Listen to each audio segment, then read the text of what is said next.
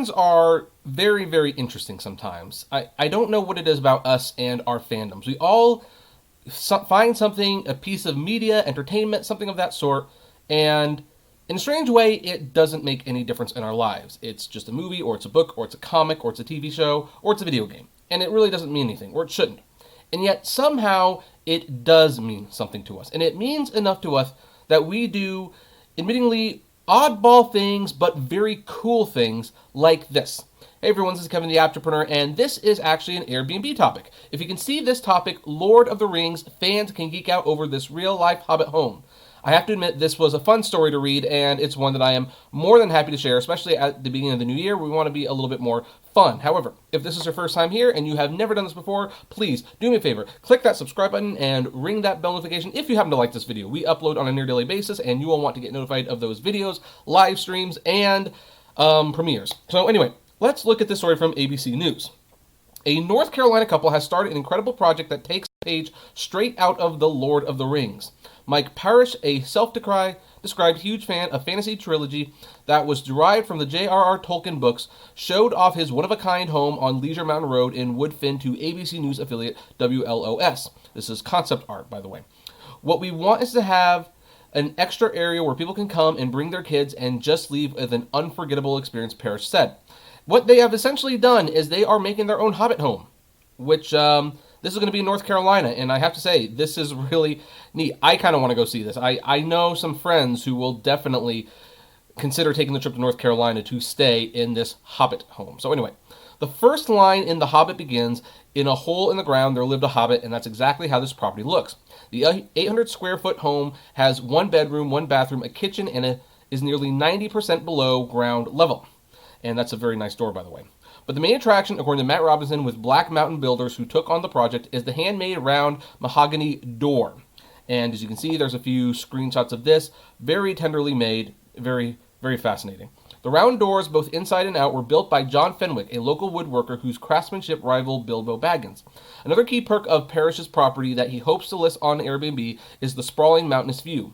This is definitely a first, Robinson said. That's one of the reasons I took the job. While the project is expected to be completed sometime in February, Parrish and his wife hope this will be the rental property to rule them all. So there's the property, and I guess they're going to try to put that in the ground somehow. So obviously that's going to look a little differently. We're coming up with what we hope will be the coolest Hobbit home on the East Coast, Parrish said. Now, this caught my story for a couple eyes. First of all, this is just cool. This is absolutely fun. Like, it's interesting. Of course, they're making the Hobbit home a little bit bigger. It's not going to be made for kids. I think that would make it a little extra cool, though, if it was like the size for like actual hobbits. Then your kids would really get a kick out of it, I think. However, one of the reasons this stands out is because me and my wife have actually considered doing some Airbnb. Like, we've considered buying properties and giving them themes and, just doing some of this on the side. We're hesitant for a few reasons. First of all, we do have strong convictions that Airbnb is very bad for the market, and, we have a hard time contributing to what we consider to be a problem. The other problem, of course, is regulation. We know regulation is coming, and it's needed. I mean, the building that I lived at in Anaheim when I first moved here, I used to live in this nice little apartment building that was near Disneyland. Now, that apartment complex, not a single room is rented to a tenant. It's all Airbnb tourists. I think that's a problem. But here's the other thing. When you create something this cool, you're eventually going to have a bunch of overzealous fans who not only want to stay there, but they might try to take a souvenir, and that's what's going to be very interesting. I actually know someone, it's not a friend, it's an acquaintance, who was actually banned from Disneyland for a year because she was on the Snow White ride, not the minecart one, the dark ride, the one that honestly kind of sucks. And she decided to get out of the ride because she wanted to get a piece of an apple from the old hag's bag and take it home as a souvenir. Now, of course, security cameras caught her, and she was arrested, and her pass was revoked for, I think, a good couple of years. Like, she could not go back to Disneyland. And I don't know why she wanted to do that, but apparently there are fans who will want to do that. And you hear stories about how, like, the Great Wall of China, like, so many people are taking stones from the Great Wall of China, like little pieces of the building, because, they want a souvenir. That within 100 years, the Great Wall of China might no longer exist. That's terrifying. So I kind of wonder, what is this couple going to do to ensure that unique Hobbit and Lord of the Rings memorabilia that will obviously be used to decorate this place isn't stolen or isn't taken away. Airbnb does insure, but they only insure so much. I also kind of wonder, and this is probably my biggest fascination, because me and my wife, again, we do have an Airbnb project in mind. I don't want to share what it is here because, good ideas you keep to yourself. A little bit of advice. Anyone out there who tells you they're here to help you make the most money you can, they're keeping the best ideas for themselves. But here's the thing. The Hobbit and Lord of the Rings, I believe, are copyright material. I don't think, in fact, let's just kind of take a look real quick. I'm kind of curious about this myself. Is the Hobbit public domain? Let's just check this out. Is it public domain? This might actually help us with this. So The Hobbit will enter public domain in 2032. The Lord of the Rings was published in 1955 or so we'll enter the public domain in 2050. So all of what they're doing right now is copyrighted work, and it is based off books, movies, and action figures, I guess you could say, that are not in the public domain. And they are copying that work, and they are selling it. So as nice as this is, as cool of a concept as this is, I'm wondering if Warner Brothers or Peter Jackson or the Tolkien estate, I wonder if someone's going to actually go with a cease and desist letter and say, you have to either dismantle the place or we have to reclaim it, and we will Airbnb it because this is our property. Technically, you made this inspired by us. So that's probably my biggest concern. That's the reason I never started any of my Airbnb projects. So this might be a good story to follow to see if anything actually happens to this couple. I hope nothing does, because this is a cool idea, and yeah, I would more than love to go to North Carolina just to stay in this little hobbit hole. Heck, if the people are watching this right now and want to put up the room for a couple nights, maybe me and my wife will fly over. We'll do like a little vlog. That could be fun. But anyway, yeah, that's a kind of a good little story for Airbnb. I think it's going to be awesome when it's finished. But anyway, what do you folks think? Do you think this is a good idea? Do you want to stay here? Are you not interested? What do you think is going to happen? I'd love to know. So comment below, like, favorite, share, subscribe, and as always, flame responsibly.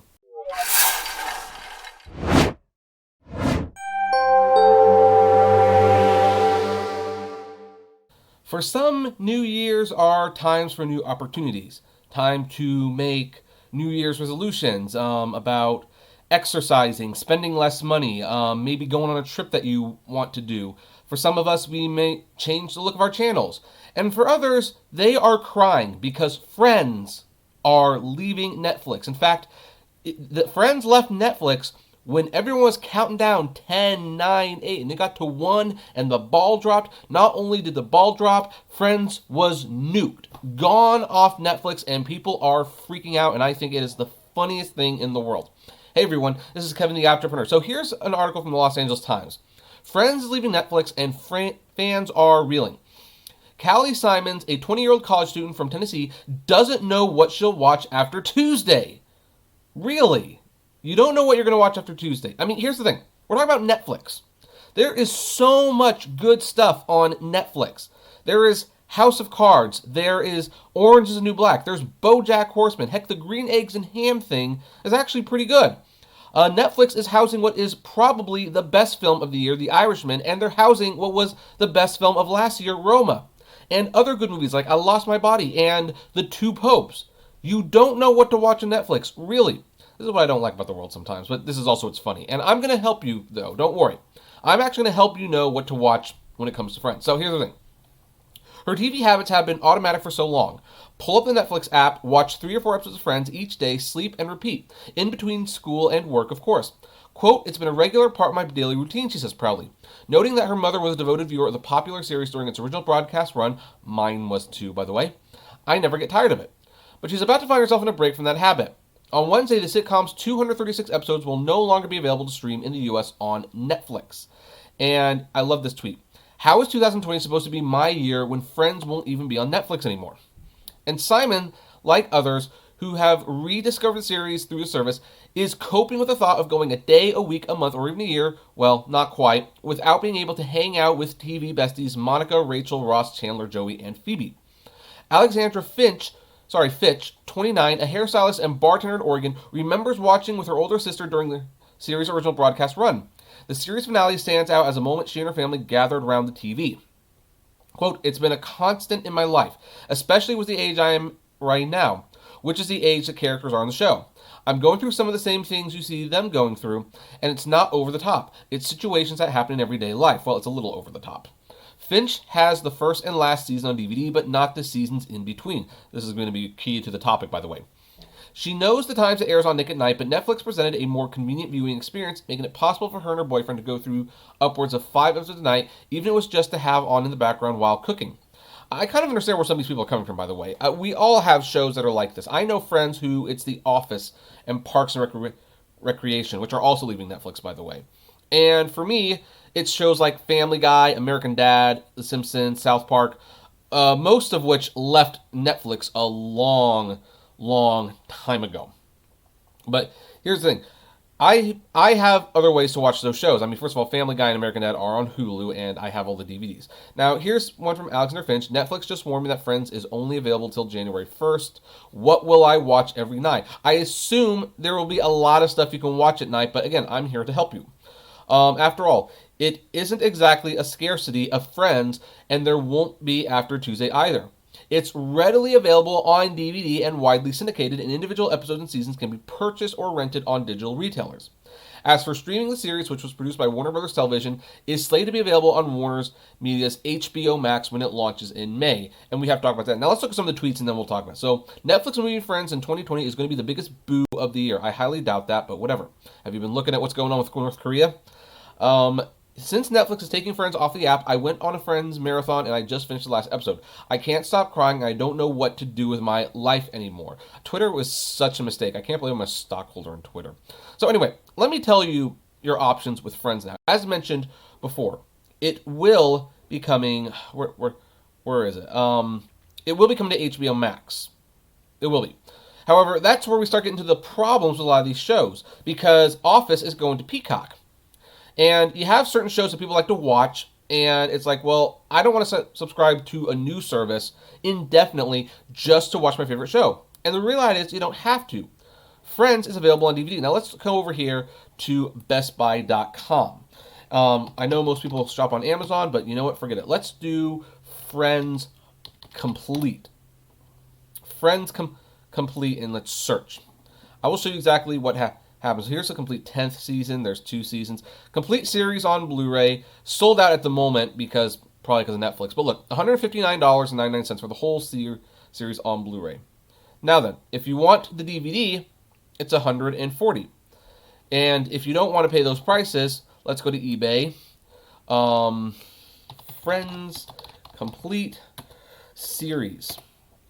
And you have to be careful. You want to make sure you're buying an authentic, but yeah, see, 120, here's 65, and here's 80, this one's 95, 80, and this one's an import, but I think it will work here. Here's like the individual seasons, and that takes up a lot of shelf space, but hey, $71, there it is. And so you can get Friends, and you can also sign for HBO Max. But here's the thing, I would highly recommend doing the DVD or something, because let's go over here. Let's assume you just want the DVD, $140. Let's take the calculator out. Now, how much is Netflix? Netflix is typically, I believe it's $12.99 a month for most people. You multiply that by 12, it's more money to subscribe to Netflix than it is for just the DVDs. And heck, it costs more money to stream Netflix than it is to get the Blu-rays. Now, what about HBO Max? HBO Max is rumored to be $17.99 a month. You do that for a year, it's quite a bit of money. Now, here's the thing. Some people might be pointing out, well, but you get a lot more stuff on Netflix than just Friends. I agree. But here's the thing. If you are one of these people who don't know what to do with your life now that Friends is gone, here's the thing. Cancel your Netflix service and get it on disc. Watch it as much as you want. And by the way, if Netflix has more value to you than just Friends, there are tons of things to watch. I find it absolutely hilarious how over the top people get when things leave Netflix. Like, yeah, things are going to leave Netflix. This is the problem with streaming. It's not forever. I mean, people are talking about how Disney Plus, everything's all lined up, all neat and nicely. Like, hey, there's all the anime movies. Why am I going to keep the disc around? Well, keep in mind, there is a section on Disney Plus called Out of the Vault. Now, why is that there? It's probably there because movies are going to be put back in the vault. They're going to be rotated. Shows are going to come. They're going to go. They want you to subscribe forever. So if there's certain personal favorites that you just absolutely cannot live without, they are available to buy.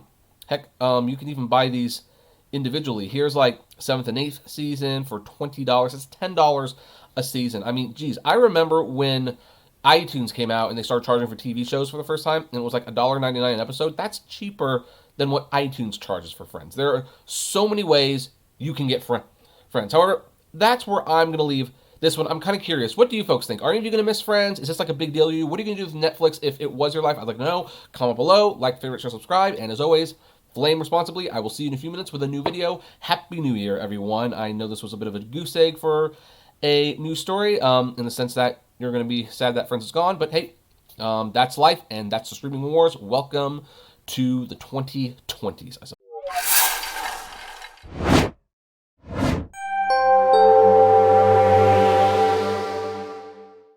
Hey everyone, welcome to the Apptrepreneur channel.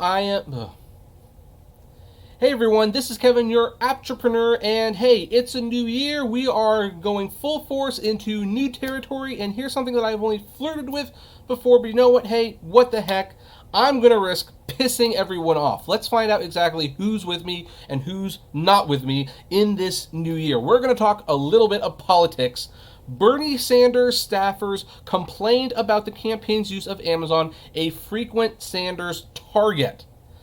Now, here's the thing. I'm going to be honest. I'm going to now tell you my thoughts about Bernie Sanders. So, hopefully you guys can get past that, but you have to know where I stand on the man before I talk about the situation.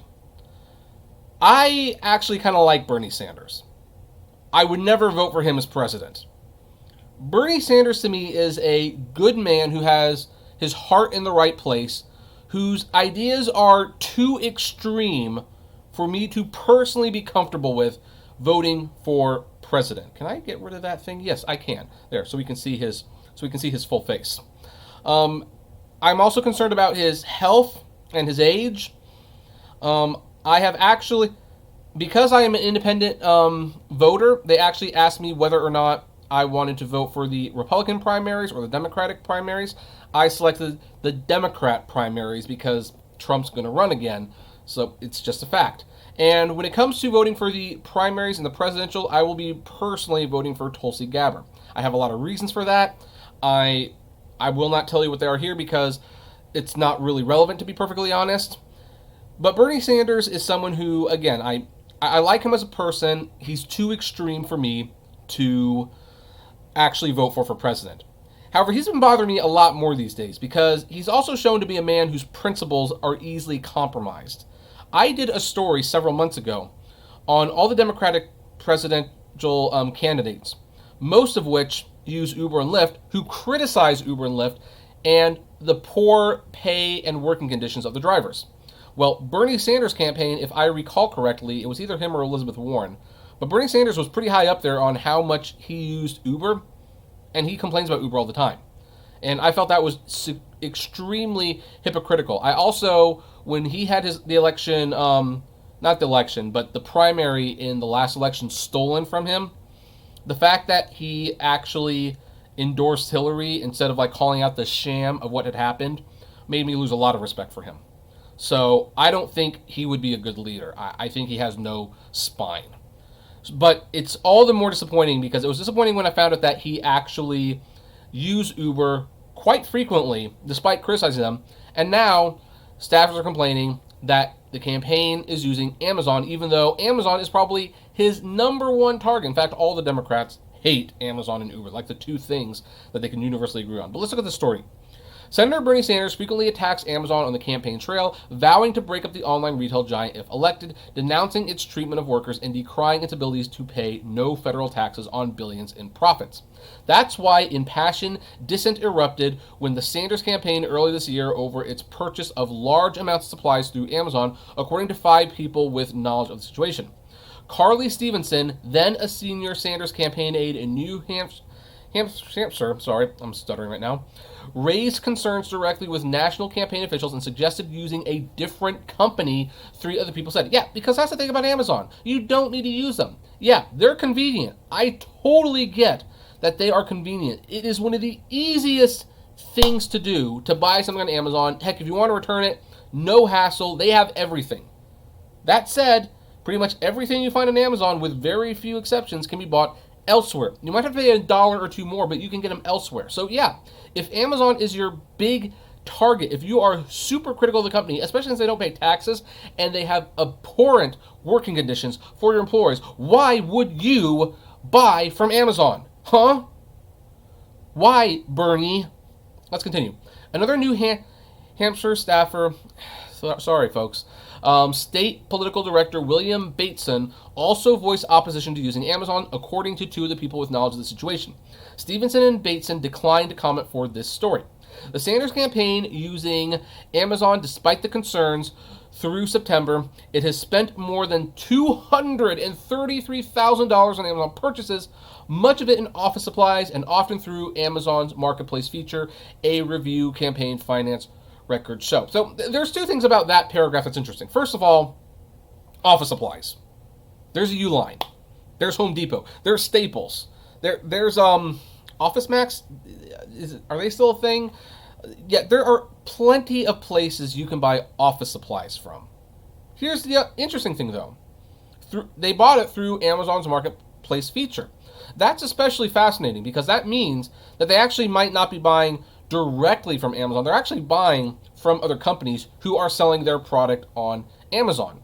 So if that is true, it makes the situation just a little better. Keyword a little, because Amazon is still taking a huge cut of that, of which they will not pay any taxes on, which Bernie has a huge problem with. And by the way, this is why I read from this article. The Washington Post is owned by Jeff Bezos, Amazon's founder and chief executive, but the newsroom staff operates with independence in its coverage. There have been situations where I doubt that, although I think it's great. Here's why I actually doubt that a little bit. The reason the Washington Post would run this story, even though they're being owned by Amazon, is because it actually looks really good for Amazon. It's also kind of like a public dare, if you will. It shows like, hey, see, our biggest critics, they buy from us. We're not going to be stopped. You think Bernie Sanders is going to break us up? No. He buys $250,000 in merchandise through us. He's not going to break us up. And we're here, and we're going to tout that. We're going to taunt him. Like, hey, we know you buy from us. You buy a lot of things from us. And you're saying on the campaign trail you're going to break us up and we're evil? Tush, tush, Bernie. You don't know what you're talking about. The campaign spending on Amazon is a small fraction of the more than $40 million it shelled out on operating expenditures during the same period. But it was more than other campaigns spent on the company and more than enough to prompt surprise and complaints from staffers who felt it conflicted with the campaign's principles, because it absolutely does. These internal protests drew a response from a senior Sanders campaign official who said the alternative to Amazon also had ethical issues. Yes, every company has ethical issues. We're not going to get a perfect company. However, Amazon is by far the worst. I mean, here's the thing. It was argued in the movie Super Size Me by Morgan Spurlock because someone brought up that, hey, you know what? McDonald's is not the only fast food place in the world. Why are you taking aim at them? Why not you take aim at Burger King or Wendy's or KFC or something like that? And someone pointed out, like, well, McDonald's sells the most fast food. So they are, in a sense, leaders of this.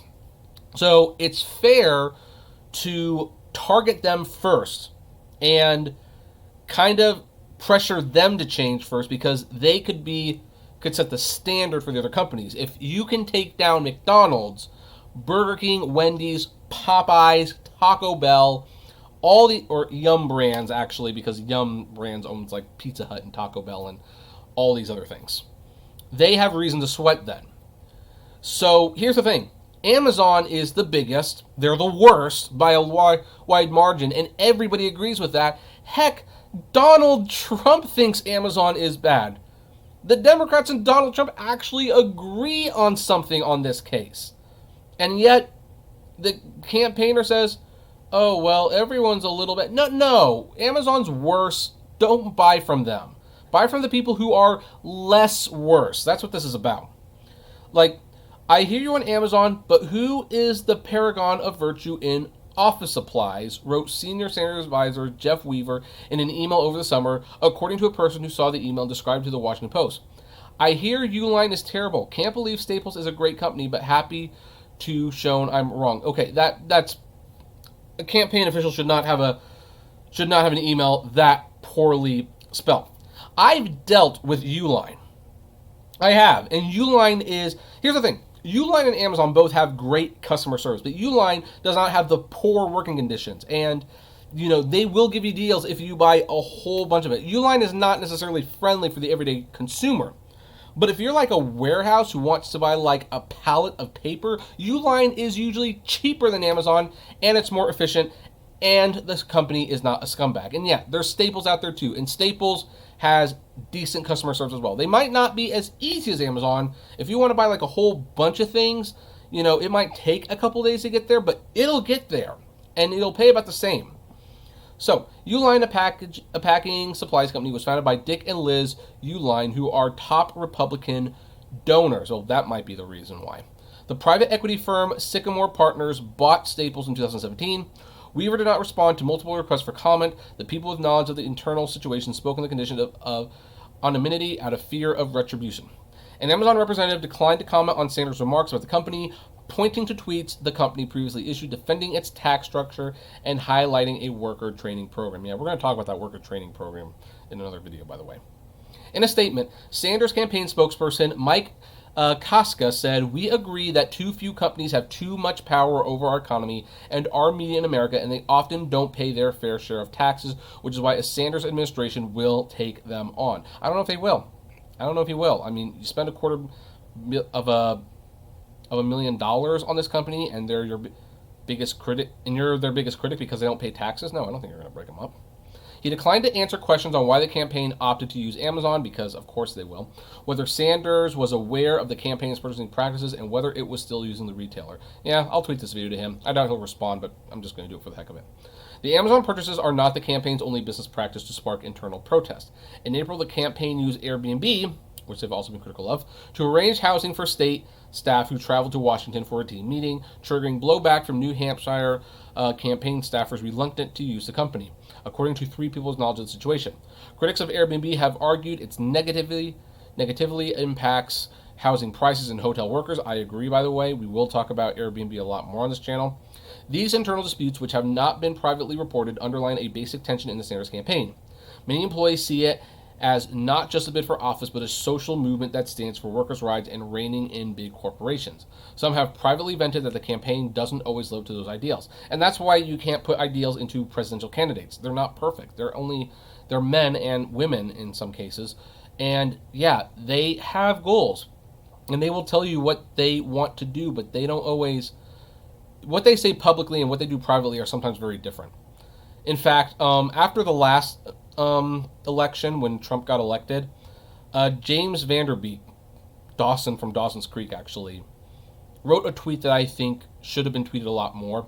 He said, "Just remember, politicians lie, the world is not perfect, but we will always have each other." And that was great. That was absolutely great. I give mad respects to James Vanderbeek for that. I also checked out Dawson's Creek afterwards, and the house actually wasn't as terrible as I thought it would be. I actually kind of enjoyed it quite a bit and watched through 6 seasons fairly quickly. We're getting off topic here. So anyway, the tension was also evident over the summer during a standoff between management and unionized Sanders field staffers over pay, with some employees complaining that their salaries conflicted with the Sanders' calls for a minimum wage of $15 an hour. After the dispute became public, the workers won a raise. Another reason why I just don't trust the man too much. At the same time, the Sanders campaign has won plaudits from liberal activists for practicing its principles in other ways, such as committing to offset all carbon emissions produced from campaign travel by partnering with an emissions reduction project, being the first presidential campaign to unionize its workers, and striving to stay in unionized hotels, which, if that's important to you, then great. It's kind of somewhere in the middle for me, but, hey, that's pretty nice. So, what did they spend the majority of their money on Amazon with? Well, the Sanders campaign spent the vast majority of its Amazon investment on Marketplace, a section on the company's website where third-party sellers offer their products. More than 50% of Amazon's total unit sales come from third-party purchases, according to the company, and Amazon collects fees from the sellers. The Sanders campaign also bought office supplies from other sources, though to a much lesser degree, spending nearly $82,000 total at retailers including Staples, Apple's, Target, Office Depot, and Walmart. So they are aware these other companies exist. You know, Walmart gives free second-day shipping. You spend like $85 for the year, and you'll get free second-day shipping. And they sell their pens and office supplies at the same price, if not cheaper, as Amazon. So I think this is just a bad look for Bernie Sanders. It's kind of one more reason why I probably would not vote for him. Even if it's between him and Trump, I don't know if I don't know. It's complicated. I don't know who I'm going to vote for, to be honest. I never know until we get down to the wire. I like to read all of the bills, all of the propositions, I like to read all the stances. But this is not a good look for Bernie. It absolutely is not. But my question is, what do you think? And not to get too personal with the politics, but are you a Bernie supporter? If so, what do you think of this? Are you not a Bernie supporter? If so, what do you think of this? I would just love to know. So, you know the drill. Comment below, like, favorite, share, subscribe. And as always, flame responsibly. And hey, tell you what, for having to put up with all of this, how about we make this video the first video with the secret code of the day? So there is a link and a code in the description that will get you a free movie, whoever the first one is to get it. So take care, and I will catch you next time.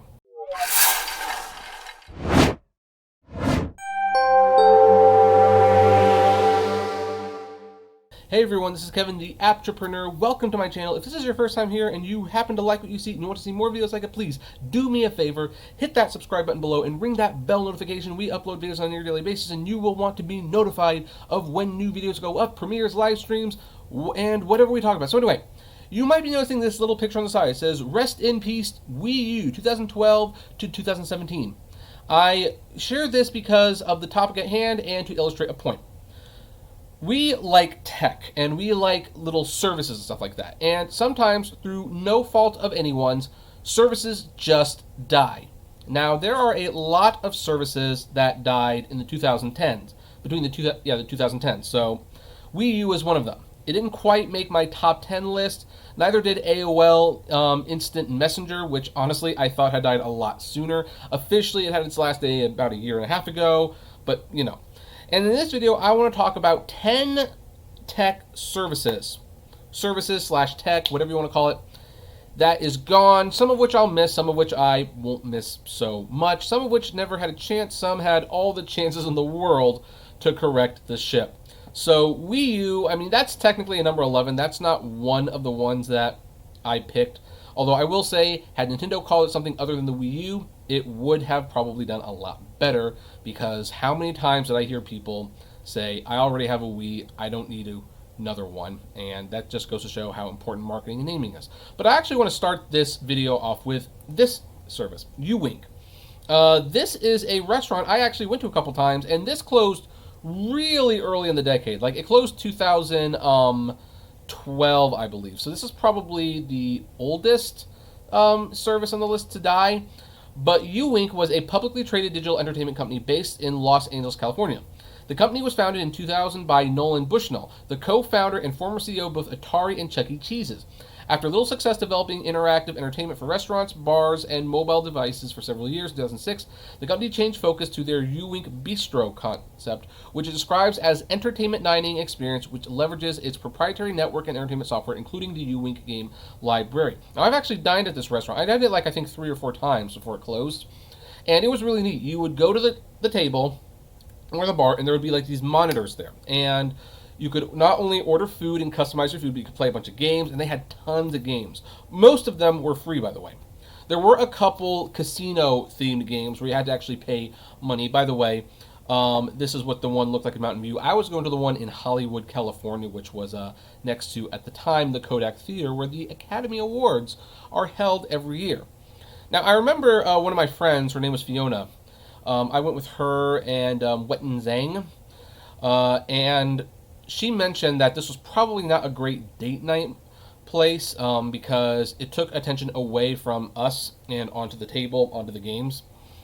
As for why it closed and didn't succeed, I think it's because it was probably a concept too late coming. Like, I think the idea Nolan Bushnell had was he saw that people were playing with phones. And it's like, well, maybe we could put like the phone games onto the table and create like a whole restaurant entertainment facility. And I mean, it's interesting because he ran Chuck E. Cheese, and when he was running it, it wasn't doing so well. When he sold Chuck E. Cheese, it did very well. So he probably wanted to try to take a second crack at that. But that might have been the problem with the concept of it if you stop and think about it, because everyone has a phone. They have their own phone and their own information, their own games. Why would they want games that you choose? I don't even think the games were super popular. So You Wink had like 3 restaurants. It started trading at $4.95 in the stock market, and by December 2012, it was trading for less than 1 cent. By the way, this sentence, funny enough, I actually added this sentence. So this is my contribution to Wikipedia. On September 12, 2010, Ewing announced that they were closing all their stores and would be selling their computer services to other food establishments under the name Tap Code, which I don't think worked out. So, c'est la vie, Ewing, you are hardly known. Now, one company that's technically not tech but had a lot of tech in it was Blockbuster. Blockbuster, as you know, was, or maybe you don't know, maybe you're really that young, was a company that, well, you would go to rent movies. VHS, DVDs, sometimes Blu-ray, and video games. And you had them for so many days, like 5 days. And if you didn't bring it back, you would pay what was called a late fee. Nobody liked these things, by the way. Late fees were terrible. And late fees is kind of what did the company in when a company called Netflix came around and not only offered to rent you DVDs and discs through the mail, but you could keep it as long as you want and you didn't have to pay a late fee. In fact, that strategy and that convenience has actually made it where there have been a couple times in my life where as I am renting a DVD/Blu-ray from Netflix, I sometimes forget I have it, and like a couple months go by, and then it's like, oh yeah, so I gotta watch it and send it back. But you know, they make money off that. Now, Blockbuster kind of exists still, but not really. It was bought by Dish and became incorporated on their on-demand service, and there is a Blockbuster store location feature here. And there is only one. 211 Revere Avenue, Bend, Oregon. That is the last Blockbuster in the world. So technically, Blockbuster is still alive. There was a little bit more in Alaska, but those all closed. So Blockbuster, we hardly knew you. Now, for my rideshare buddies, you might remember this one, Sidecar. Sidecar was a U.S.-based transportation network company that provided ride-sharing services and business-to-business delivery services. It was founded in 2011 in San Francisco and closed on December 31st, 2015. Now, Sidecar cited Uber's super competitive rate cutting as a response to them shuttering. They could not match Uber's low rates forever. But Sidecar had like a lot of cool features. I mean, when you started driving, you had to do like the same rate. But after you gained some rides and got some feedback, you could actually start charging what you wanted to charge on Sidecar. You could actually list what you felt you were worth. Now, the assets were bought by General Motors. And they were acquired for about, let's see here. The purchase was a follow-up to GM's $500 million investment in Lyft. Now, I'm kind of wondering if that means this was one of those assets, because I recall this was the site for Sidecar, and it's still there, but it's not a rideshare service. It's a blog. It's a blog now. Actually, maybe I should apply to write for these guys. Maybe that's how I can keep in my my rideshare cred in the rideshare world and get paid for it. Maybe I should become like a writer for Sidecar. But yeah, this is now a blog now, but it's no longer a rideshare service. Now, the next company is technically a tie because they're kind of two sides of the same coin. They're MoviePass and they're Cinemia. And we'll start with MoviePass first, because MoviePass was this movie subscription service. You probably are actually very aware of this. In fact, I still have this, so I can do this visually, where you would spend a fee every month and you would have access to this MoviePass card. You could check in to see one movie a day that was not 2D or IMAX, at least for the most part. There was a brief period where you could see those, but it didn't last very long. And you went to the theater, you swiped the card, and you could see the movie, and it was like magic. Now, when I signed up for this thing, I was paying like $35 a month, which was fair. That was totally reasonable. But it didn't really work out too well, so Mitch Lowe, who was an executive at Netflix, came on board, and the first thing he did was he actually changed this to $100 a month, except now you could see 3D and IMAX. I mean, that was high, but I still got my money's worth. I really got my money's worth. But to move the needle, he partnered with Ted Farnsworth of Helios and Matheson Analytics. They put a lot of money into MoviePass, and they lowered the price to $9.99 a month. And you could see unlimited movies, one a day. And you can probably see where this went south really, really fast. Because people just loved this thing to death. I knew people who were going to a movie every single day, even if they didn't want to see the movie. Like, they were just using it. And MoviePass blew through a lot of money. Like, they went from, like, being one of the top dogs and then bankrupt within a year.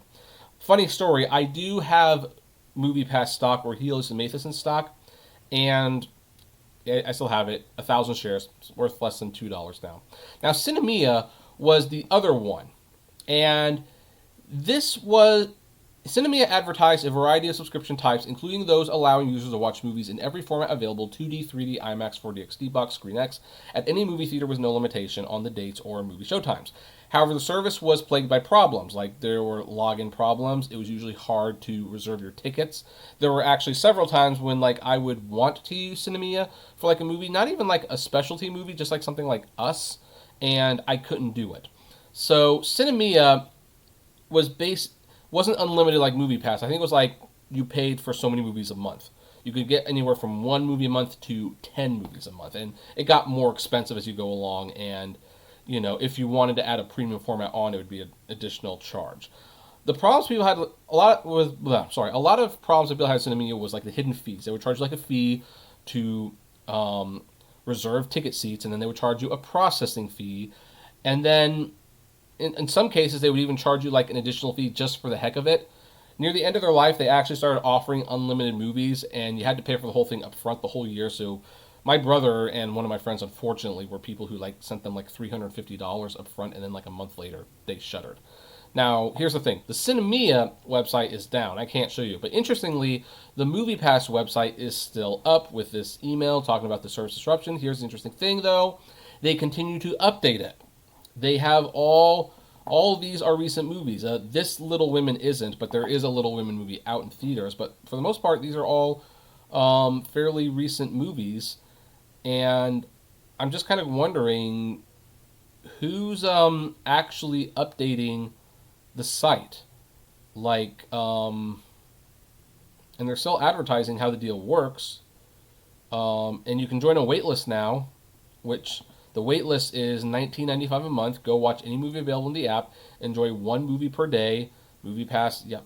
So I think they're going to try, but and here's the thing: your choices may be restricted due to excessive individual usage. So I think someone at MoviePass still wants to come back.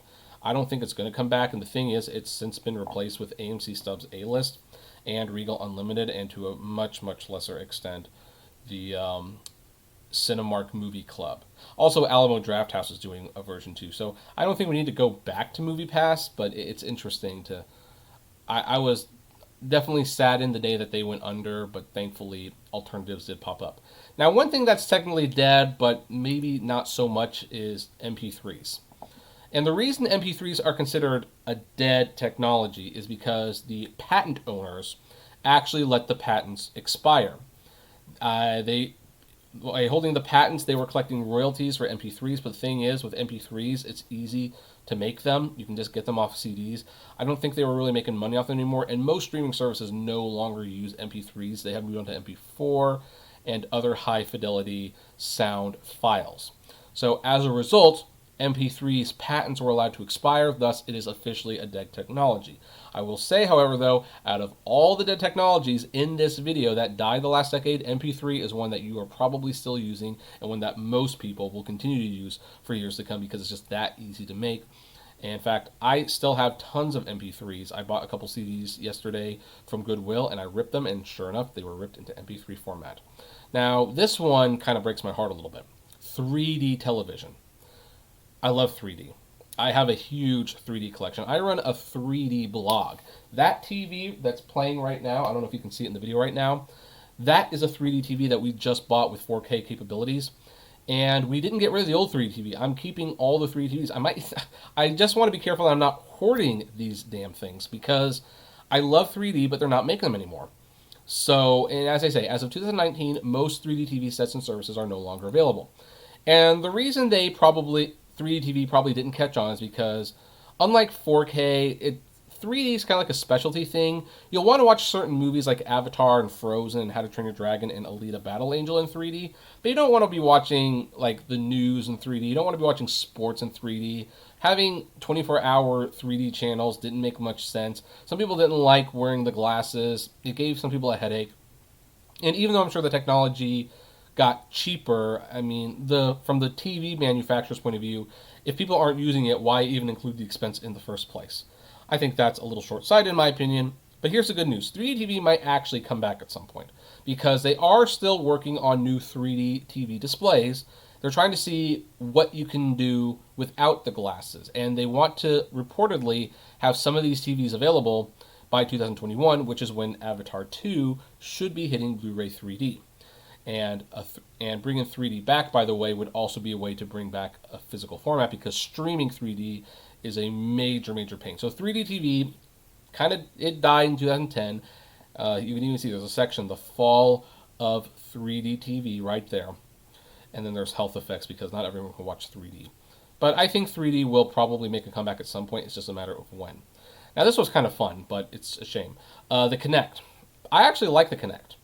I loved playing Fantasia Music Evolved on the Kinect. I liked the Kinect Sports. I liked moving the operating system with the Kinect device. But it didn't really take. The problem was the Kinect made the Xbox One $100 more expensive than the PlayStation 4, which gave Sony like a huge lead. So after less than a year, Microsoft decided not to bundle the Kinect with the Xbox anymore, but not too many people were interested in buying it separately, which meant software providers weren't really going to support it.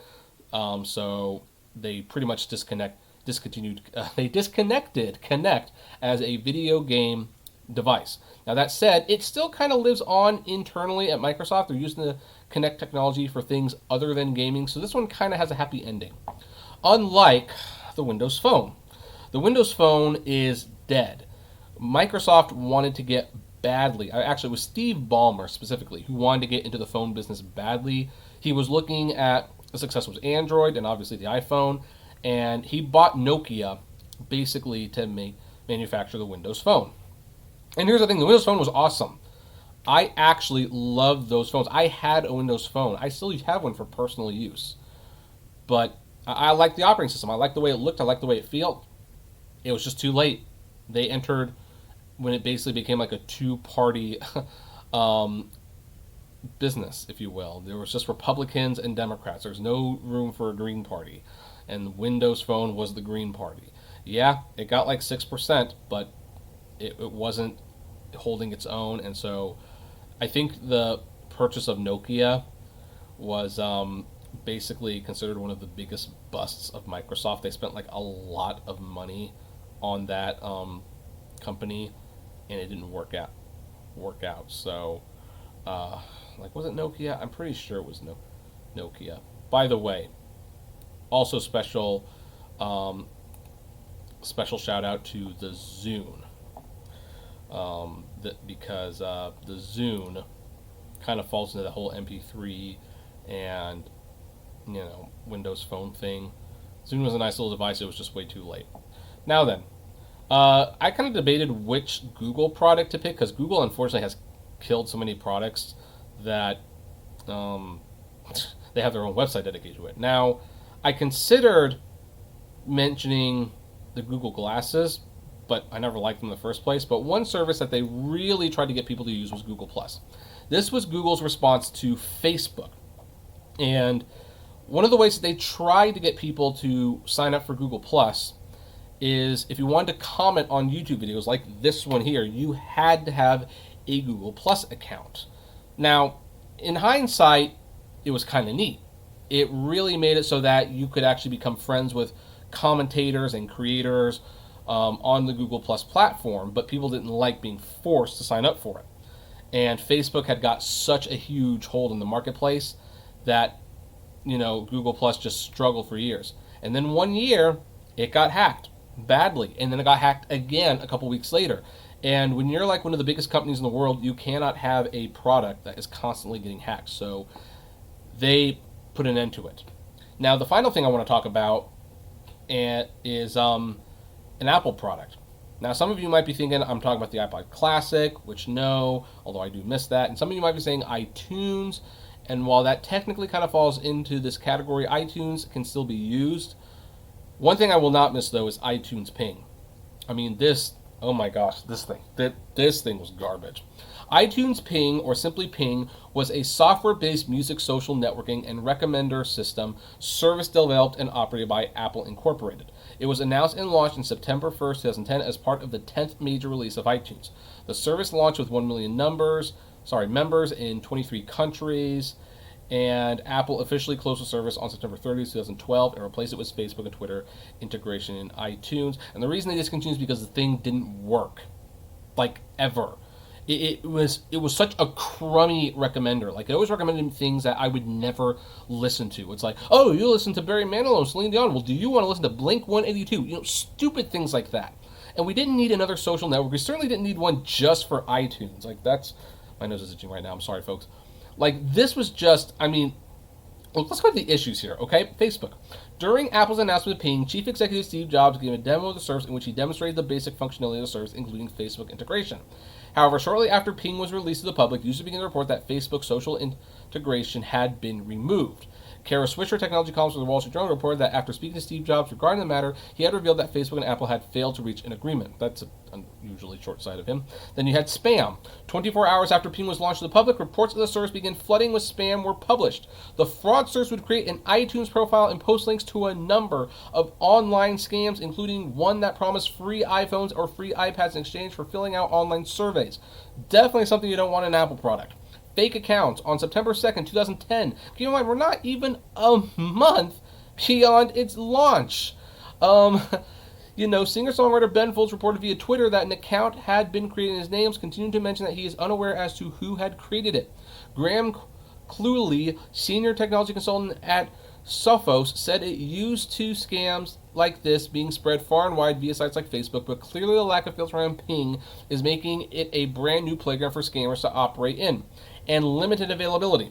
The service was initially available in 23 countries where users have full access to the iTunes Store. Therefore, users in countries with limited or no access to the iTunes Store, such as Chile, the Czech Republic, Croatia, and India, were unable to access Ping. What a disaster this was. And they closed it like 2 years later. And of course, again, it doesn't work. It never worked. It would never recommend anything. You say, I like the Beatles. It's like, oh, does that mean you like NSYNC?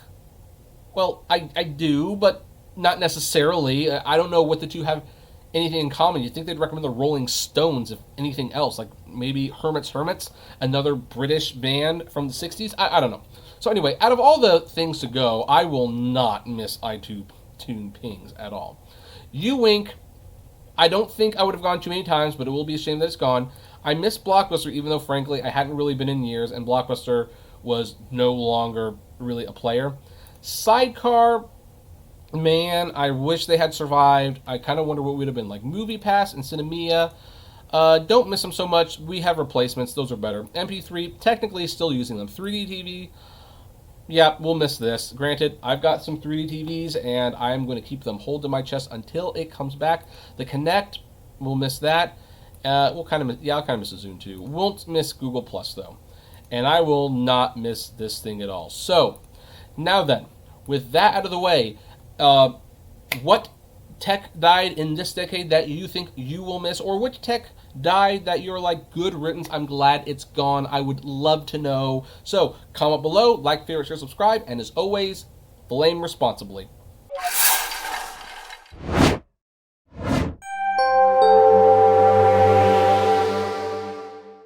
Hey everyone, this is Kevin the Apptrepreneur. Welcome to my channel. If this is your first time here and you happen to really like these videos, please do me a favor. Click that subscribe button and ring that bell notification for, notifications of future videos. We upload on a near daily basis, premieres, live streams, daily videos, vlogs, news, commentary, whatever. And you will want to be notified of when those videos go up. So then, I wish I could say I was joking. I wish I could say this was a free shirt, but no, I actually did spend $12 for this at Disneyland. Thankfully, it actually seemed to be discounted, but I kind of realized, yeah, why not? Makes sense. I mean, maybe a theme going on from now on is I'll wear the shirt of whatever company I'm talking about. That might be kind of fun. But anyway, Disney Plus. You may have heard me talk a few times about Disney Plus here. I do like Disney Plus. I'm not as won over by The Mandalorian as some people are. I enjoy it. I don't think it's the best Star Wars thing ever, but then I like The Last Jedi a lot, so I'm gonna lose some subscribers just by saying that right now. But here's the thing: as much as I like Disney Plus, at least in concept, I've always been just a little concerned about where it's going to go. I don't believe for a second that Disney, I never believed for a second Disney was ever going to leave all their stuff on the streaming service to watch whenever you want. I am keeping my discs close to hand because I know Disney will take them away. And in fact, we have the first wave of that. As you can see right here from Collider, Disney Plus removes Home Alone and Home Alone 2 without warning or explanation. They actually removed quite a few more movies than that, but anyway, let's continue. Disney Plus was sold to customers as the dedicated streaming home for entertainment. From Disney, Pixar, Marvel, Star Wars, National Geographic, and more, bringing you the opportunity to relive favorites with unlimited access to thousands of the Disney movies and shows you love, now available for everyone to enjoy. The unlimited part appears to be a bit of a stretch. Despite hosting holiday hits Home Alone and Home Alone 2 during the closing days of 2019 and promoting the titles through their marketing, Disney Plus has now pulled the movies without so much of a heads up.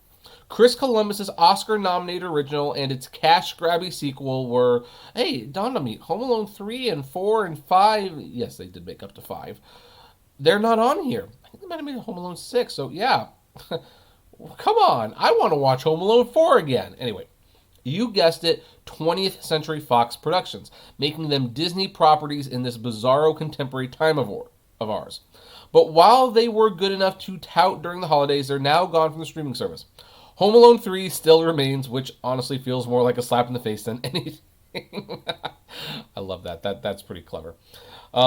I'm sure there's a good explanation for this, likely something to do with the overly complicated licensing rights and windows for releases. Or maybe an intern unchecked the wrong box when working on New Year's Eve. Who knows? Yeah, who knows indeed. You never know with these streaming services. But Disney Plus is supposed to own these titles outright, no?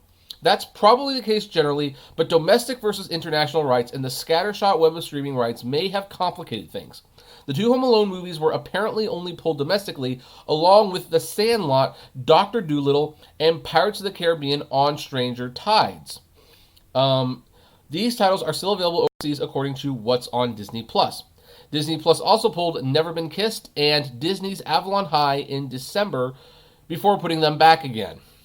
By the way, one thing that's not mentioned in this report, apparently Garfield 2, A Tale of Two Kitties, has also been pulled from the streaming service. So, Garfield turns 40 years old this year. I guess he can't watch one of his cinematic masterpieces on Disney Plus.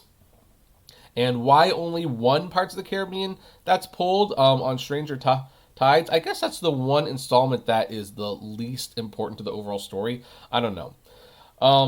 What else? Never Been Kissed. I'm kind of surprised Never Been Kissed was on Disney Plus, to be honest. I'm thinking, if that got pulled, I'm thinking it's because it's going to go on Hulu or something. The strange one to me is Dr. Dolittle with Eddie Murphy, because there's a new Dr. Dolittle movie coming out, and you would think that would make a lot of sense because Disney Plus could advertise, hey, see the semi-original classic with Eddie Murphy on Disney Plus, try to get people to not buy tickets in the theaters. Just, hey, instead of buying like 4 movie tickets to Dolittle with Robert Downey Jr., why don't you just spend buy 1 month of Disney Plus and just watch all the movies? Anyway, let's continue. So, in other words, this remove and restore operation isn't a one-off situation. It's going to be an ongoing practice, and that's understandably frustrating to paying subscribers. The content will come and go, users will freak out, and Disney Plus will either ignore it or just deliver that next sweet hit of nostalgia to appease us. Rinse and repeat.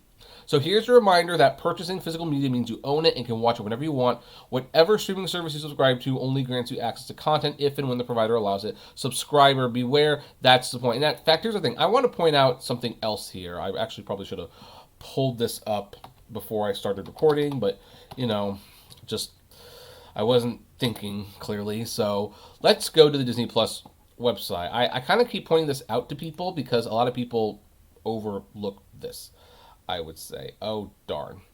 And, oh, hold on. Hold on one second, folks.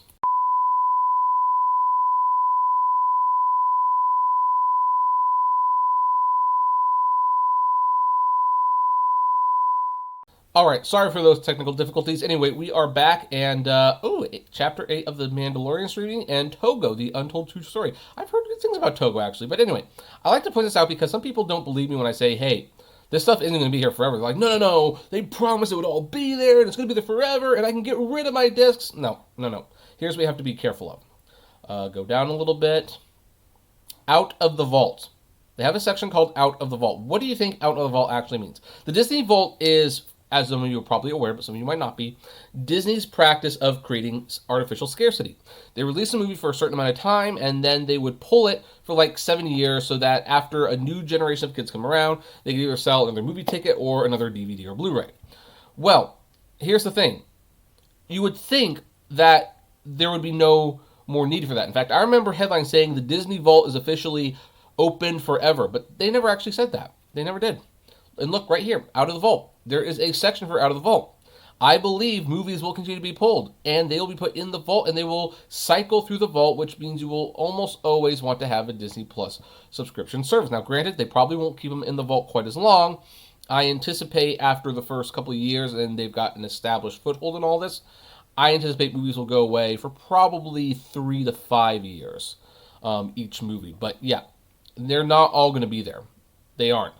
And then, of course, right now, everything's uncut as far as I'm aware, except for Fantasia. But what's to say when the movies come back, they won't be edited? Because that's still a contentious thing. Like, some of these older movies have some racially sensitive elements, to be kind. And Disney found a good compromise. They put like a little warning there, but a lot of people say the warning's not enough. And how many letters does Disney have to receive? How many complaints do they have to receive before they decide it's just not worth dealing with anymore? So right now, Sleeping Beauty, Bambi, Little Mermaid, Jungle Book, Cinderella, Lion King, Aladdin, Beauty and the Beast, Fun and Fancy Free, Sword and Stone. So pretty much they just listed all the Disney animated classics here, or most of them anyway. But how long they're going to be there? Who knows? Just keep in mind, though, even Home Alone got taken away. Now, I will just say one more little thing in defense of Home Alone. I actually kind of anticipated Home Alone to be the first thing to go from the service. It's not because I felt Disney was being particularly cruel to Home Alone. However, I kind of felt all the Christmas movies would kind of get pulled during the non-holiday season because that would be like a good little way to recreate the 25 Days of Christmas on Freeform, except on Disney Plus. So I kind of assumed this would happen, but it was a very, very... They didn't like remove the Santa Claus movies, the Muppet Christmas Carol, or One Magic Night. They didn't do any of that. So I don't know. Maybe there's just some rights issues going on. But this is a reminder. Hold on to your discs. Keep them close and tight because you never know when your stuff is going to leave the service. But anyway, that's where I'm going to leave it. What about you folks out there? Does this make you upset? Does it do not care? Are you even Disney Plus subscribers? I'd love to know. So comment below, like, favorite, share, subscribe, and as always, flame responsibly.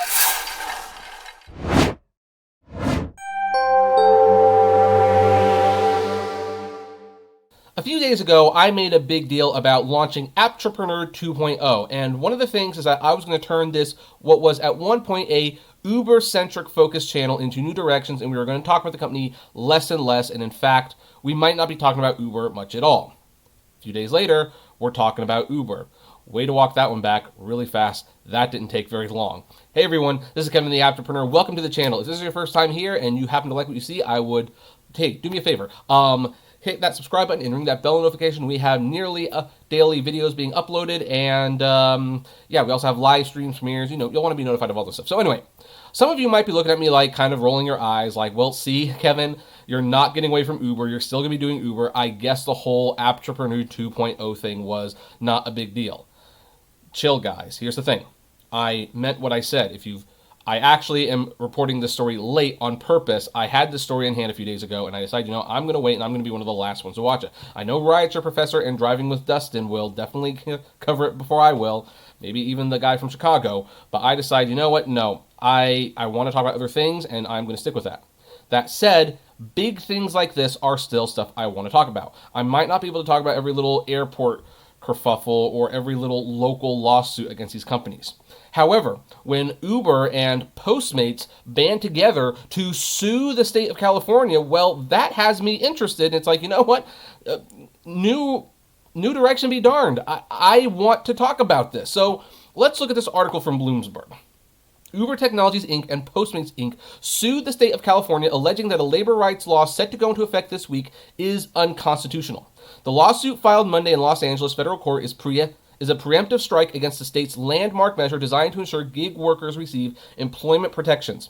Uber and Postmates argue that legislative process around California's Assembly Bill AB 5 unfairly targeted gig economy companies while favoring other industries, and that the law will threaten workers' flexibility. You know, they're kind of right about that. It did target the gig economy, but I would argue it was not unfairly. It targeted them because they exploited loopholes that should not have been exploited. And they exploited people the way that other independent contractor working relationships did not exploit the workers. So yes, this AB 5 bill probably should have been called the Uber bill or the rideshare bill or the gig economy bill. It should have been pretty apparent about what it was, especially now that it's hurting industries that it was not intended to hurt. But it is targeting them, but it's targeting them, I would argue, for good reason. The passage of AB 5, which takes effect Wednesday, has set in motion a bitter dispute about the rights of Uber drivers, food couriers, and other people who derive their income from apps made in Silicon Valley working as independent contractors. I would argue side income. Very, very few people are making full-time livings at this. Uber and Postmates say it's arbitrary that direct salespeople, travel agents, grant writers, construction truck drivers, commercial fishermen, and others are exempted from the law. No, it's actually not arbitrary, Uber and Postmates. You want to know why? Here's the thing. In those fields, you negotiate your rates. You negotiate your pay. You negotiate your hours. And you know what the job will entail before you accept it. Now, granted, because of AB 5, right now in California, there should be a statewide change to the app in which you will now know how long the ride is going to be, roughly where it is going, and roughly how much you will make from that ride. That is because of AB 5 and because they want to be as transparent, because this is what you need to do to truly be an independent contractor. So the bill, if it is targeting Uber and Lyft, are targeting them because they are the ones breaking the law and not following the rules. That's how this works. The impact of AB 5 and the backlash against it extends beyond the technological industry. Two organizations representing freelance journalists brought a legal challenge this month, saying that the law restricts free speech in the news media by effectively limiting the number of articles a contract journalist can write for the same publication each year. I will admit that is a problem, and they probably should have figured that out before it was passed. And by the way, this, full disclosure, actually does affect me. Thankfully, YouTube is not considered freelance work technically, even though I'm making pretty good money on it. So, loopholes, like I said. The trucking industry, in its own lawsuit, says the measure would make it impractical, if not impossible, to use contractors for services across state lines. But tech companies have far more at stake financially if they are forced to provide overtime pay, healthcare, and other benefits to the armies of contract laborers they rely on to drive customers around and deliver food. With their business models threatened, DoorDash Inc., Lyft Inc., and Uber have said they'll spend a combined $90 million on a campaign asking California voters to overturn the law in the next election. Lyft and Uber have each committed to turning a profit by the end of 2021, a promise that could be unattainable if they're forced to reclassify workers in their home state. So basically, if they're forced to pay their drivers wages they can live off of and control, then they're not going to make it. Yeah, no, that's not. That's not shady at all. The labor issue looms as a risk for Postmates as it heads toward a planned initial public offering, which is interesting. I honestly thought that they were scrapping that IPO and that they were looking for a buyer, but maybe that's still on. The food delivery company agreed to pay about $11.5 million to settle misclassification claims brought to couriers in California.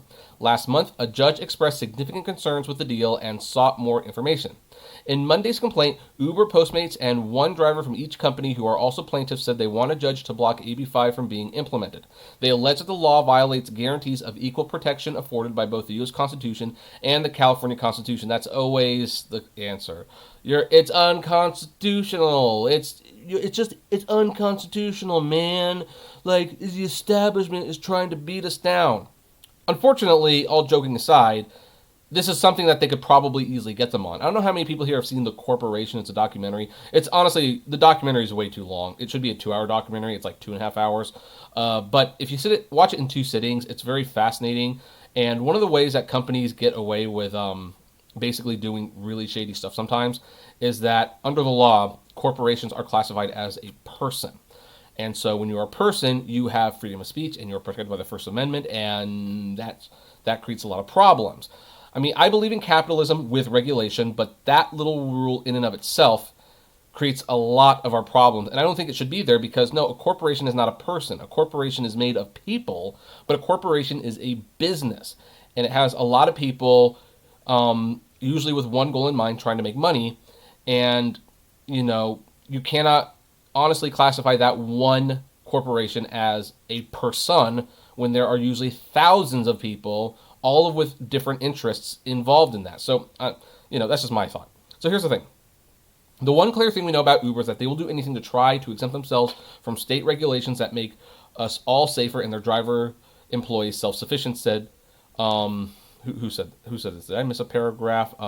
Lorena Gonzalez. No. She's never returned my calls to be interviewed on this channel, by the way. In the meantime, Uber chief executives will continue to become billionaires while too many of their drivers are forced to sleep in their cars. It is true that this is kind of a kamikaze thing. Like, this is a kamikaze, it's a Hail Mary, whatever you want to call it. And people might be asking at this point, why would Uber and Postmates be filing the lawsuit now? Pretty much at the beginning of the new year. Why would they be doing this? Like, they knew this was coming for a long time. Why didn't they file sooner? And here's the reason why, I believe. I mean, I'm not a lawyer, and this could be wrong. So if I am wrong, please correct me below. But I've been watching what's going on in London, and pretty much as long as they're fighting something in court, they can keep running a business the way they want to via the status quo. I think they waited till the last possible minute to file this because they don't want to turn their drivers into employees. They don't want to implement some of these changes. And thus, if they can sue them, then guess what? Maybe they can run their business the way they want a little bit longer, at least until the elections come along, where they will definitely try, and I think they will succeed in getting an amendment on the ballot to overturn AB 5. And I believe people will vote on it, unfortunately. So, I believe that's why they're doing this, and they're not stupid. They're not stupid. I mean, heck, if they can convince people to work for peanuts all these years while not changing at all and saying that they are, they're probably smarter than I give them credit for.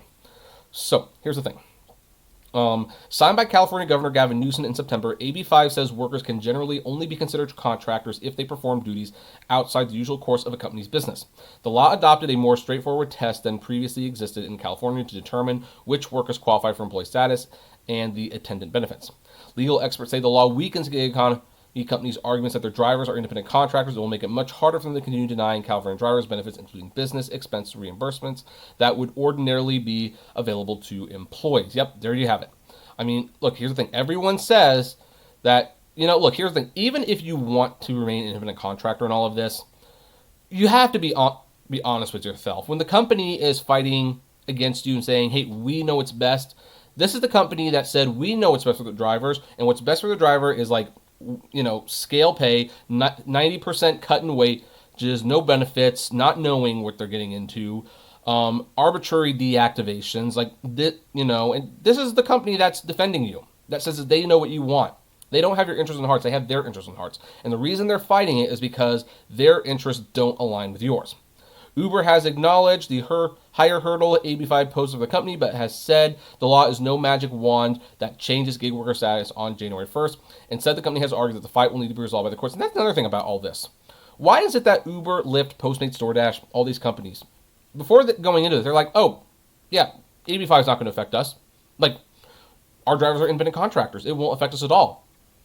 Okay, so you're spending $90 million and suing the state of California over a law that has no effect on you.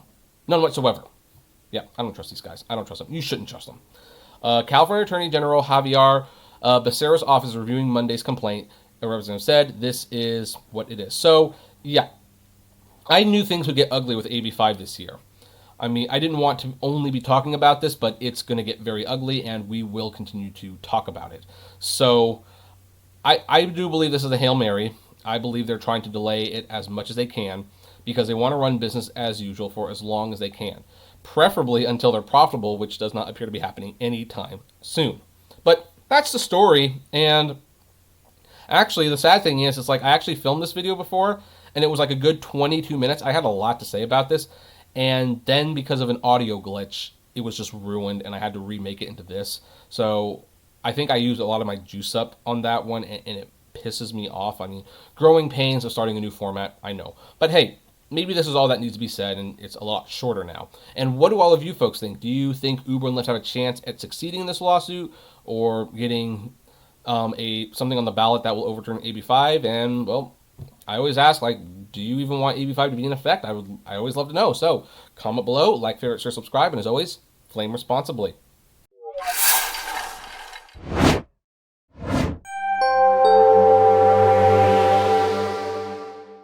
One of the things about this channel that has been problematic, and I agree with a lot of subscribers, is that there has been a lot of negativity on this channel.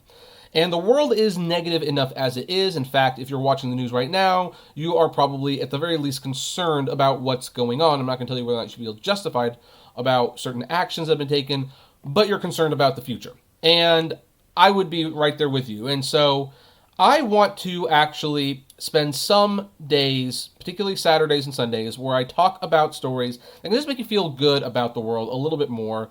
There's a lot of negativity in the world. We do have to talk about some of it, but we don't need to talk about it all the time. So, hey everyone, this is Kevin the Apptrepreneur. Welcome to my channel. If this is the first time you've been here, please do me a favor. If you like this video and other videos like it, click that subscribe button and ring that bell notification. We upload videos on a near daily basis, and you will want to be notified of premieres, live streams, and new videos when they go up. So, one of my biggest problems, well, not one of my biggest problems, one of my viewers' biggest problems is like my channel kind of became popular as the guy who crapped on Uber every day. Look at what Uber's doing today, what they're doing, awful, awful, awful. And here's the thing. Yeah, it's predominantly negative. It always was. And that's because I'm reporting the news. I'm not making stuff up, or at least I'm not intentionally making stuff up. I am reporting the news, and the news about Uber and Lyft are typically bad. However, once in a while, Uber drivers get a little bit of serendipity, a little bit of good fortune, a little bit of kindness from a stranger. This is one of those stories. An Uber driver earned a college degree thanks to nearly $700 in help from a passenger. This is great. This is a wonderful story to talk about. Let's look at this. So, when Latonia Young received her associate's degree from Georgia State University last month, in the stands to watch her graduate were her family, her friends, and an Uber passenger who made her graduation possible. The passenger, Kevin S., hey, great name, paid nearly $700 to Georgia State last summer to release a financial hold that prevented Young from attending school for years. Quote, I have thanked him so much, but I feel like I haven't thanked him enough, Young told Good Morning America on I don't know how to pronounce that name, I'm sorry, we're just going to call him Kevin, on Kevin's generosity. It was not just the money, but his willingness and a sacrifice for me to do better in life. This man knew me for maybe 20 minutes. This is the guy. This is the woman who has graduated. A great, great photo. Now, for those of you who are not aware of what's going on right now, because I actually know a little bit about this, not from personal experience, mind you, but I watched the movie Hoop Dreams. That is probably my favorite documentary of all time. I believe you can stream it right now on the Criterion channel. If you don't want to sign up to the Criterion channel to watch it, you know what? The DVD is $30. The Blu-ray is $40. It is well worth the money. You will watch that many times, I believe. But here's the thing. One of the situations, it's about two inner city kids who are both aiming for the NBA dream. And one of them makes it a little farther than the other early on because for one of the kids, because of some politics and some unpaid tuition, I'm not going to get into it here, it's a 3-hour movie and it's well worth spending the 3 hours with it. However, what happens is the parents are behind the payments. And so the school holds on to his transcripts, so until that tuition is paid off. They don't have the money to pay the tuition. Therefore, the transcripts can't be released. Therefore, this kid is finding himself held back academically by the school system who just wants to get paid. Now, I'm not saying schools are wrong for wanting to get paid. However, I do believe that holding transcripts hostage is not the way to do it. There should be another punishment that is suitable but does not hold back kids from their potential. So that was probably a situation. For whatever this woman, for whatever reason, we're not making judgments, could not pay the school, so they held onto her transcripts. This man was a good man. He decided, for whatever reason, he was going to give the school the $700 so that the transcripts could be released and she could go to another school. Young, a single mom of 3 sons, began to drive for Uber and Lyft nearly 5 years ago to help make ends meet and supplement the money she makes as a hairstylist. The 43-year-old Georgia resident dropped out of high school at age 16 when she became pregnant with her oldest son, now 26. She earned her GED in 2007, but said she wasn't fully satisfied because I felt like I hadn't accomplished the goal that needed to be accomplished.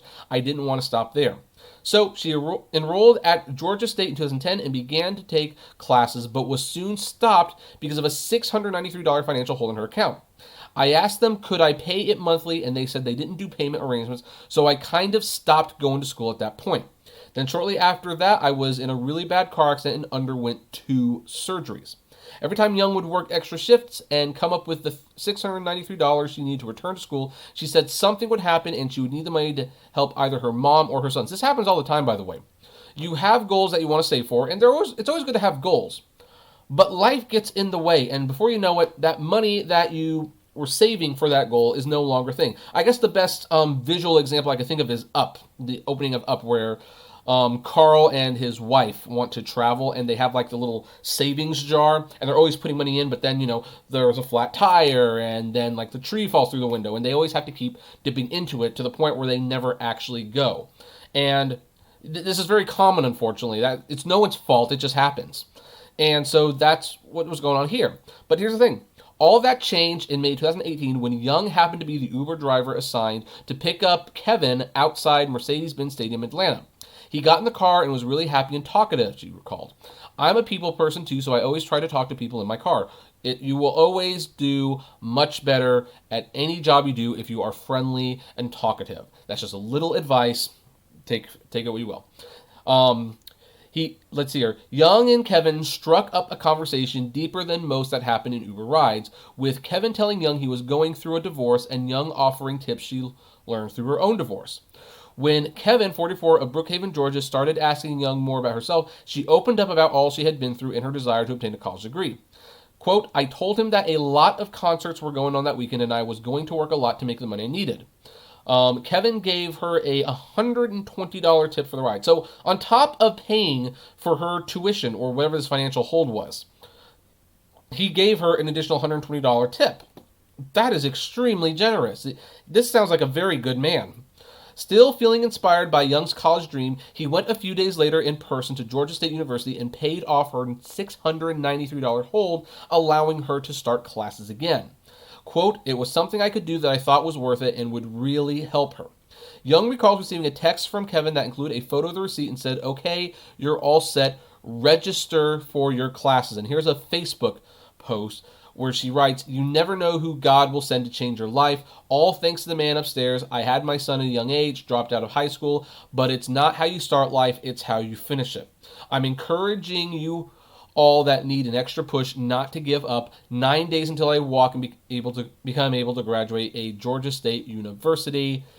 Wonderful. I still have the text that sent me and my response. I wrote back, oh my God. I told him I feel like your $693 is $1 million. I felt like I hit the jackpot. That weekend, I didn't make enough to pay the $693, and I tried to give it to Kevin, and he wouldn't take it. He told me to use it for my kids. Young started back at Georgia State in August 2018 and walked across the stage last month to receive her associate's degree in criminal justice. I love it. I love it. Kevin, who Young still keeps in touch with, watched her accept her degree. And this is what he wrote. He wrote, what an incredibly special gift. Thank you, Dean Nancy Crops, for the heartfelt letter and picture frame to commemorate Latonia's graduation. I'm honored to have been a part of the story and hope that it can serve as an inspiration to all. Thank you from the bottom of my heart. So, yeah, obviously, it goes on a little bit more to talk about, but this is just a wonderful story. This is a wonderful story. Now, I do want to preface that even though this is a positive Uber story, Uber didn't do anything for this woman. They didn't. And they should be paying her more, and, but God bless her, she was really trying. I do not mind when people do Uber for these reasons, because they have a goal, and they're trying to get to it. Uber's actually not bad to do if you have a goal in mind, just don't make it a long-term career, is what I'm saying. But there was a little bit of serendipity. Maybe God was watching out for her. I believe he was. And this kind stranger just gave her the money. And that's wonderful. It's absolutely wonderful. I would love to talk to one of these two if ever they saw this video. I'd love to interview them on this channel. And this kind of shows that there's still good people out there. So you know what? I know that right now the news is really concerning, to be moderate. There's a lot of concerning stuff in the world. There's a lot of things that, I've actually lost a little bit of sleep over because I kind of wonder how's it going to turn out. But it just goes to show that as long as there are good people in the world, good things will continue to happen. And she totally deserved this. He's a good man. They both seem like wonderful people. I am very happy to talk about the story. And that's where we're going to leave it, though. What do all of you folks think? What do you think about the story? And how great is this? I would love to know. Comment below. Like, favorite, share, subscribe. And as always, flame responsibly.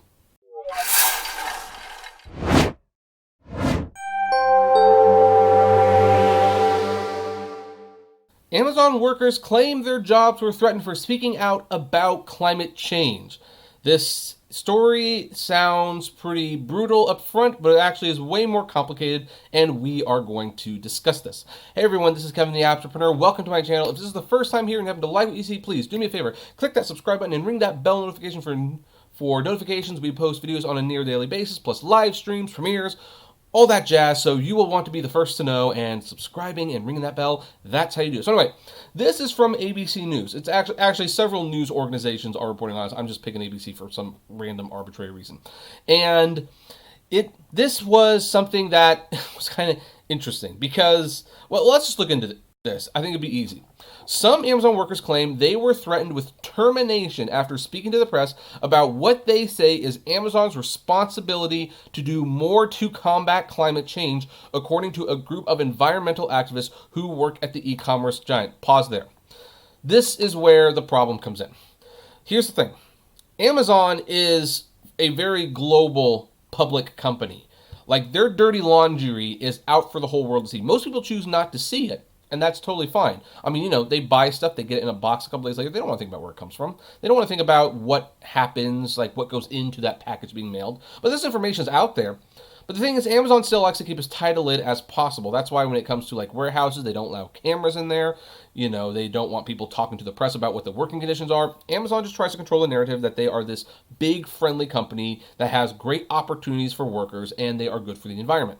But the truth is they're not good for the environment. In fact, I think package delivery has done way more harm to the environment than good. Amazon contributes a lot to the problem. I mean, first of all, the amount of gas that needs to be spent to drive these packages around and fly them places, not cheap and not even remotely close to environmentally friendly. But then you have the cardboard boxes. Do you know how many Amazon cardboard boxes wind up in the ocean because we can't recycle them fast enough? In some cases, you can't recycle them because they got cross-contaminated with something. A lot. An awful lot. But Amazon is committed to being environmentally friendly when they, as their core business, are not environmentally friendly. Well, apparently some employees decided they wanted to speak out about that, and of course Amazon didn't like that. Amazon Employees for Climate Justice, a climate action group started by Amazon employees, said in a statement Thursday that Amazon updated its policies about workers speaking to the press in September, just before the group's planned climate protest. Quote, Amazon tech workers have been contacted by Amazon legal and HR representatives and questioned about public comments they had made around Amazon's responsibility in the global climate emergency, the statement said. Some workers then received follow-up emails threatening termination if they continue to speak out about Amazon's business. Because we all know Amazon is all environmentally friendly. They care about people. They care about the environment unless it affects their bottom line. If they are not going to be making money, then they don't care about it. And the thing is, Amazon, what they say, and Amazon, what they do, are two completely different entities. And if they have employees protesting about, their policies aren't really environmentally friendly, then they're going to threaten to fire them. Now, some of you might point out, and I will agree, hey, that they're a company, you're the employees, you speak out against your employer, yeah, you're probably going to get fired. I agree. But to put it in writing, and again, it's the image here that's going on. Amazon claims they are environmentally conscious and they want to work to be part of the solution. And what they're essentially doing in this particular situation now is saying, hey, a group of our employees say we're not being environmentally friendly. We want to be part of the solution, and what are we going to do? We're going to tell them to shut the F up. Shut the F up. Or else we're going to fire them. We don't want to be part of the conversation. We don't. As part of the protest organized by the group, more than 1,000 Amazon employees walked off their jobs in support of the global climate strike, a national march to raise awareness for climate change in September, calling on the company and its CEO Jeff Bezos to do more to tackle climate change. The march garnered national headlines. Quote, now's the time when we need to have communications policies that let us speak honestly about our company's role in the climate crisis, Karen Costa, a user experience principal designer at Amazon, said in a statement. Costa claims she was threatened with termination for speaking to a news outlet, according to the workers' group. Quote, this is not the time to shoot the messengers. This is not the time to silence those who are speaking out. Well, if you're Amazon, it is the time, because here's one of the things about Amazon. Again, their business is not environmentally friendly. It's not even remotely close. They waste so much paper and cardboard a year. They use so much gas to get the packages delivered. Do you think for 1 second they want to be environmentally friendly? That is not their big concern. If they were to start being environmentally friendly, they would have to sell less stuff. They don't want to do that.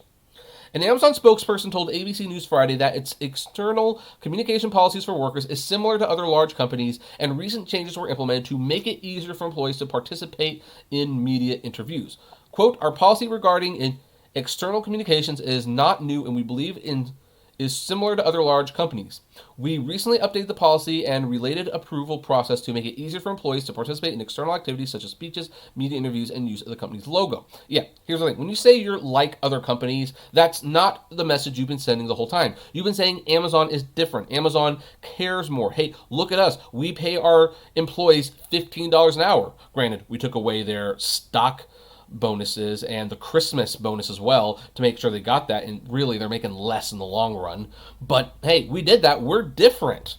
So when you say, oh, our policy is very similar, it's like, no, you need to be better than other people. If you claim you are the better company, your policy needs to reflect that. As with any company policy, employees must receive a notification from our HR team if we learn of an instance wherein a policy is not being followed. I guess the policy said they couldn't speak out then. The company spokesperson said updates made to the approval process included building an intricate page for approvals rather than gaining approval through email and reducing the number of seniority of approvers required. The external communications policy applies to all Amazon employees, according to the company. If a worker may have unknowingly violated the policy, the company says it makes the worker aware of the policy and approval process. Justin Campbell, a data engineer at Amazon, said the policy is not going to stop the momentum tech workers have built over the past year at Amazon. Probably true. The climate change is the greatest challenge we face, and the only way we can find solutions is by protecting people's right to speak freely and disrupting the status quo, Campbell said in a statement.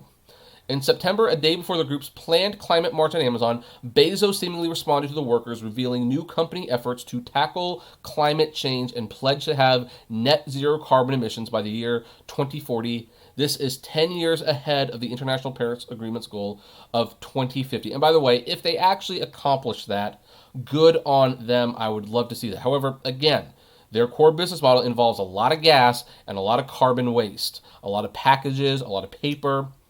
Very little recycling is involved. So I would be surprised.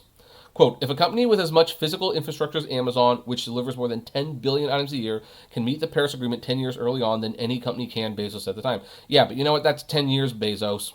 That's 10 years. We don't know if you're actually going to meet it. We just don't. So anyway, here's the thing.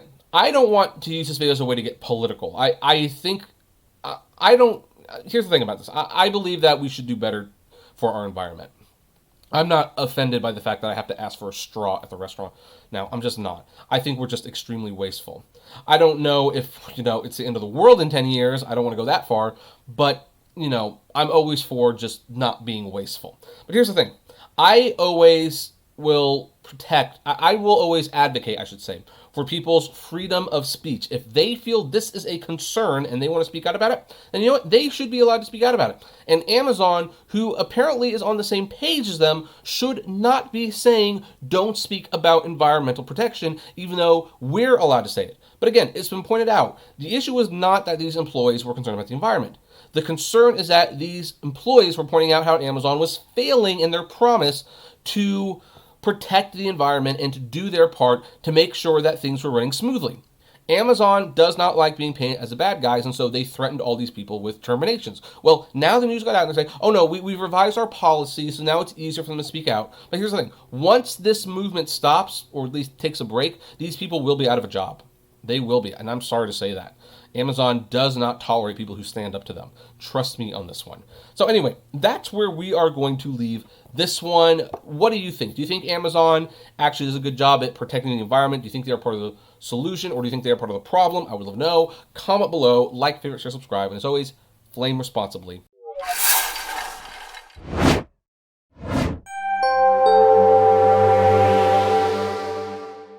The last time we discussed Google Stadia on this webpage, on this channel, I should say, I'm still like a webmaster at heart from 1997.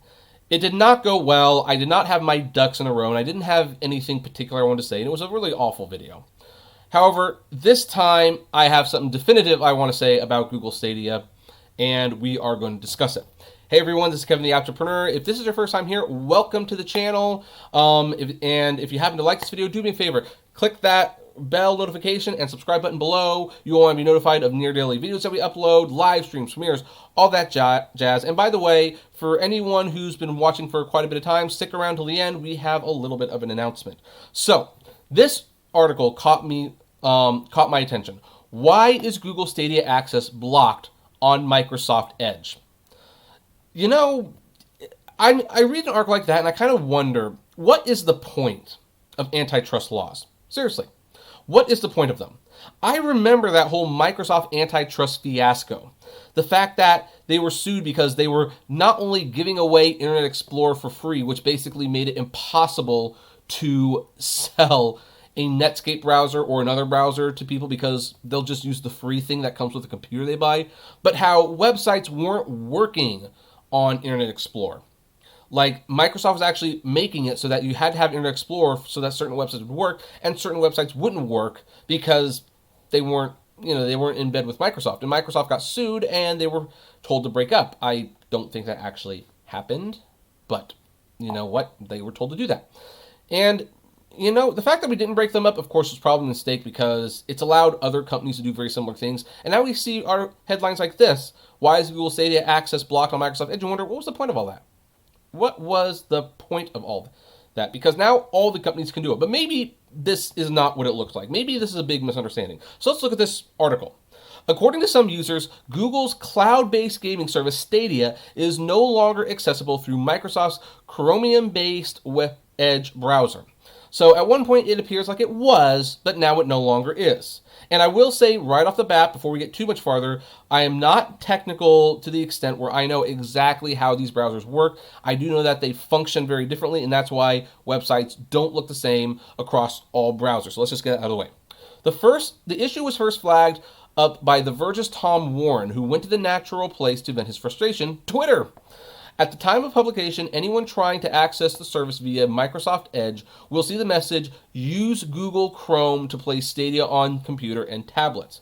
You know, this isn't the only time that Google does that. When I tried to use like Google Hangouts on Edge, it said, hey, you have to use Google Chrome. And so it necessitated that I install Chrome, which I did not have before, to use, Google Hangouts. And it's really annoying when that happens, by the way.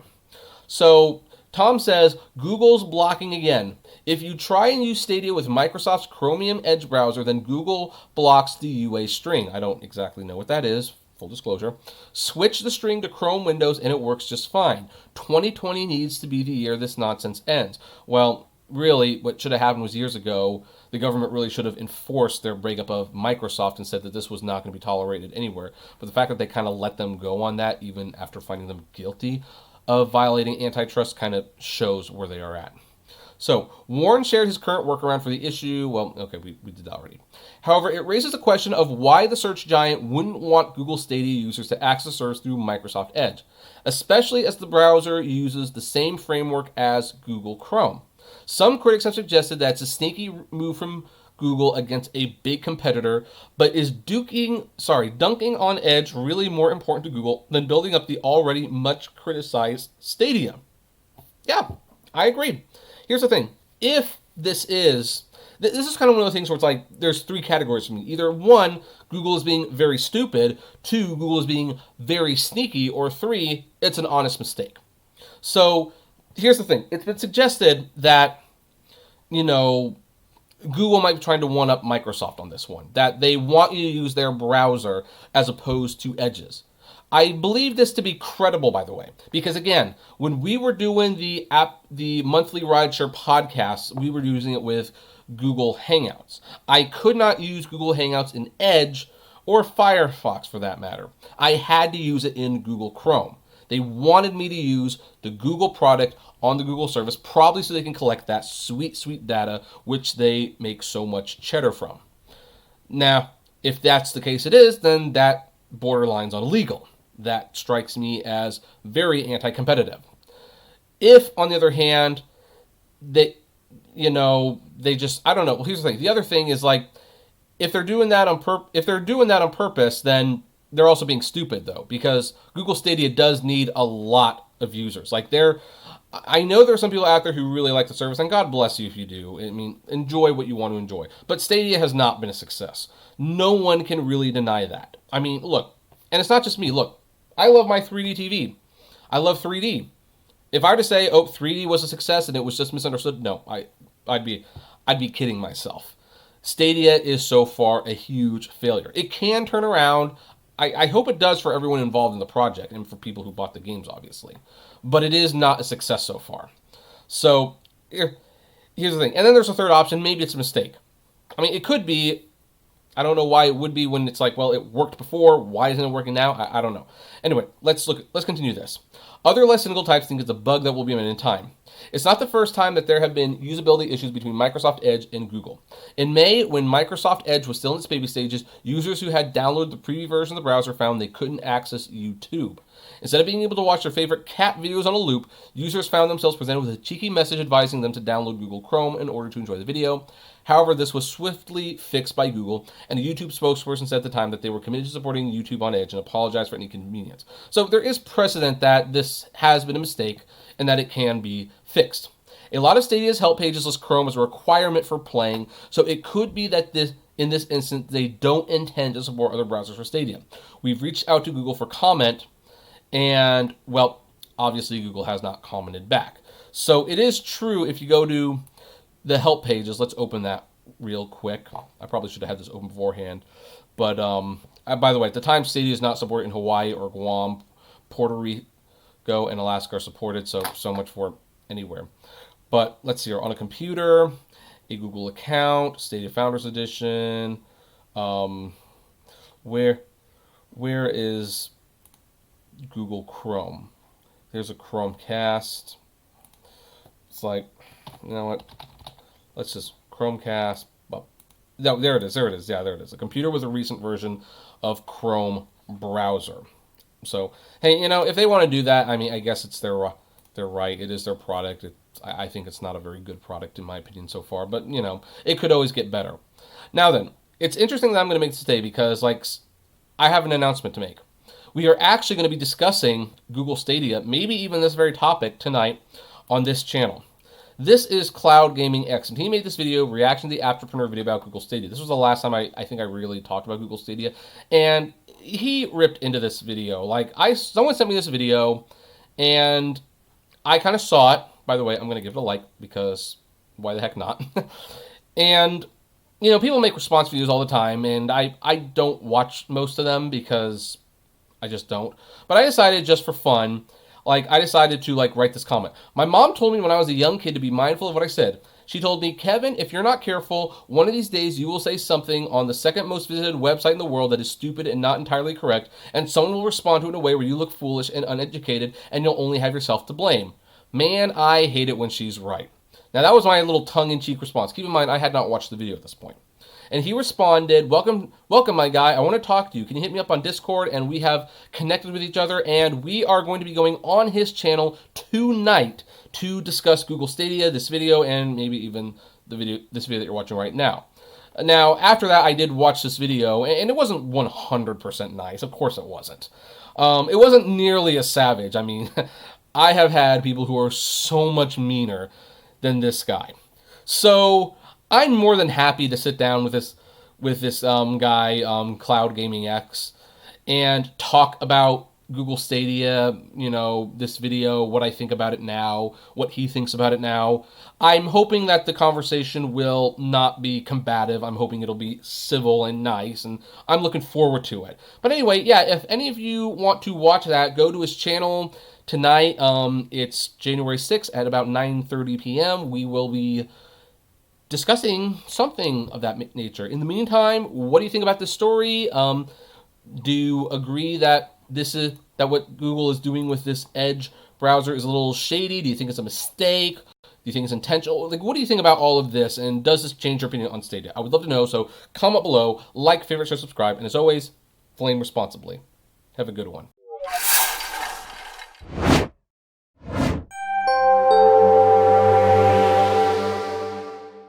Grand Theft Auto. Boy, I can't believe it's been like 2 decades since Grand Theft Auto 3 hit the PlayStation 2 and was released to great critical acclaim, and all the violence and mayhem that came in that game pretty much got all my parents and my friends' parents and everyone at the church to flip out and like just completely lose their minds over this game, that it was going to destroy the fabric of space and time. It was going to debase human society, and to this day it is still considered by many people to be the root of all problems, even though, let's be honest folks, those problems that we had were there long before Grand Theft Auto came out. And tell you what, I bought Grand Theft Auto 5. I don't know a single person who has an Xbox, a PlayStation 4, even a PC who does not have this game. This game is truly a masterpiece in sales.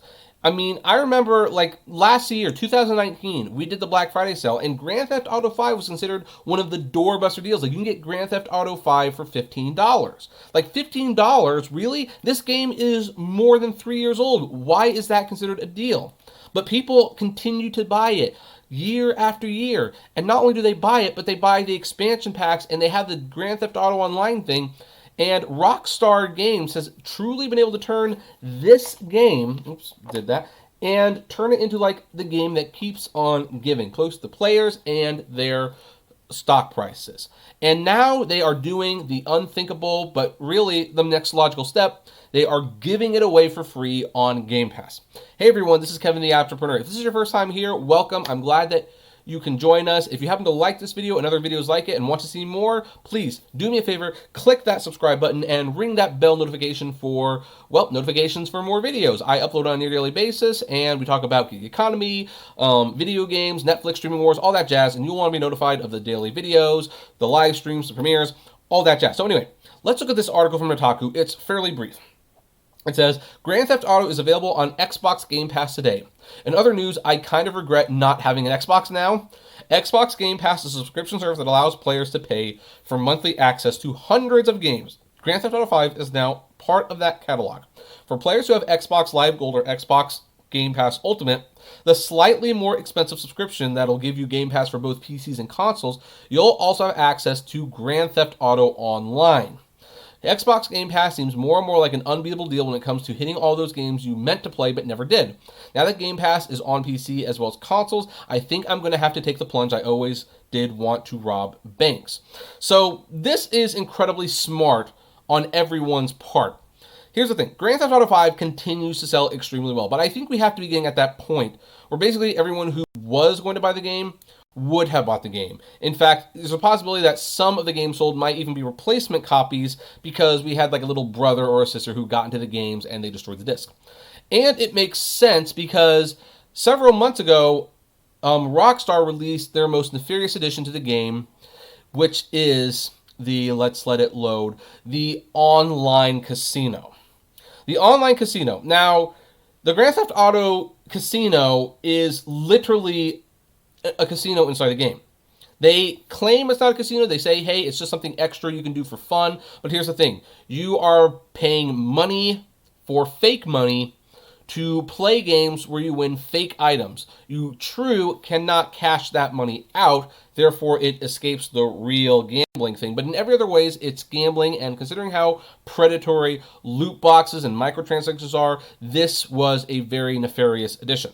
But here's the thing. Now that we've released this casino, I think the casino is a hit because they have been like adding updates, and like this one. It's a brand new casino heist in an arcade business. So the last big content update for GTA Online introduced the Diamond Casino, a new zone where players can gamble, purchase a luxurious penthouse, and accept missions from a new cast of characters. Rockstar has announced a follow-up is coming to the Diamond Casino, a new heist coming in December. Now, obviously, we are beyond September. We are in the new year, in fact.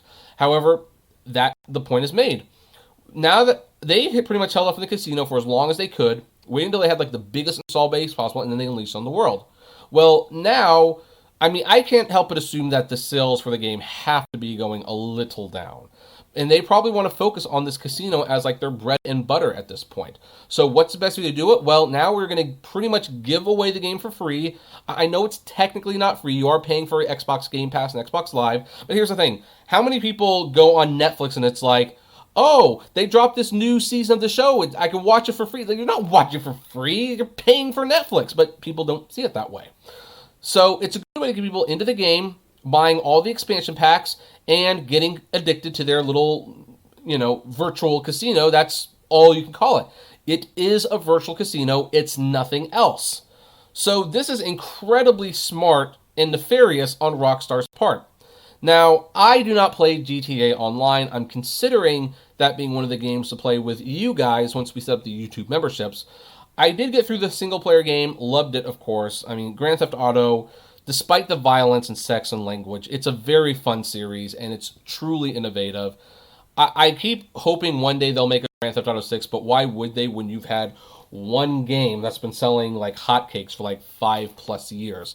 I don't know why you would even consider making another game until that one is officially on its way out. But yeah, now the game is free. If you have an Xbox Game Pass, just download it and try it out a little bit. I want to warn people about the casino, though. It is real gambling. I don't care what they say. I know some people will disagree. Hey, I'm more than willing to talk to you about that. In the meantime, though, that's where we're going to leave this story. What do you folks think? Why do you think Grand Theft Auto 5 is being given away, essentially? Because again, this is like a top-tier quality game, and it's still like $30. So is this casino part of the reason? Is this one of those things like we're going to give away the chicken? We're gonna like give away the chicken to get the eggs or something. Well, what's that phrase? I'm drinking. Oh no, it's the razor blade. Like we're giving away the razor and we're gonna make money off the blades. You think it's one of those situations? I would love to know. Comment below, like, favorite, share, subscribe, and as always, flame responsibly. Have a good one.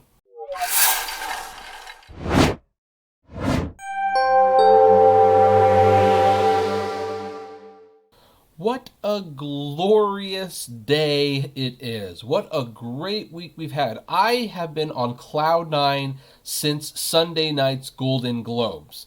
Let me tell you, this is something that I didn't expect to talk about on the Apptrepreneur channel, because when has the Golden Globes or the Oscars really had anything to do with tech or anything? I mean, I guess in a sense they do, because, they're now making movies and content, so they're trying to get Emmys and Golden Globes and Oscars. They want to get all those awards.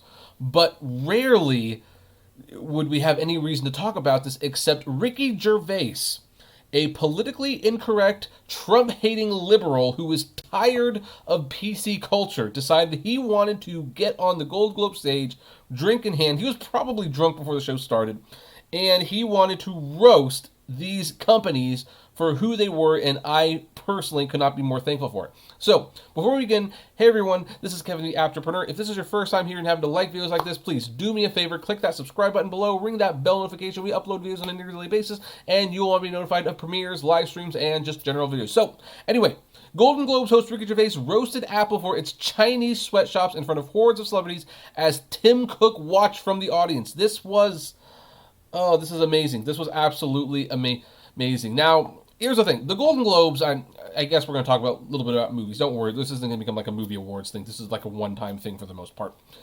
I think the Golden Globes are pointless. I really think they're pointless. The winners rarely match up. They don't seem to influence much of anything. And they're voted on by 100 random journalists who you never know, as opposed to like the Academy Awards, which has well over 8,000 people voting for the movies. And they're industry professionals and everything. So I don't think the Golden Globes are that interesting.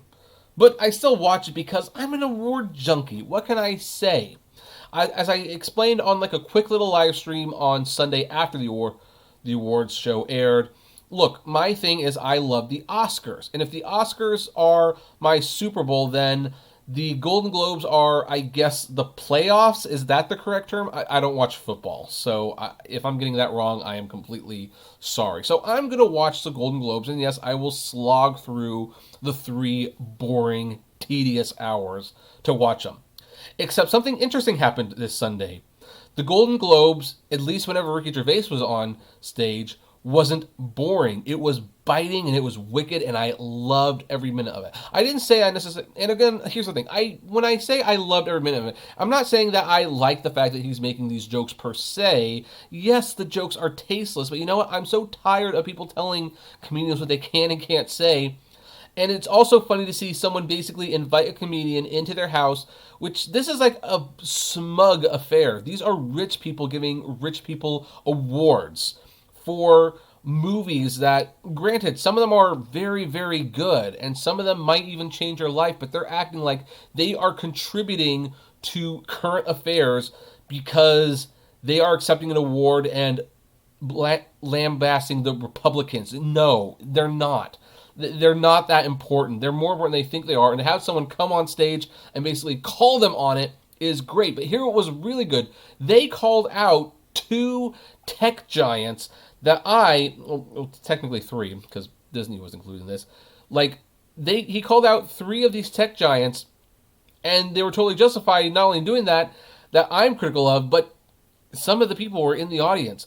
So here's the thing. I'm not going to go over every single joke that the guy made. I mean, a couple of my favorite highlights is, he was talking about how when he was promoting his show Afterlife, it's about a guy who wants to kill himself. Spoiler alert, he doesn't. There's a season 2. So, and everyone kind of groaned. It's like, not like Jeffrey Epstein, and everyone kind of booed a little bit, and he's like, no, oh, shut up, I know he was your friend. I just love these jokes, because he really pushed back. But let's look at this. So here's the thing. Ricky Gervais took a bite out of Apple and the entertainment industry at the Golden Globes. Hosting the annual Hollywood Awards ceremony on Sunday night, Gervais touched on Apple's entry into streaming by praising the morning show, which, by the way, I enjoy the morning show. I don't think it's perfect, and in fact, it's interesting. My mom watched the final episode and said that was like riveting television. I watched it, and I'm like, it was a little on the nose for me. Like, it was kind of weird. Like, it looked like it was trying to have a moral, but I don't know if there's a moral to be had in a show like this, but we'll see what season 2 brings. But he went on to lambast the company's labor practices. Gervais said Apple had rolled onto the TV game with a superb drama about the importance of dignity and doing the right thing, made by a company that runs sweatshops in China. It's a reference to Apple's partnership with the Chinese manufacturing company Foxconn, which assembles the iPhone. Both Apple and Foxconn have been found to have violated Chinese labor laws and used illegal student labor to build the iPhone. Now, just to be perfectly fair, you all know I have a friend who works at Apple. I will never, ever say his or her name. I don't want them getting in trouble. But here's the thing. They have defended this, and they have said they don't have Chinese sweatshops. In fact, they have actually stopped working with certain companies because of the abhorrent labor practices. So for whatever it's worth, my friend does say that. No offense to this friend, I don't completely believe them, but that's what they say. So anyway, awkwardly, Apple CEO Tim Cook was sitting in the audience. The camera didn't pan to see Cook's expression after the sweatshops remark, but it did show him smiling directly beforehand in reaction to Gervais's praise of the morning show. Would that not have made for great television had we caught his reaction? I bet you he was kind of like, because they caught a lot of celebrities at the butt of Gervais's jokes, and a lot of them were just not happy at all. It's pretty funny to watch, actually, how these rich Hollywood people who consider themselves so important, they cannot take a joke. They just cannot. So, Gervais then directed his barbs towards any actors who appeared in shows on streaming services run by Apple, Amazon, or Disney. And I'm going to try to do my best British accent. It's going to suck, I know. You say you're woke, but the companies you work for, unbelievable. Apple, Amazon, Disney. If ISIS, I don't think I can say that out loud or else YouTube will flag the video, started a streaming service, you'd call your agent, wouldn't you? And you continue, if you do win an award tonight, don't use it as a platform to make a political speech. You're not in a position to lecture the public about anything. You know nothing about the real world. Most of you spent less time in school than Greta Thunberg. I love it. So if you win, come up, accept your little award, thank your agent and your God, and off. I loved it.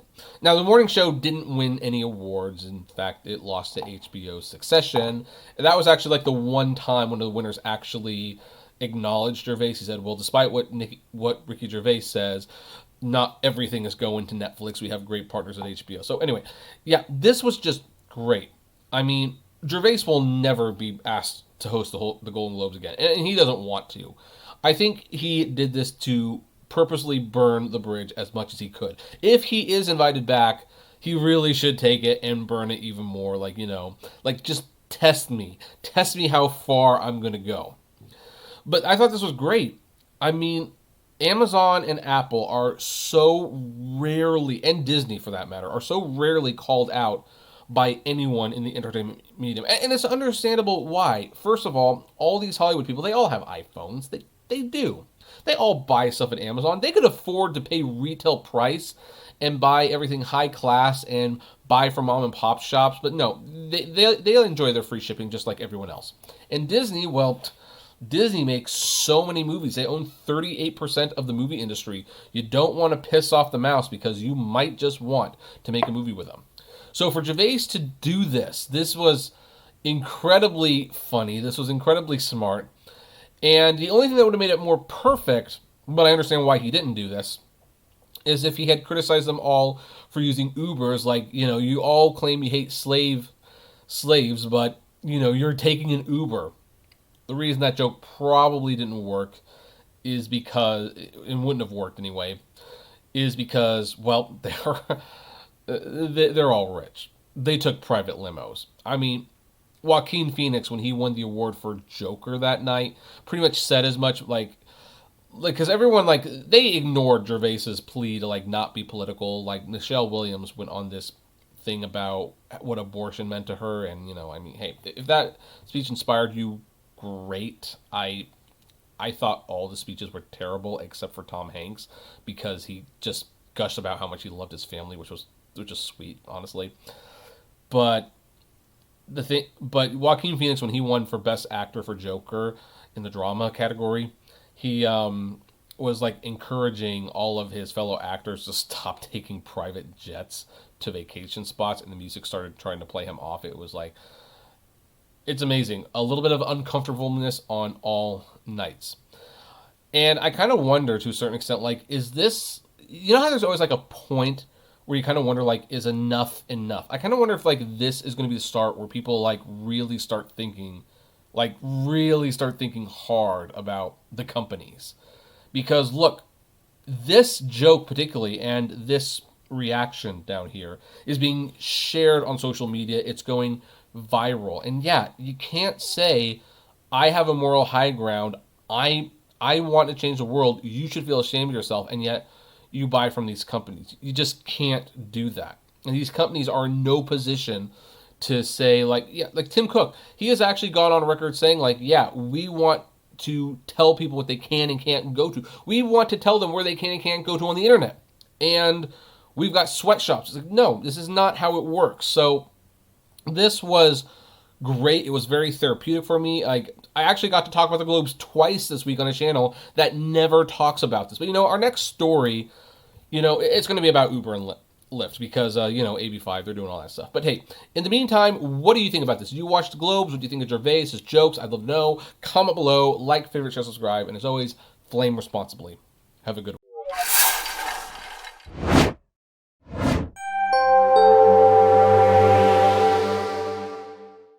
Well, here's something I bet you didn't see coming. Uber, Lyft, Postmates, and most likely DoorDash are refusing to comply with AB5, the California gig economy law. This is not a surprise, although unlike the headline of this article, there's actually a good reason why they might not be doing that. There's actually a couple of good reasons. So, we're actually going to be looking at this one, and we're going to be looking at it fairly. So if you think this is just going to be me bashing Uber, no, this one's actually a little bit more complicated. In the meantime, hey everyone, this is Kevin, the Apptrepreneur. Welcome to my channel. If this is the first time here and you happen to like this video, please do me a favor. Click that subscribe button below, ring that bell notification. We upload on a near daily basis. You'll be notified of premieres, live streams, videos, all that jazz. So anyway, let's look at this NPR radio, the National Public Radio Incorporated. And there's a picture of McDonald's and Postmates, of course. So, a new law that went into effect in California on Wednesday is supposed to make it harder for companies to hire workers as contractors. But gig companies like Uber, Lyft, and the food delivery platform Postmates are refusing to reclassify their fleet of drivers as employees. Supporters of Assembly Bill 5 say companies have been exploiting contract workers for years because they aren't considered employees who get benefits like health coverage and workers' compensation. The law touches many industries, from trucking to tech to certain medical professions. AB 5 does include carve-outs for professions such as dentists and attorneys. Democratic Assemblywoman Lorena Gonzalez says misclassification is a problem throughout the economy, but she zeroed in on gig companies during last year's legislative session. Quote, the same week that workers had to go on strike because their per-mile fee was being cut, an investor was celebrating his $30,000 investment that became $120 million in one day, she said during a debate on the assembly floor. Something is wrong with the way that we have allowed these companies to operate. Now, it's interesting that that is singled out because, look, I have to be honest, if you're an investor in Uber or something, you didn't do anything wrong. You just didn't. I mean, have you ever read those articles that they're like, hey, had you invested $1,000 in Amazon this year, you would make this much. Had you invested $1,000 in Google this year, this is how much you'd have today. They write those articles, and they're usually written by websites that deal with the stock market because they want to encourage people to invest. Because here's the thing, $1,000 is on one hand a lot of money. On the other hand, it's really not a lot of money in the grand scheme of things. If you put $1,000 into Amazon when they went public and it was like $20 a share, you would get a heck of a ton of shares, and that stock is now worth about $1,500 as of this writing. And at that point, in hindsight, $1,000 into Amazon doesn't sound like that big of a deal.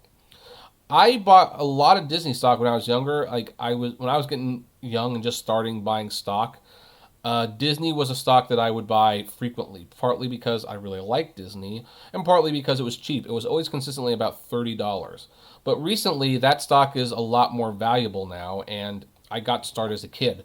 So, no, if you want to put money on a company and it becomes $120 million one day, that's not the investor's fault. The problem has always been the CEO bonuses and pay compared to the drivers, especially when the drivers are the one building the company. And of course, the fact that the drivers really didn't get any stock.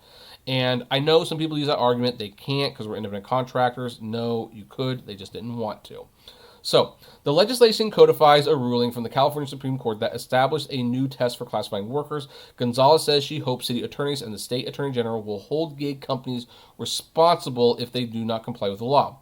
This is an ongoing battle, she says, as the law takes place.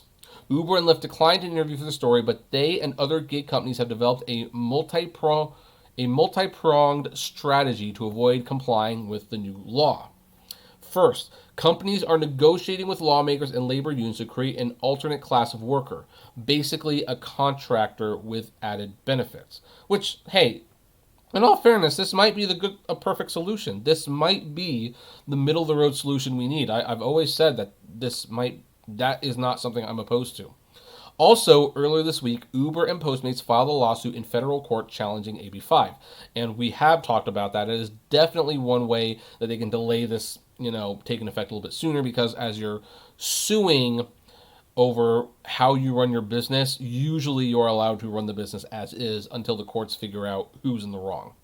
Then there is the nuclear option.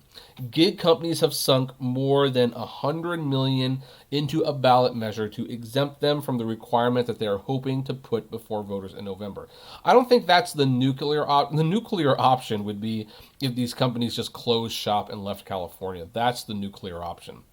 I think that's the missile launch option, what they just described right there.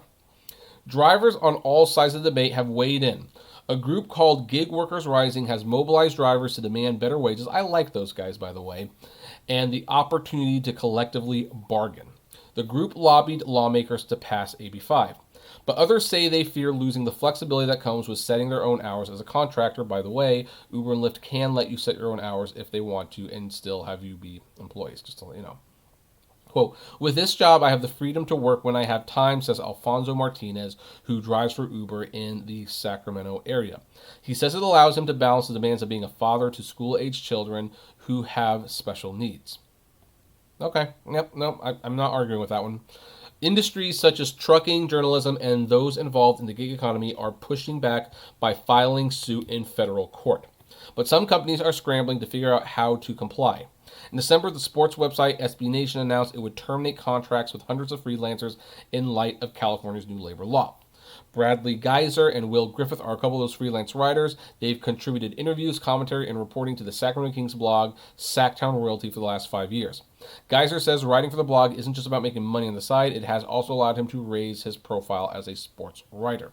Quote, I don't think I would be where I am trying to be a writer today without the opportunity they gave me. Vox Media, which owns SB Nation, did not respond to a request for comment. So here's the thing. This let's do this last thing. While the two Sacramento area writers aren't involved in the lawsuit, Griffith says he supports it. If you can't hold Uber and Lyft's feet to the flames and the law is affecting people that it really wasn't supposed to affect, then something needs to be changed and quick. I have always said that AB 5 is a flawed bill. It's better than nothing, but it is definitely flawed. So here's the thing. This article is just a little slightly dishonest because here's the thing. Uber and Lyft, I don't know about Postmates. I think Postmates made similar changes. I haven't checked, though, recently. They did make changes to their apps where it's like, okay, now they're telling you, you can see where you're going. You can see roughly how long the trip is. You can see how much you're going to get paid. And Uber has expanded their businesses. They're not just a transportation service anymore. They can be technically considered technology. I think it's a BS argument, but they're arguing it. They are getting into financing with the credit card line. They have that copter.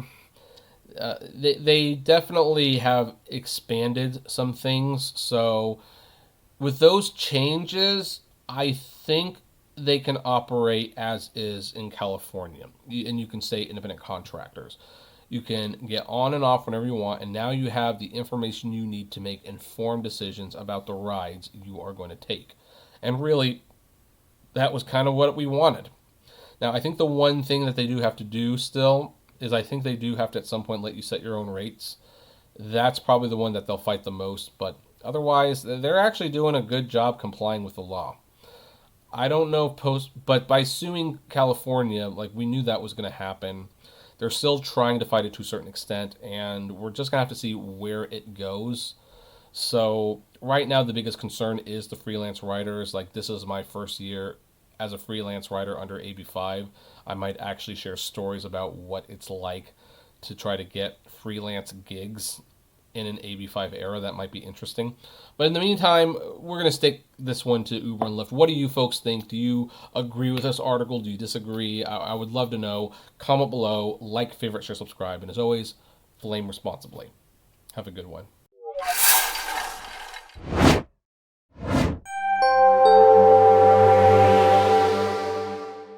Fry's Electronics appear to be closing out of nowhere without the company publicly commenting on them before they close, and it makes me wonder if the retailer is not long for this world, and if the retail apocalypse continues and will claim another victim. Hey everyone, this is Kevin the Apptrepreneur. Welcome to my channel. If this is the first time you've been here, hey, welcome. Glad to have you. If you like this video, do me a solid. Click that subscribe button and ring that bell notification. We upload on a near daily basis, and you will want to be notified of those videos, premieres, live streams, maybe even the occasional Let's Play. We talk about tech and apps and entertainment, all that jazz. And today we are talking about Fry's Electronics because for the longest time, Fry's Electronics was the Walmart of tech. I kid you not. If you wanted something technology based, you would go to Fry's. They not only had your video games and your PCs and your TVs and all that jazz, they also had parts. If you knew how to fix a computer or a stereo or a refrigerator or anything electronic, you could go to Fry's, you could buy the part. I noticed something was seriously wrong with Fry's, though, not too long ago. Not too long ago, I bought an HD DVD player from Goodwill. One that ultimately didn't work, but that's besides the point. For $10, you kind of take that risk. And I needed one of those figure 8 plugs to plug it in, which it did not come with. So I decided, hey, I'm going to go to Fry's. I'm going to go to Fry's, and I'm going to buy the part, because that's where you go to pick parts. I went there, shelves were empty everywhere. There was so little merchandise. And I looked around, and I finally had to ask one of the employees, hey, where are the plugs? And he's like, oh, we don't sell them here anymore. That's all online. And it's like, are you kidding me? Like that, like this is what you're known for, that I can come in and get a part and you don't have them? He's like, no, we don't. We stopped selling those a while ago. And I'd heard stories that, the shelves were empty and that you couldn't get much stuff anymore. But boy, I had to see it to believe it. And sure enough, it is in trouble. And Fry's has been closing many stores, and I think it's just going to continue, unfortunately. So here's the thing. One of the Bay Area's very few Fry's Electronics stores closes. This is the Fry's in Palo Alto. It has some sort of miners theme, I believe. Looks like a very nice store. And yeah, this looked like everything about Fry's. Fry's did design buildings really nicely. However, this store closed. Now here's the thing. We knew for months that it was going to close. Fry's was very upfront about it. Like, hey, our lease is coming up, and we decided not to renew. We couldn't come to an agreement, and they're going to let it close. But don't worry, all of our other stores are going to remain open. We're going to be here beyond Christmas, and we are going to be here for the indefinite future. And frankly, a lot of people didn't believe them. And it turns out they had every right to not believe them, because turns out they have secretly, I don't know why that would, closed a Fry's near the Gwinnett Place Mall in Duluth. I think did I pronounce that? I probably pronounced that wrong.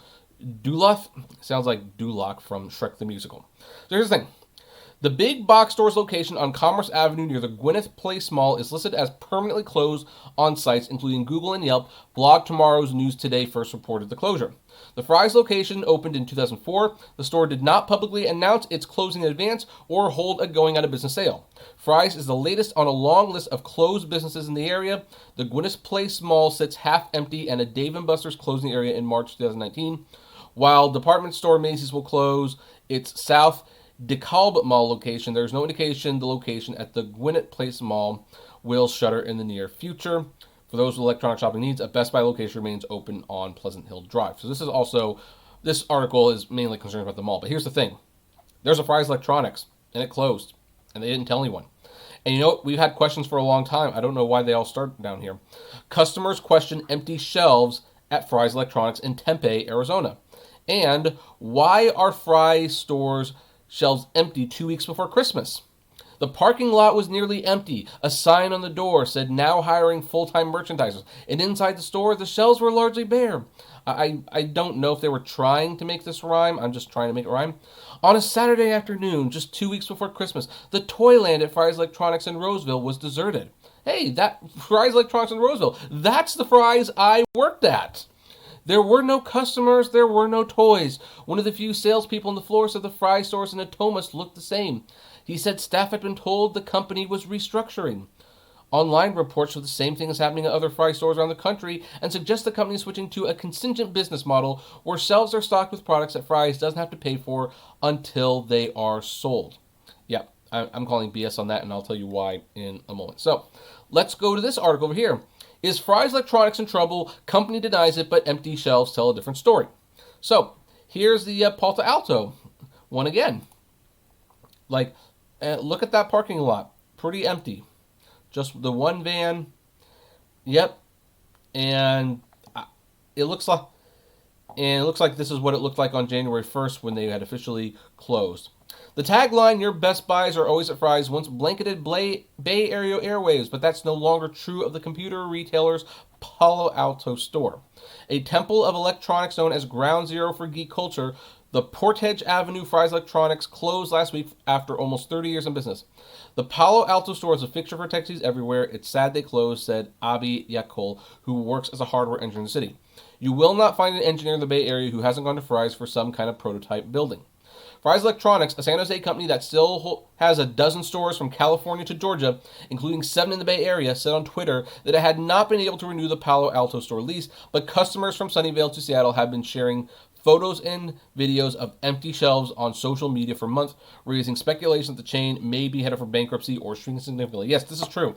If you go on to YouTube, in fact, I might even make one of these videos because there's a Fry's that's like 2 miles from me. I might make one of these videos where people are just walking through the Fry's Electronics store and they're empty. They are absolutely empty. There's just nothing to be found anywhere. And it gets concerning. Now, I have done more digging. I've called people. I actually know someone who still works at the Roseville Fry's. One of the few people who thought that my firing was total BS, although, in hindsight, maybe they did me a favor because apparently that wasn't much of a long-term career anyway. And she told me that basically a lot of people had been laid off in the last couple of years. Everyone who did work there worked part-time. There was no more commission. Like, commission was totally gone at this point. And this was in October, by the way. And I asked her, like, so you're floating your resume around, right? And she was like, I am. I mean, some of the people that work under me, they're believing the corporate offices when they say they're just restructuring, but I think we're done. I think they just don't want to have like a going out of business sale for whatever reason. I don't know why. I really don't. I mean, maybe one of their things that they're trying to do is they're trying to delay the inevitable. So as stores close, that merchandise, whatever they didn't sell, will get moved to other locations. And then the other stores, you can start seeing more merchandise and things. They see we're coming back. I also heard from this person, who obviously I will not name, that creditors will no longer loan Fry's credit because they had done like a very poor job paying it back. Also, there was that whole situation where one of their merchandise managers, I believe he was gambling away like millions of dollars of Fry's credit. Like he just had this huge gambling problem. So that might be another reason. But here's the thing. This is sad. Now, you'd think that I would probably be happy, I should say, that Fry's is going under because I have been open about having worked for Fry's. Like I said, I worked at the Fry's in Roseville, and there's a couple of people I'm still a little sour with about that whole situation. So you would think that I would be okay with Fry's going under, but really, I'm not. I'm just not. I'm not, because whenever they close a bunch of stores, I mean, here's the thing. Fry's going away is not objectively good by any measure. It just drives more people to Amazon. A lot of people lose their jobs. I don't know if you'll be able to release that area. I don't know if you can. Those buildings, like, who needs a store that big these days, or who really wants to take on a store that big? You know, there's just so much more damage from companies like this going under, like because of online retailers. Now, maybe Fry's is restructuring, and maybe they're trying to become a online presence, but let's take a look. I didn't think about this before I set this up, but let's look at the Fry's Electronics website. Like, I'm kind of curious about, like, will they actually make it on their e-commerce alone? Methinks no. This is a terrible website. A terrible website. Cool stuff we sell. Look, everything's under cool stuff we sell. Things we do for you, my Fry's, welcome guests. Like, this is pretty bad. I'm curious. In fact, here, let's look at like a new item. Like, let's look at Joker. I don't see the movie Joker anywhere. What about Toy Story 4? Okay.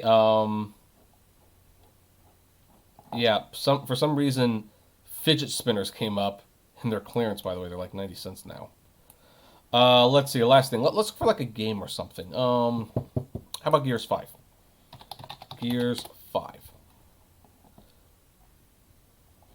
Uh,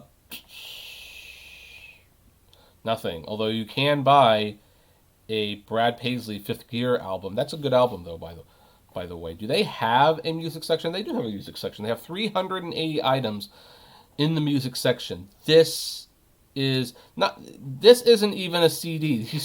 Some of these are movies. Some of these are movies. Like this is pathetic. This is absolutely pathetic. I can't. No, they're not going to survive. So if they're restructuring to be an online presence, they are going to fail miserably. But I think they are already in trouble. And I think for whatever reason, they're just trying to deny and delay. There might be something very nefarious going on here, and we just don't know about it yet.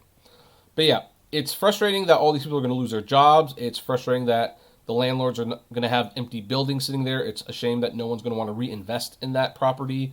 It's just sad all along. Everything about this is awful. And I don't know, could something have been done to save Fry's? I don't know. Here's the thing. My biggest thing about Fry's, when I worked there and long after I had left, Fry's biggest problem, I think, was the credit cards. Let me explain why. Because Fry's, their big thing was get a Fry's card. Get people to sign up for a Fry's card. And it was a credit card. They were basically trying to get credit. Because, hey, huge interest rate on the Fry's cards. People who buy a bunch of stuff on Fry's cards and don't pay them off, Fry's gets a lot of money. But people were bombarded with this question every time they walked in. It kind of became like, I didn't feel like a movie salesman anymore because I ran the movie section, just to let you know. I felt like a credit card salesman. After a while, I just stopped asking. And I think that's one of the reasons why they got me fired under those BS circumstances, which, once they are good and buried, and I'm absolutely certain that they will not try to sue me for defamation, I will share the exact details of that story. And I might not have to wait very long either. But who wants to go into a store and feel like they're being sold credit cards? I mean, here's the problem with retailers. Whenever retailers existed, there was always like this upsell item, and there's always things that they try to sell people that you don't actually want. For a long time at GameStop and EB Games and all these things, it was strategy guides. You pre-ordered a game and they try to get you a pre-order, and then they try to sell you a strategy guide. That was like their big markup, the strategy guides. At movie theaters, it's the popcorn and drinks, although I guess that still kind of goes around. And yeah, from Fry's, it was their credit card. It was their credit card, and it was super, super annoying. But you know what? This is kind of going on. I don't know why the store shelves are empty, but I do suspect that this company is in major, major trouble, and I think I'm just waiting for the shoe to drop and for reports to come out that they have silently gone out of business and didn't even tell anyone. Because the problem is going on a contingency plan is vendors typically don't want to let them stores hold on to merchandise. They want to make their money up front. And that creates a huge risk that stuff will be sent back, and then they won't have anyone to sell it to, and maybe the time to sell that thing at other stores has gone by. So I don't think that's going to be the case, but we're going to have to see what happens. But my question for you is, what about all of you? Do you think Fry's is toast? Do you think they're going to stick around for a little bit longer, or what do you think of these photos? Have you been in one recently? I'd love to know. Comment below. Like, favorite, share, subscribe, and as always, flame responsibly. Have a good one.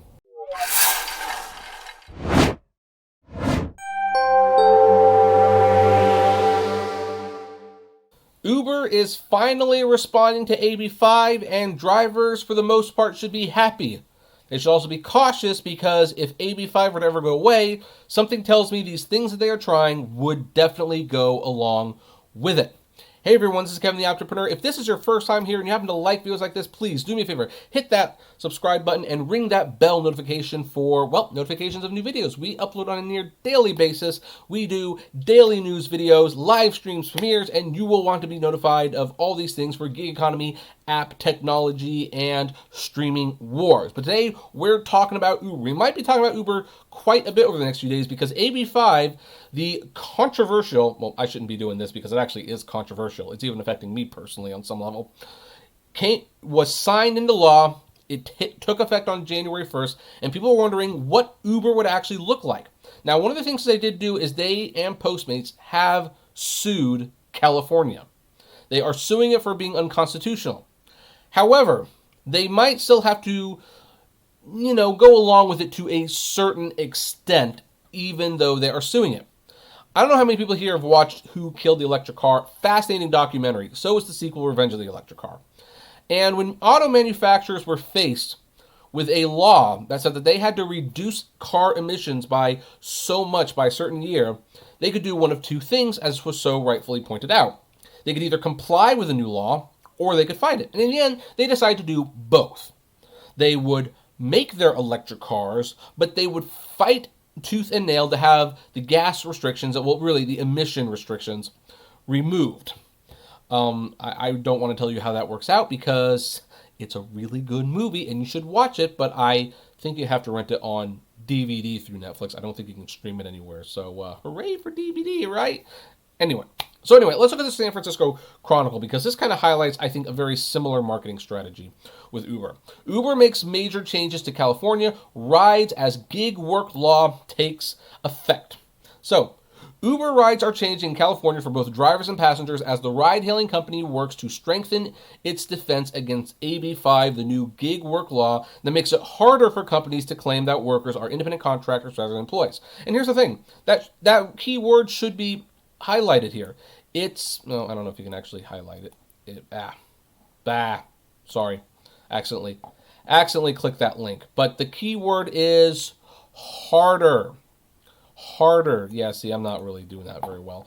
So it's not impossible. Uber and Lyft can still have you as independent contractors. They just have to give up a lot of their freedoms, which I didn't think they would want to do. And they probably don't want to do it, but it looks like they're doing it.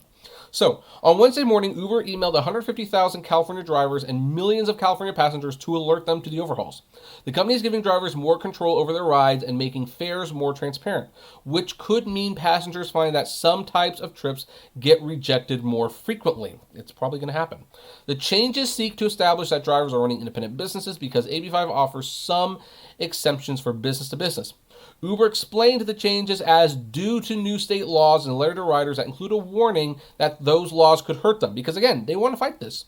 They totally want to take these things away. All the things that we're going to be talking about, this is positive for the most part if you are a driver. If you're a rider, not so much. And if you're Uber, it is definitely not working to your advantage. So you want to get rid of this as fast as possible. And they will do little tricks like this to ensure that the public is there. And here's the thing. One of the things that they're saying, they're highlighting due to new state laws because they're going to try to get this on the ballot to get it overturned. And so they are planting the seeds of doubt already. Trust me, Uber is not going to let this one slide. They will do what they can to reverse this. Quote, these changes may take some getting used to, but our goal is to keep Uber available to as many qualified drivers as possible without restricting the number of drivers who can work at a given time, the company wrote. We want your Uber experience to be excellent, and fewer drivers on the road would mean a more expensive and less reliable service for you. Well, it would definitely be more expensive. I don't know if it'd be less reliable. Maybe you'd have to wait 5 minutes instead of 2. I don't know. All right, here's some of the changes. So CA pricing changes from a set price to an estimated price range. That's one change. And here's another one. For a driver, this is what it now looks like. You will get $13 to $15 for this trip after the 25% service fee, and we talked about the service fee yesterday. I'll reiterate it again here, but here's the thing. 17 minutes, about 2.3 miles. It tells you exactly where you're going, exactly what you're making. I love it.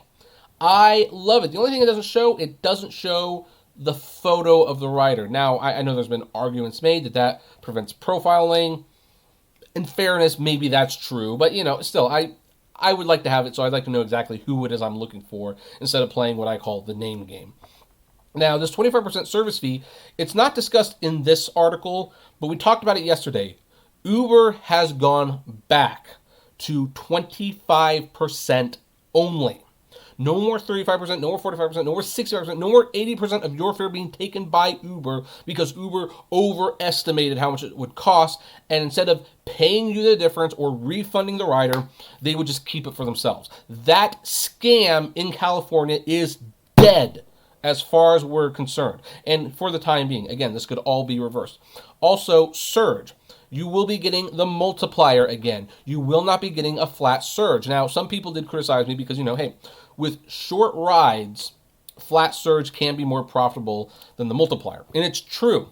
However, that is why I believe in areas Uber was testing out, hey, if it was a short ride, you were getting a multiplier. If it was a long ride, you were getting the flat surge. Uber was manipulating the surge so that whatever ride you took, they would benefit from it.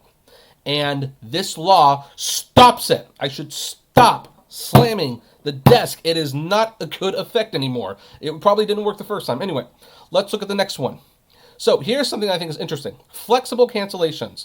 Get cancellation fees refunded when you rebook within 15 minutes, limited number of uses, unavailable in your city.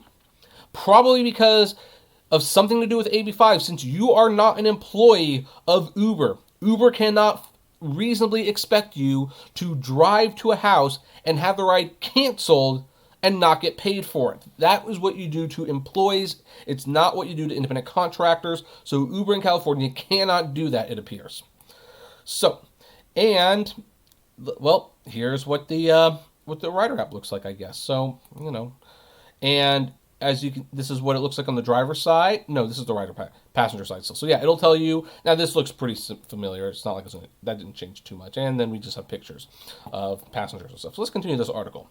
Uber, which loses money at a rapid clip, is intended on keeping drivers from becoming employees, which could add some $500 million a year to its labor costs, according to an estimate from Barclays. Uber says that drivers being employees would destroy the flexibility that both its business model and its drivers rely on. The company is battling AB5 on multiple fronts. It's collaborating with rival Lyft as well as delivery companies DoorDash, Postmates, and Instacart on a $110 million initiative campaign. So I guess that $20 million is coming from DoorDash. It must be.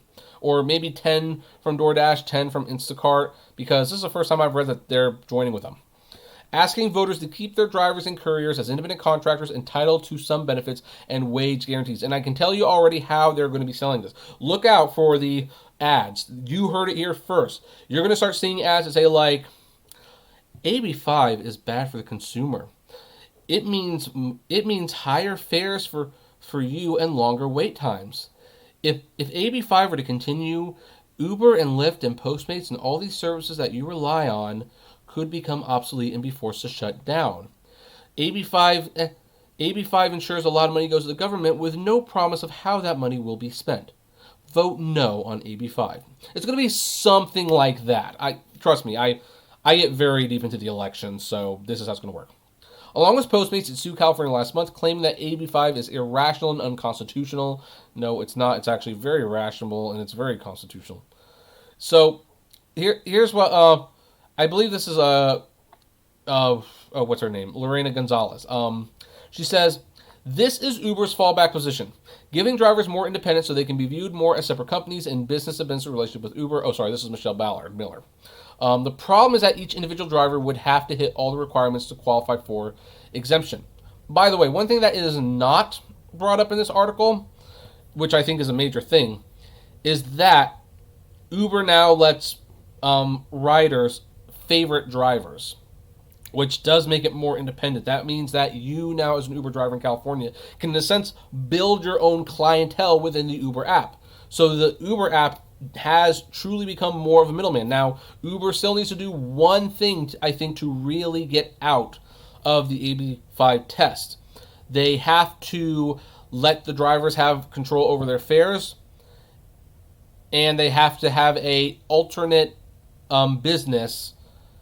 And I don't know if food delivery is enough, but like maybe their credit business will work. They have to have an alternate business to show that, transportation is not the only thing they do.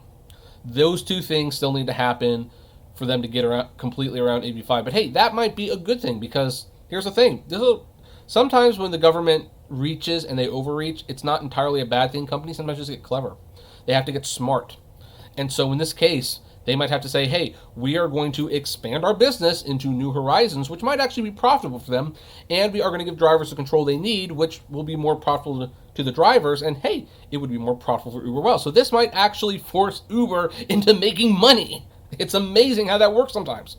So, AB5 author Assemblywoman Lorena Gonzalez, Democrat, San Diego, reacting to a Washington Post article, said that Uber had run a secret internal task force to devise ways to shield from the new law, characterized the company in a tweet as flip-flopping from defiance to, oh, wait, we will change our business model. Yeah, this is what it is. Uber, we want an exception from AB5. We won't follow AB5. AB5 doesn't apply to us. We will exempt ourselves from AB5 initiative. We will sue California AB5. Oh, wait, we will change our business model to try to fit AB5. Hashtag pick a lane. Love it. I love it. That is great. So, here's the thing. I know AB5 is controversial. It's extremely controversial. Some people don't like it. And you know what? If you don't like it, I don't want to say you're wrong. For reasons you might have every reason to not like AB5. In fact, I'm going to stress this right now. As a freelance journalist who writes freelance articles, usually under a pseudonym, so don't go looking for them. Just to let you know. I do that on purpose because of this YouTube channel. Like, I have to rethink how I do freelance writing. AB5 unfortunately affects it. Until we can get an exception, I have to look at loopholes. But hey, let's look at these things. Like look, flexible cancellation's gone away. I mean, look, if you're a passenger, that sucks. But if you're a driver, how's that anything but a good thing? Look at all this information. Nothing but good. The fact that Uber can no longer take more than 25% of your fare because, you know what, they can't be jerking around with you on the price. How is that a bad thing? How is any of this a bad thing? So far, the app has had multiple improvements to pay, information, and functionality. And guess what? You can still get on and off whenever you damn well would please. I'm trying to figure out what the problem is at this point. But hey, maybe I'm still missing something. And if I am, you will surely tell me. So please, do so. Comment below, like, favorite, share, subscribe. I would like to know what your thoughts are, and as always, flame responsibly. Have a good one.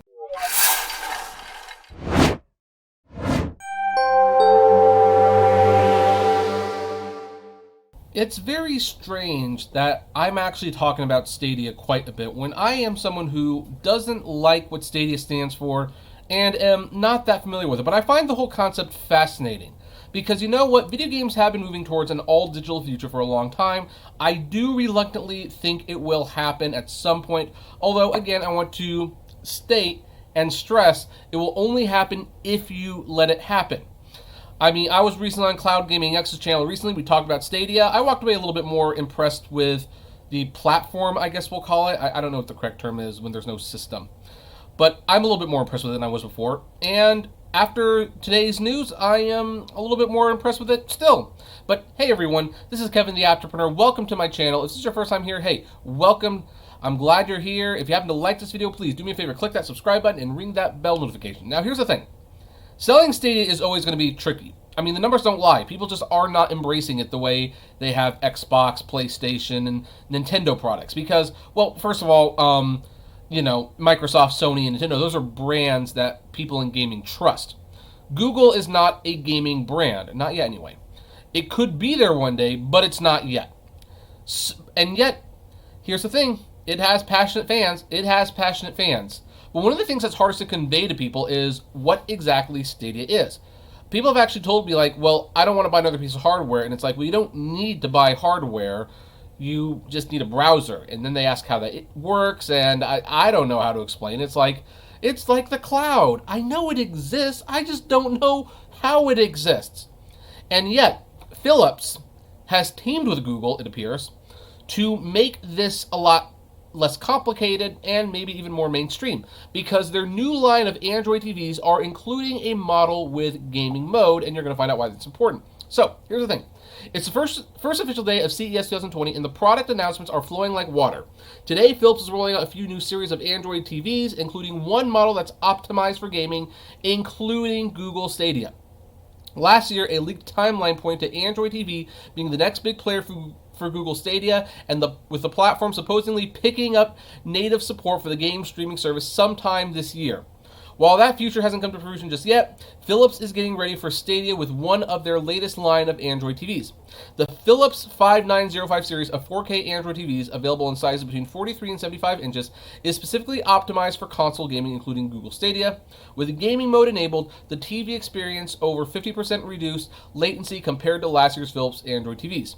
Considering there's always going to be some latency due to Stadia's internet-based nature, and that's going to always be a problem. Well, maybe not always, but it's going to be a problem for the foreseeable future. Where was I? Any efforts to reduce the local hardware's latency are commendable. That said, the reduced latency should also be noticeable on traditional consoles as well and may come in handy to those who feel like fast-paced games like Super Smash Brothers. So, they've got more information here, and that's what the TV looks like, by the way. It looks pretty nice, not gonna lie. Now, here's what is important, and why it's important for Google Stadia. Because here's the thing, you don't technically need hardware for Google Stadia. You don't. But Google Stadia is a brand new concept. It's unlike anything the gaming world has ever seen before, and that's why I think there's like a lot of resistance to it. Now, my issues with it is, of course, has mostly to do with ownership. I don't trust digital platforms when it comes to ownership. You don't own it. I don't like not owning my games. And you know what? Hey, some people have said, like, hey, it's rare that a game gets taken off your console when you paid for it. Hey, okay, it's rare. Don't like it when it happens. You don't like it when it happens. So that's my biggest thing. But here's the thing. Some people don't understand what Google Stadia is. So this will be a big boost to them, because here's the thing. It might even be a selling point, even though it really, I don't know if it should be. Because people are going to go to TVs, because here's what the salesperson is going to say. This TV supports Netflix, Vudu, YouTube, Spotify, and Google Stadia. Well, what's Google Stadia? Oh, Google Stadia is video games. Oh, so I need to get a console? No. You can just play it. I mean, you might want to get a controller, but you can just play it. Really, that's it. It comes with the TV. You know what kind of reminds me of? It reminds me of years ago. This is like back in 2000. I'm getting pretty old. Where the big draw for the PlayStation 2 wasn't that it played games, believe it or not. The big draw to the PlayStation 2 was that it had DVDs. That caused a lot of parents to spend an additional $150 more than the Dreamcast, because, hey, it doubles as a DVD player. My kids get games, we get DVDs, what's not to love? So it's kind of interesting to see this kind of going back to that style of marketing, where Philips, who, by the way, briefly flirted with video games with the Philips CDI years ago, which resulted in 3 of the worst Legend of Zelda games ever. They're kind of dipping their toe back in there in a way that's, very cost efficient. And it doesn't. And I mean, Google Stadia, look, I'm never going to claim to know how Google Stadia works in terms of technicals. I'm not smart enough for that. However, what I do know is someone buys a TV, they load it up, they see it comes equipped with Google Stadia. They can start playing right now. That's going to be a huge deal. That is going to be a huge deal. And this one TV alone might actually extend the Google Stadia's life by at least a couple of years. You never know. And if they put it into more TVs, and it just starts to become integrated into smart TVs, and they start pre-installing the app on the Android phones, you never know what could happen. This is the fact. Here's the thing. Google, they designed this thing to be on multiple screens, on multiple devices, and they make a lot of those devices. So if they put on their own devices and partner with other people, like, hey, we're going to put the app, like, it's just there, kind of like how Netflix is just there. I'm sure a lot of you have a TV right now that has a Netflix button on it. What if they start doing that with Google Stadia? Then that could be a huge threat to Microsoft, to PlayStation, to Nintendo. I think they're making a Switch Pro now. So, yeah, the future. It's going to be interesting. Now, I personally, do I still recommend it? No. Right now, I'm still very, very much on the fence. Again, it's the whole taking away the ownership thing. I just do not like that concept. But it's cool. It's a cool idea when you get down to it. Like, I can already see the convenience right there. I just worry about the larger implications. But hey, that's where we are going to leave it. I mean, why end on a sour note? This is pretty neat, and I think Google Stadia will definitely survive at least the first year. But I'd like to know what all you folks think. Do you agree? Do you disagree? I'd love to know. Comment below, like, favorite, share, subscribe, and as always, flame responsibly. Have a good one.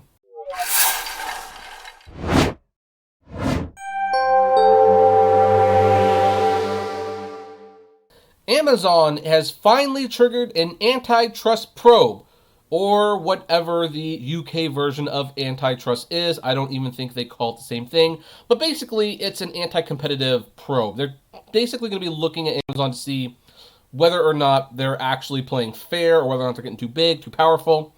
And interestingly, what triggered it is Amazon wanting to get into food delivery with the gig economy. Of all things, welcome to my life. You can't make this stuff up. Hey everyone, this is Kevin the Apptrepreneur. Welcome to my channel. If this is your first time here and happen to like this video, please do me a favor, click that subscribe button and ring that bell notification notifications for new updates. We upload on a near daily basis, live streams, premieres, all that jazz, and you will want to be notified when that happens. So anyway, Amazon's Deliveroo deal faces in-depth UK competition probe. The headline says it all pretty much, but of course we're going to look into this a little bit more in detail. Amazon, I say it over and over again, people don't really understand where I'm coming from sometimes. Amazon scares me. They scare me more than any other company out there. They have way too much, and all they do is they just keep buying things. They're kind of like Disney in a sense. Like, Disney, it's like, yeah, it's cool when they buy Pixar, but then they buy Marvel, and then you have Star Wars, and they buy Fox, and before you know it, they have 40% of the movies. And then when Sony's considering, rumored to be selling the movie industry, then Disney wants to buy that. It's like, when does it stop? And I've had that thing about Amazon for a long time. And the thing is, Amazon has gotten far more percentage of the market corner than Disney. Amazon, I think, controls 80 to 70%, 70 to 80% of the online sales. It's ridiculous. Half of all the Black Friday sales are Amazon. They control 40 to 60% of the book sales. Like, their Amazon Prime service, they have been investigated in America where basically if Amazon makes a product, then the competitor's product gets stifled on the search engine, and just because of that, that company, because they're not Amazon, can go out of business. And they keep buying. They just won't stop. And they decided in the UK they wanted to buy Deliveroo. Now, Deliveroo is food on demand. You open an app, it's basically DoorDash or Postmates, whatever app you use. And Amazon decided they wanted to get into that business for whatever reason. Now, I've got some suspicions on why they want to get that business. We will talk about them. Let's start the article and let's kind of look at what's going on here, though. So, Britain's competition regulator is launching an in-depth investigation into Amazon.com Inc.'s purchase of a stake in online food delivery group Deliveroo after the companies failed to assuage its initial concerns. So, Amazon didn't outright buy Deliveroo, they just bought a stake in it. Amazon led a $575 million fundraising by Deliveroo in May, and the probe could disrupt the e-commerce giant's efforts to compete with Uber Eats, Just Eat, and Takeaway.com in food delivery. The Competition Markets Authority, which launched an initial probe in June, said on Friday it had decided to move to a Phase 2 investigation as Amazon Deliveroo had not addressed its concerns before a December 18th deadline. And they wouldn't. Like, why would they?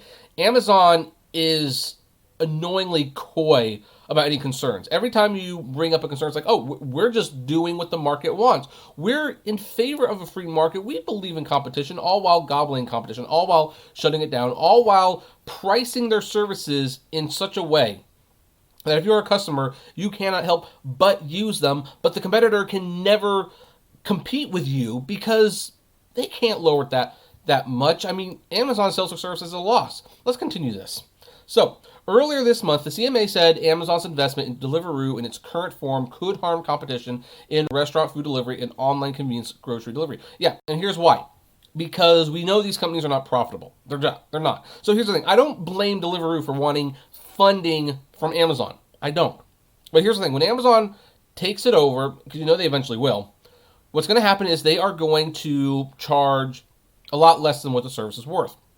These companies are already hemorrhaging money because they're not charging what the value of the services are. Amazon will take it a step further. They're like, oh, well, you're losing $500 million a year? Well, we'll lose $1 billion a year, and you can't compete with that, which means you will not only lose $500 million, you will lose more money because less people are using the service. Therefore, we get all the business, you'll shut down, and we will keep it. And by the way, just let you know, they do it for their warehouse workers. Don't think they won't do it for you too.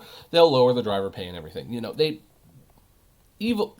They are, anyway. The deal would give Amazon more say in the running of Deliveroo, which has grown rapidly in the last 6 years to more than 100 towns and cities across Britain.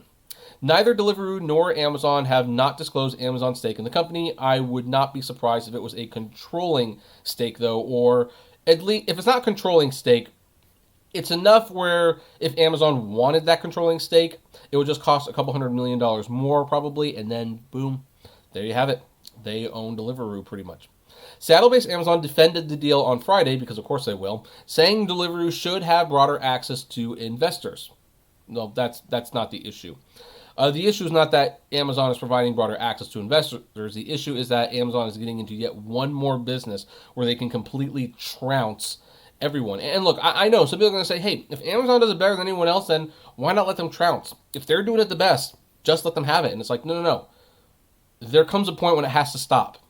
Like, Amazon's not trouncing people because their service is good, although it is. They're trouncing because it's cheap and they can afford to lose hundreds of millions of dollars where the competition can't. That's not fair. And that's not right. Deliveroo said it was working with CMA and the deal would, quote, add to competition. It's always adding to competition. It adds to competition, helping restaurants to grow their business, creating more work for riders, and increasing choice for customers. Yeah. Until Amazon, with their controlling stake in Deliveroo, goes up to the restaurants and they start saying, hey, we want an exclusive deal, or we're not going to deliver with you. Oh, you don't want that deal? Well, here's the thing. We're Amazon. We're Deliveroo. We're going to sync our Deliveroo program with our Prime membership so that people get free Deliveroos from us. And more people will be signing up for Deliveroo, and you will be out of the picture. And heck, if they don't do that, they might even go to their current partners and say, hey, you know that 30% commission we have? We really believe it should be 50%. Don't like it? We'll take you off the Deliveroo platform. You will lose so much money. Amazon has done this before. I mean, they strong-armed Hatchet Books in a very public dispute so that Hatchet Books had to okay, let me back up a second. Hatchet Books sold Amazon books for a certain price. Amazon said, we want it at this price. Hatchet says, we can't make money at that price. Amazon said, oh, okay, well, we understand. We could do this. Oh, look, it's off the site. Your books are off the site. Pay us the money. Give us the cheaper commissions. Lower your prices, or your books aren't going back up. We sell 50% of the nation's books. They did that. And they have done that with Disney and Warner Brothers when it comes to their movies. I mean, Warner Brothers is the reason, sorry, my head is just real quick, that there's no more selling used stuff on Amazon because Amazon said, we want to pay this much for the discs. And Warner said, well, okay, but you got to kill the used DVD market, and that's where you got to get approval. And Amazon's also hurting the 4K release. Like, they're saying, like, hey, we want our 4K discs for this much money. And the manufacturer's saying, we can't make it for that much. And I was like, oh, well, we won't carry it then. So the only way to do it is to meet Amazon's demands, but then you can only put blockbuster titles on Ultra HD disc. It's scary what Amazon does. So, no, this is not about adding to competition and helping restaurants. If anything, this will hinder restaurants' ability to keep more of the money that they should own. It should keep. Anyway, that's pretty much the end of the article. Anyway, but yeah, here's the thing.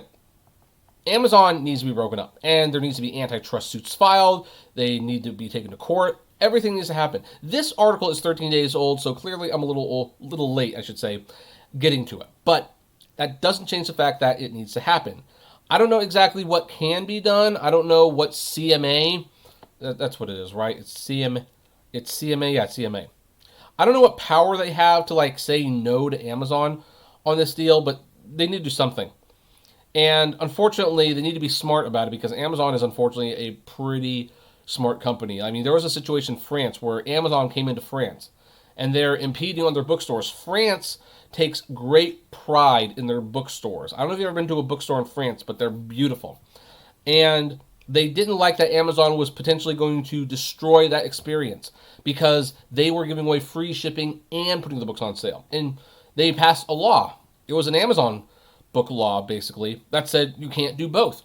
You can't give away free shipping and you can't have a discounted book. You can't do both. So what's Amazon do? Okay, they comply with the law. They charge 1 cent for the shipping. 1 cent, those evil, smart, clever, disgusting bastards.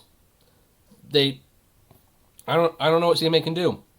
CMA will probably put some limit on Amazon, but would it even work? Amazon's just pretty clever out getting around it. That doesn't mean we should just accept it, but yeah, I don't know. Amazon scares me. They truly do.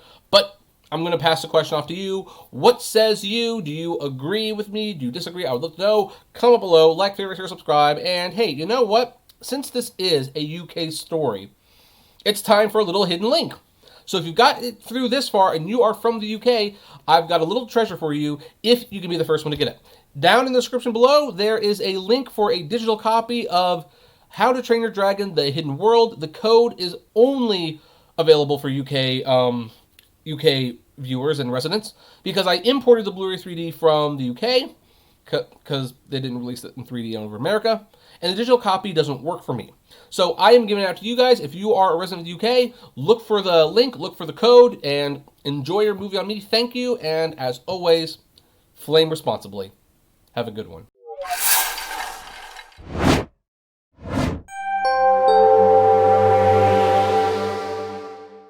Thank you, everyone, for joining me on this wonderful Saturday morning. Hello, my name is Kevin the Apptrepreneur. Welcome to my channel. If this is your first time here and you happen to like what you see, please do me a favor, click that subscribe button and ring that bell notification. And thank you for spending a few minutes of your time with me on this Saturday morning.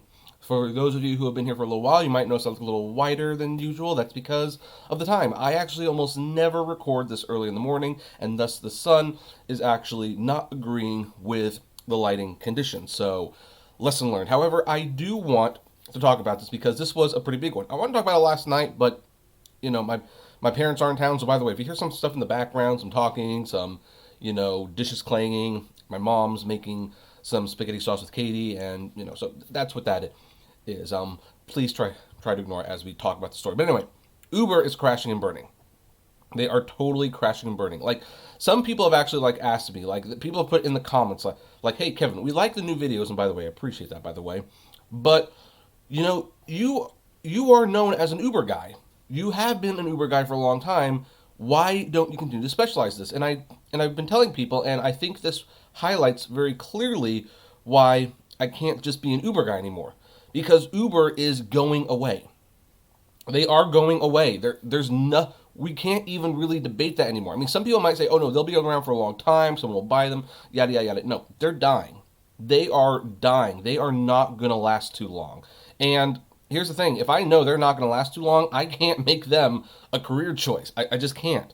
So I already made that mistake with my other channel where I did nothing but talk about MoviePass, and MoviePass went under, and well, now that channel is pretty much dead. I mean, I can revive it, and that's one of my New Year's goals is to revive that, but, you know, and bring it back to where it was and maybe even excel at it. But here's the thing. Oh, we've got a software update, of course.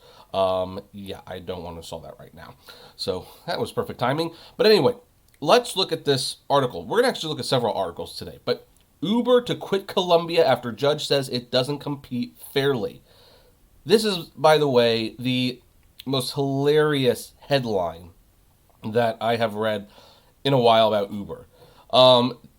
They are to quit Colombia because the judge says they don't compete fairly. They don't. They really, really don't. Now, some people might say, well, what's fair in business? You know what? Maybe that's a fair question. Business is war. It really is. So, no, you know, what's that old saying?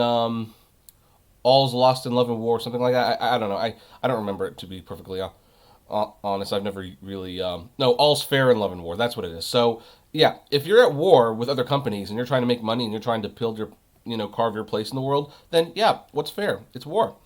And yet, Uber builds its business off being unfair to everyone. They're unfair to the cities, they're unfair to the taxis, they're unfair to the drivers who drive the Ubers. And so I guess Colombia just finally said, you know, enough is enough. So here's what it says. Uber Technologies is ending its ride-hailing service in Colombia after a local regulator ruled the company wasn't competing fairly. The service will stop functioning from February 1st in response, the company said in a statement. Food delivery service Uber Eats will continue to operate because, you know, that's technically something different. By the way, when people ask how can Uber argue that, you know, with the AB5 test that, you know, the drivers aren't core to their business, you know, it's probably because of things like this. Uber Eats, that's technically different from, you know, transportation. Uber said the December 20th decision by a judge at the industry's market regulator, which found that Uber's app violated competition norms, was, quote, surprising and arbitrary. Was it surprising? Because as we're about to find out, something tells me this has happened quite a few times and you should have been prepared for it. And said it appealed the decision. Cotec SA, a taxi service platform, filed a lawsuit against Uber. Uber says it has 2 million customers and 88,000 drivers in the country. It has been operating in Colombia for 6 years, with its presence generating several protests by taxi drivers. Many Colombians are afraid to hail taxis in the street in the nation's crime-ridden cities. One taxi crime, known as the Millionaire Ride, involves stopping the car to enable armed accomplices to enter before taking the victim to ATM machines to empty the rider's bank accounts. Rough. So anyway, we're not gonna do all that. But here's the thing: Colombia has officially said get out. And so February 1st, Uber will be ceasing operations, at least their rideshare operations in Colombia. And here's the thing. We could definitely have like a debate about what is fair in this and not. I will acknowledge most of the complaints are coming from taxi drivers. Uber is putting taxis out of business, and you could argue that Uber is a better business overall. Like, it just makes more sense. I mean, why can't taxis have their own app? Why can't they, if they're all unionized and get together, why can't they get together, have like an Uber system style app? Why can't they advertise? Why can't they compete with Uber? Like, why do they have to sue Uber to get their way? And one of the problems, of course, is like at least in America, the regulations. There are things that taxis have to abide by that Uber does not. Like, I was listening to the Rideshare Guys podcast years ago, where a taxi driver was talking about his experiences with Uber and what Uber had an advantage. One of the advantages that Uber has is if you call a taxi, I didn't know this. If you call a taxi, like you reserve a taxi and you say, hey, I'm at this place, I need you to come pick me up, and the taxi comes and they drive up. If someone else sees the taxi and they get in the cab and they said, take me here, taxi has to go. He cannot say, no, I'm here for someone else. He has to take them. That's one of the regulations. An Uber driver is under no obligation. So that might be one of the reasons why your taxi never shows up. Maybe it did show up. Someone saw it was a taxi. They needed a ride. They got in. They left. But here's the thing. This is not the only place. So let's go over here. We all know about their London, pretty much, whatever, has told them that they, want to get out. Now, Uber's, of course, appealing it, but there you go.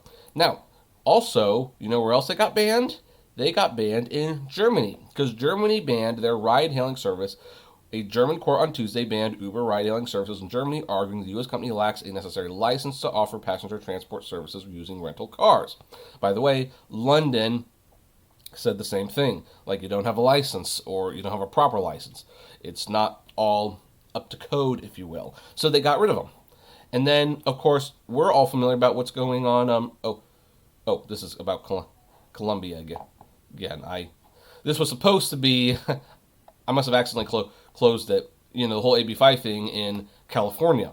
They are suing California. And then you have stories like this in France, where Uber's Me Too moment in France. The ride-hailing company is facing a backlash after women took to social media to share their stories of sexual harassment and assault. So, here's the thing. The uproar prompted France's Secretary of Equality, Marlene Schiappa, I hope I pronounced that right, I'm sorry if I didn't, to summon Uber's French directors to a meeting on December 12th. So, if there is a message you should be taken away from this, it is this. And look, I don't want to be a negative Nancy. This is another reason why most of the content's going in a different direction now, because I can't do this every single day without looking like a negative Nancy or just a tad bit obsessed. But if there is a message to take away from this video, and many of the videos before, but especially this one, if you're doing rideshare for a full-time living, get out. Get out of it. There's no future in this. They're being banned all over the place. I don't know if they're going to be banned in America. That might be a tall order because, America has like a typically very poor reaction to companies that steamroll over competition and human rights. I mean, Walmart's still a thing. Amazon, of course, is the big example. You have Apple out there, and then you have like Google and Facebook listening to privacy everywhere, to all of our private, most intimate moments. Like, Facebook knows when you go to the bathroom. It's scary. So Uber might still be around in America, but here's the thing, it's not going to look the same. It's not going to look the same. AB5 is just the tip of the iceberg. It's going to change, and it's changing rapidly. And in all these other countries, they're being kicked out. At some point, I have to wonder if they get kicked out of enough countries, like if London says, nope, you still have to get out, if Colombia says you're staying out, if France decides they want to get rid of them, Germany pretty much said no at this point. What if Ireland says no? What if Mexico says no? What if Canada says no? Canada's actually pretty good about these antitrust things. I mean, I'm sorry, there's just no future in it. So here's the thing. I know some people need to do Uber to make a little extra money. Fine, I respect it. I mean, I think there's a lot of part-time jobs you can get, but hey, that's your personal decision. But here, I'm telling you, I have to let's go over this one. This one's a better picture. I have to stress, this is not going to be around forever. It might not even be around after a couple of years. So one of the things that my friend Drive Girl Drive said. And by the way, we're talking about doing like a little reunion podcast, so keep an eye out for things like that. One of the things she said very early on is rideshare is a stepping stone for another opportunity. So for me, just to show that I was able to turn lemons to lemonade, like when I signed up for Uber, it was because I really needed money, and they paid a lot better. And I was going to do Uber for a long time. I loved it. I wanted to do it full time. But it resulted in me making this channel. And by the time Uber started slipping, the channel was doing better. So then I moved on to the channel. And now that the rideshare thing is kind of like not, doing as well on the channel, well, guess what? We're moving on to something else. And by the way, just to let you know, I'm seeing the subscribers go up. So thank you to all my new subscribers who definitely like the new content. But you must always use rideshare as a stepping stone for the next big thing.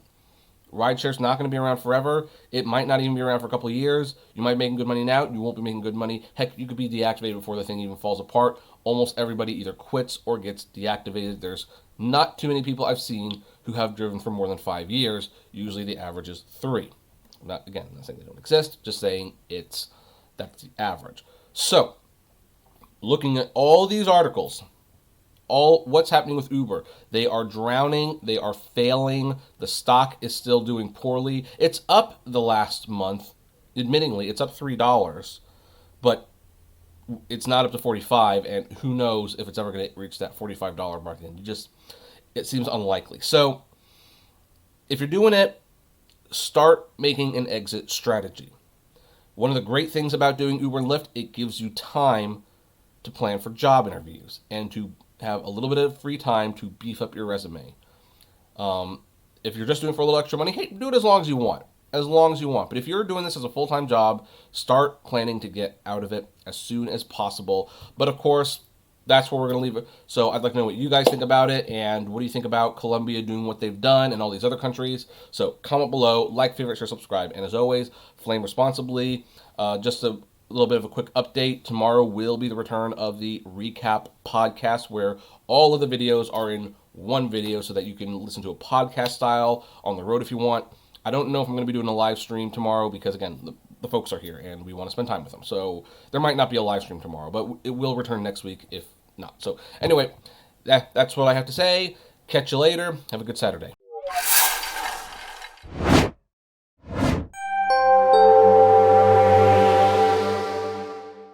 And so another one bites the dust, or sort of. Actually, this service, instead of shuttering, is simply changing focus. It almost seems like fate that I be talking about this one. Hey everyone, this is Kevin the Apptrepreneur. Welcome to my channel. If this is your first time here and have delight you see here, please do me a favor. Click that subscribe button and ring that bell notification. We upload videos on a near daily basis. You will want to be notified of those, as well as premieres, live streams, all that good jazz. So anyway, let's talk about cargo. Cargo is something that I've talked about infrequently, but I've had nothing but high praise about until Uber got a hold of it. See, cargo was whatever you want to call it. This one's actually a little interesting. A service where you could sell snacks to your Uber and Lyft passengers, and you would make a little extra money. Well, of course, Uber said, no, that's not all right. Those are our drivers. Like, we're never their drivers unless they need us for something. This is one of those cases where Uber pretty much said, hey, no, those are our drivers. That's our service. You can't do that. And they basically banned cargo from the service until cargo made a deal with Uber so that it was an exclusive service. And then all of a sudden it was okay to sell snacks again. It's just Uber now got their cut. So here's the thing. Cargo sent out this email, and they're pretty much going under, but not really. Their old service is being shuttered while a new one arises. So let's take a look at this email that I got. Since Cargo launched in 2016, our mission has been to help drivers earn more money and upgrade their rides. In total, drivers earned $13 million by distributing 12 million products to 35 million passengers. We're proud of the partnership we built with you and tens of thousands of drivers in 14 cities in 3 countries. I honestly thought this was a little bit bigger. I didn't realize it was only 14 cities. Recently, we launched Cargo Beam, a new car top advertising service that helps drivers earn even more today.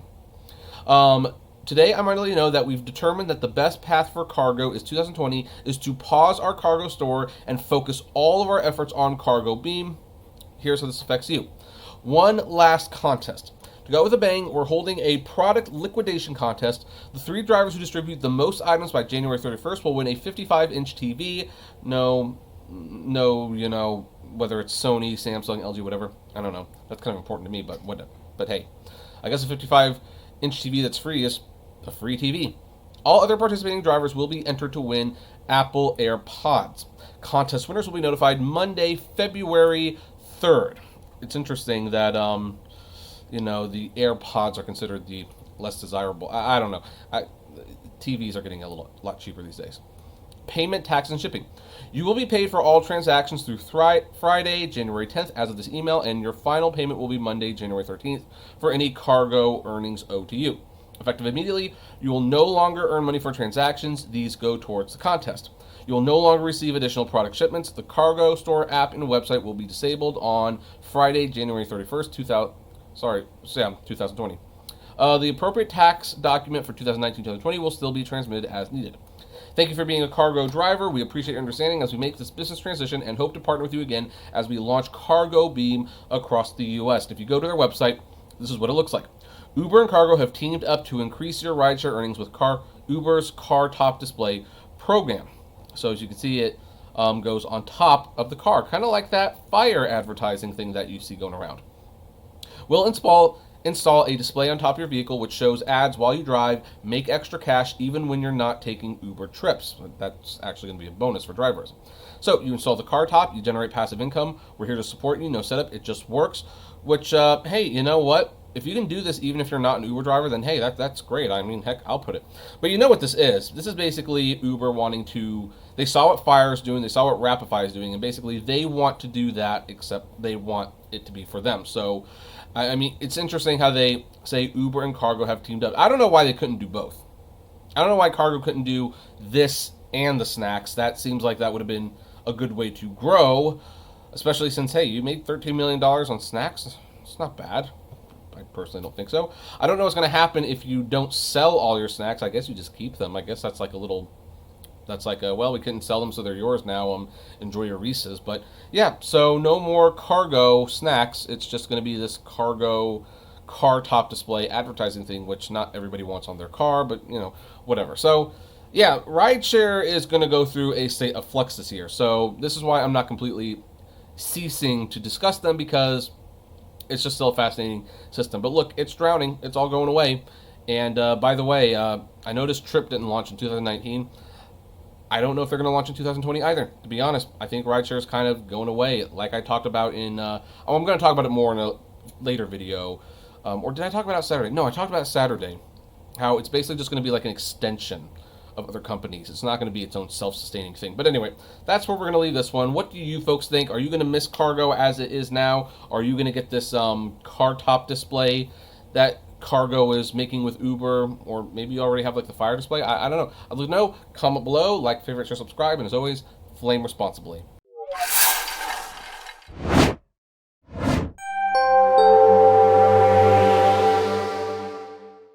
Grubhub is one of the most interesting gig economy apps we have discussed on this channel. I don't talk about it much. If people want their daily fixes of Grubhub information, I always recommend Team LMDU and Paid to Drive. Pete and Tony. They're good guys, by the way. But I do talk about them once in a while, especially in situations like this. Grubhub is at least before Uber and Lyft went public, they were for the longest time the only gig economy app to be publicly traded. That meant like a year before you could buy Uber and Lyft, before it was cool for these, gig economy companies to go public and make millions of dollars, billions, which kind of happened, kind of didn't. Grubhub was going public and it was doing things right. Now, I do, for the record, have a share in Grubhub stock. My goal is to have one share of every company that I talk about, so that as an investor, I have a vested interest in discussing the news. Some people says it's backwards thinking that you'll be talking negative about stocks you own. Well, again, I'm not investing a lot. I will let you guys know if I decide to invest a lot. But I do it because I got tired of people basically saying like, well, you don't drive. What's your incentive to talk about? So I was like, well, I'm an investor, so I guess I have an incentive to talk about this. And it kind of worked, actually. People really don't bring that argument up very much. But anyway, before we talk about the story, hey everyone, this is Kevin the Apptrepreneur. Welcome to my channel. If this is your first time here and you happen to like this video, please do me a favor, hit that subscribe button and ring that bell notification. We upload videos on a near daily basis. You'll be notified of those, premieres, live streams, all that jazz. So anyway, here's the website of Grubhub. I just need like a visualization so you, just in case you didn't know what Grubhub is. As you can see, there's 5,794 open restaurants, 791 delicious deals, 251 places with free delivery. You can get Thai, pizza, Chinese, Mexican, Japanese, sandwiches, breakfast, and Indian, and more. It tells you on this website which restaurants are now open. You can see the star ratings, or there might not be enough ratings. Who knows? A lot of 5-star restaurants. They have the popular brands, all this jazz. So, anyway, that's the Grubhub website. And here's the thing. As one of the first publicly traded companies, like, I've looked at that stock. It's been wild. It's been wild. It has gone down. It has gone up extremely in both cases. It's by far the most unpredictable stock I own. And I wasn't too surprised that rumors appeared that, well, they might be for sale. So here's from Vox. The Wall Street Journal reported yesterday that food delivery service Grubhub could be up for sale.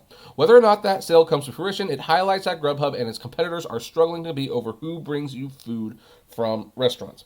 Grubhub has seen its market share decline to about 30% of U.S. sales in November, down from more than half just 2 years earlier. According to data from credit card measurement company Second Measure. Meanwhile, venture capital-backed startups like DoorDash have moved into the lead with 37% of U.S. sales. Uber Eats, Postmates, and a handful of smaller competitors are also duking out in cities and towns across America. Well, here's the thing. There's more bad news. Uber Eats is apparently not making money. It's not. I really thought they were for the longest time they were, but apparently they're not making money. Postmates is also rumored to be for sale. DoorDash seems to be in the strongest position, which pisses me off to no end. I mean, those of you who've been following for a while, you know what I feel about DoorDash. But DoorDash seems the healthiest. They do not have these sale rumors. They do appear to be on the track to go public, and they just bought Caviar, although I haven't heard of anything happening with Caviar recently, which I guess is good. I really liked Caviar. But here's the thing. So here's the market share. The pink is Grubhub, and like way back in 2017, they had 55%. Apparently now they have 31%. I'm not going to lie, that's not a great share. And you see, it hasn't gone down. I mean, it goes like to 32, and then it goes up to 33 briefly, but it's definitely heading in the wrong direction. This is not the direction you want to go if you want to be a successful business. And so I'm not surprised that these rumors are popping up. However, who would actually buy Grubhub? Well, there's a couple people who are interested. First of all, Walmart and Kroger are reportedly interested. Which kind of makes sense, because here's the thing. Bosses at the retail titan and supermarket giant, along with managers at Albertsons and Hold de Haas, which owns Stop & Shop, assess how the food delivery startup could augment their companies. So, let's see here. I've spoken with executives from each company, especially Walmart, and there is interest in acquiring Grubhub, Ladd told the newspaper The News. I believe the value of Grubhub to Walmart is that they could leverage Grubhub for delivering food and groceries.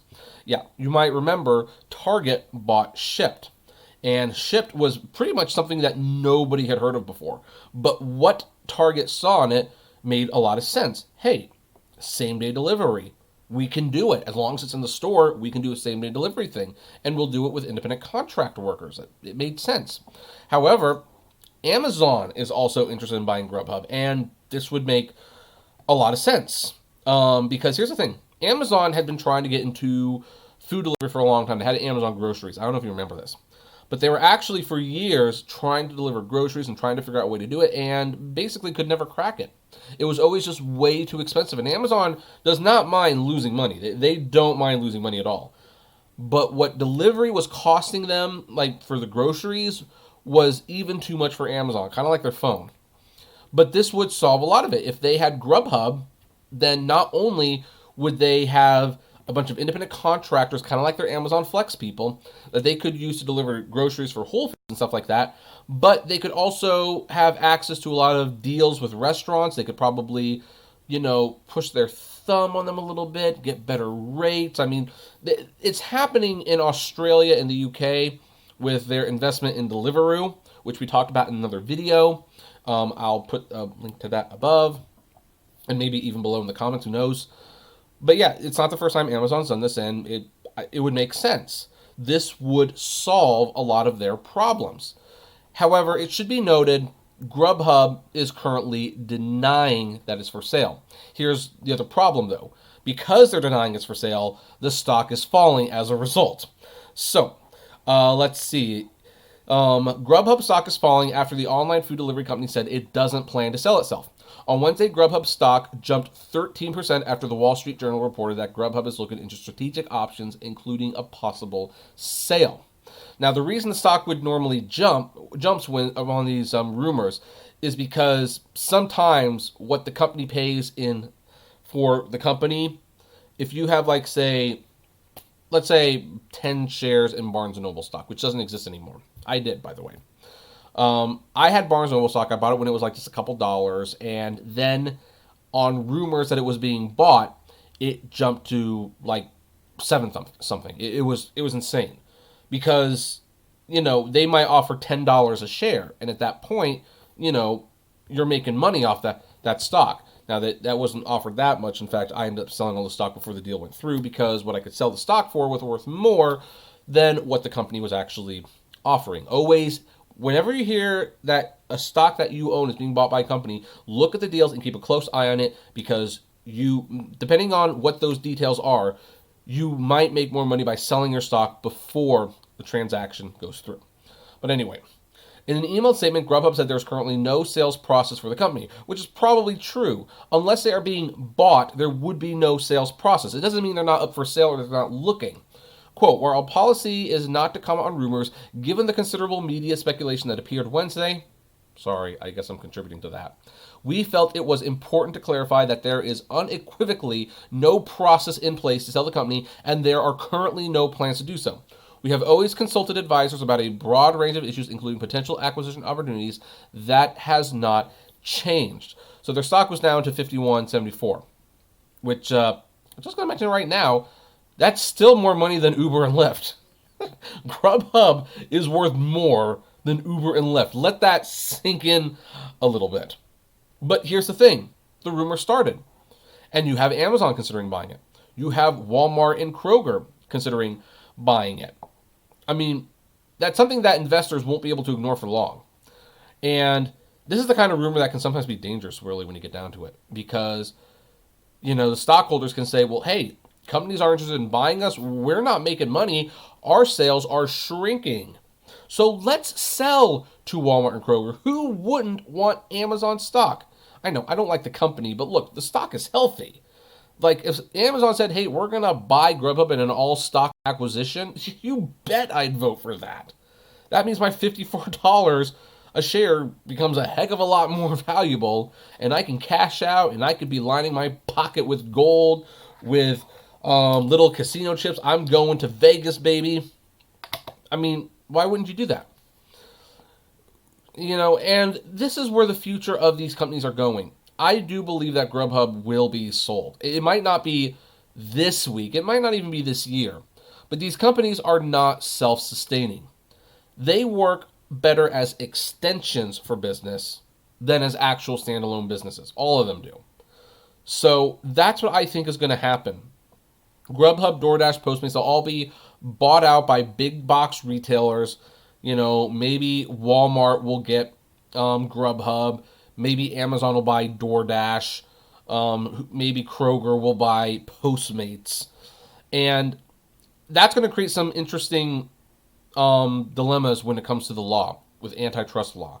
Because, again, you have situations where it's like, okay, you're not only in business for yourself, but now you own a business that relies on their competitors, in a sense, to deliver food and products.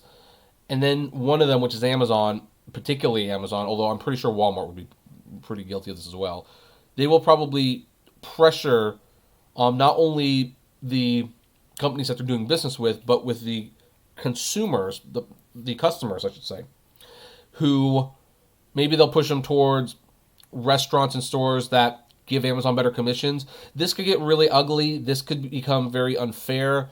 I mean, look, Amazon, they already are touching the edges of the monopoly right now.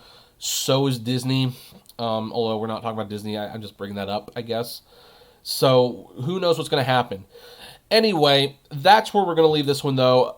Grubhub's official word is that they are not for sale, but personally, I wouldn't be surprised if that ended up not being true. So anyway, what do all of you folks think? Do you agree that Grubhub's for sale? Do you not agree? I would love to know. Comment below, like, favorite, share, subscribe, and as always, flame responsibly. Have a good one.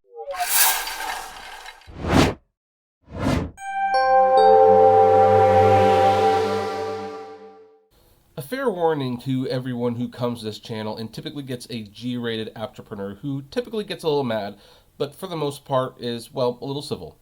But we're going to actually be pulling off the gloves just a little bit for this one because this story is complete and utter bullshit. Hey everyone, this is Kevin the Apptrepreneur. Welcome to my channel. If this is your first time here and you're having to like videos like this, please do me a favor. Click that subscribe button and ring that bell notification. We upload videos on a near daily basis and you'll want to be notified of those live streams, premieres, everything. So anyway, let's take a look at this absolutely stupid situation we find ourselves with, and it involves Amazon.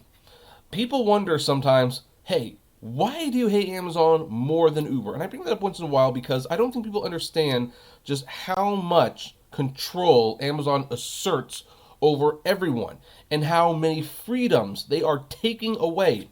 Look at this headline. Amazon takes a swipe at PayPal's $4 billion acquisition. So what is this $4 billion acquisition? It is for a service called Honey. Now, I don't know if you can see it. I'm still getting used to the new setup, but like on my browser, up here in the corner, there is a little icon and it says Honey.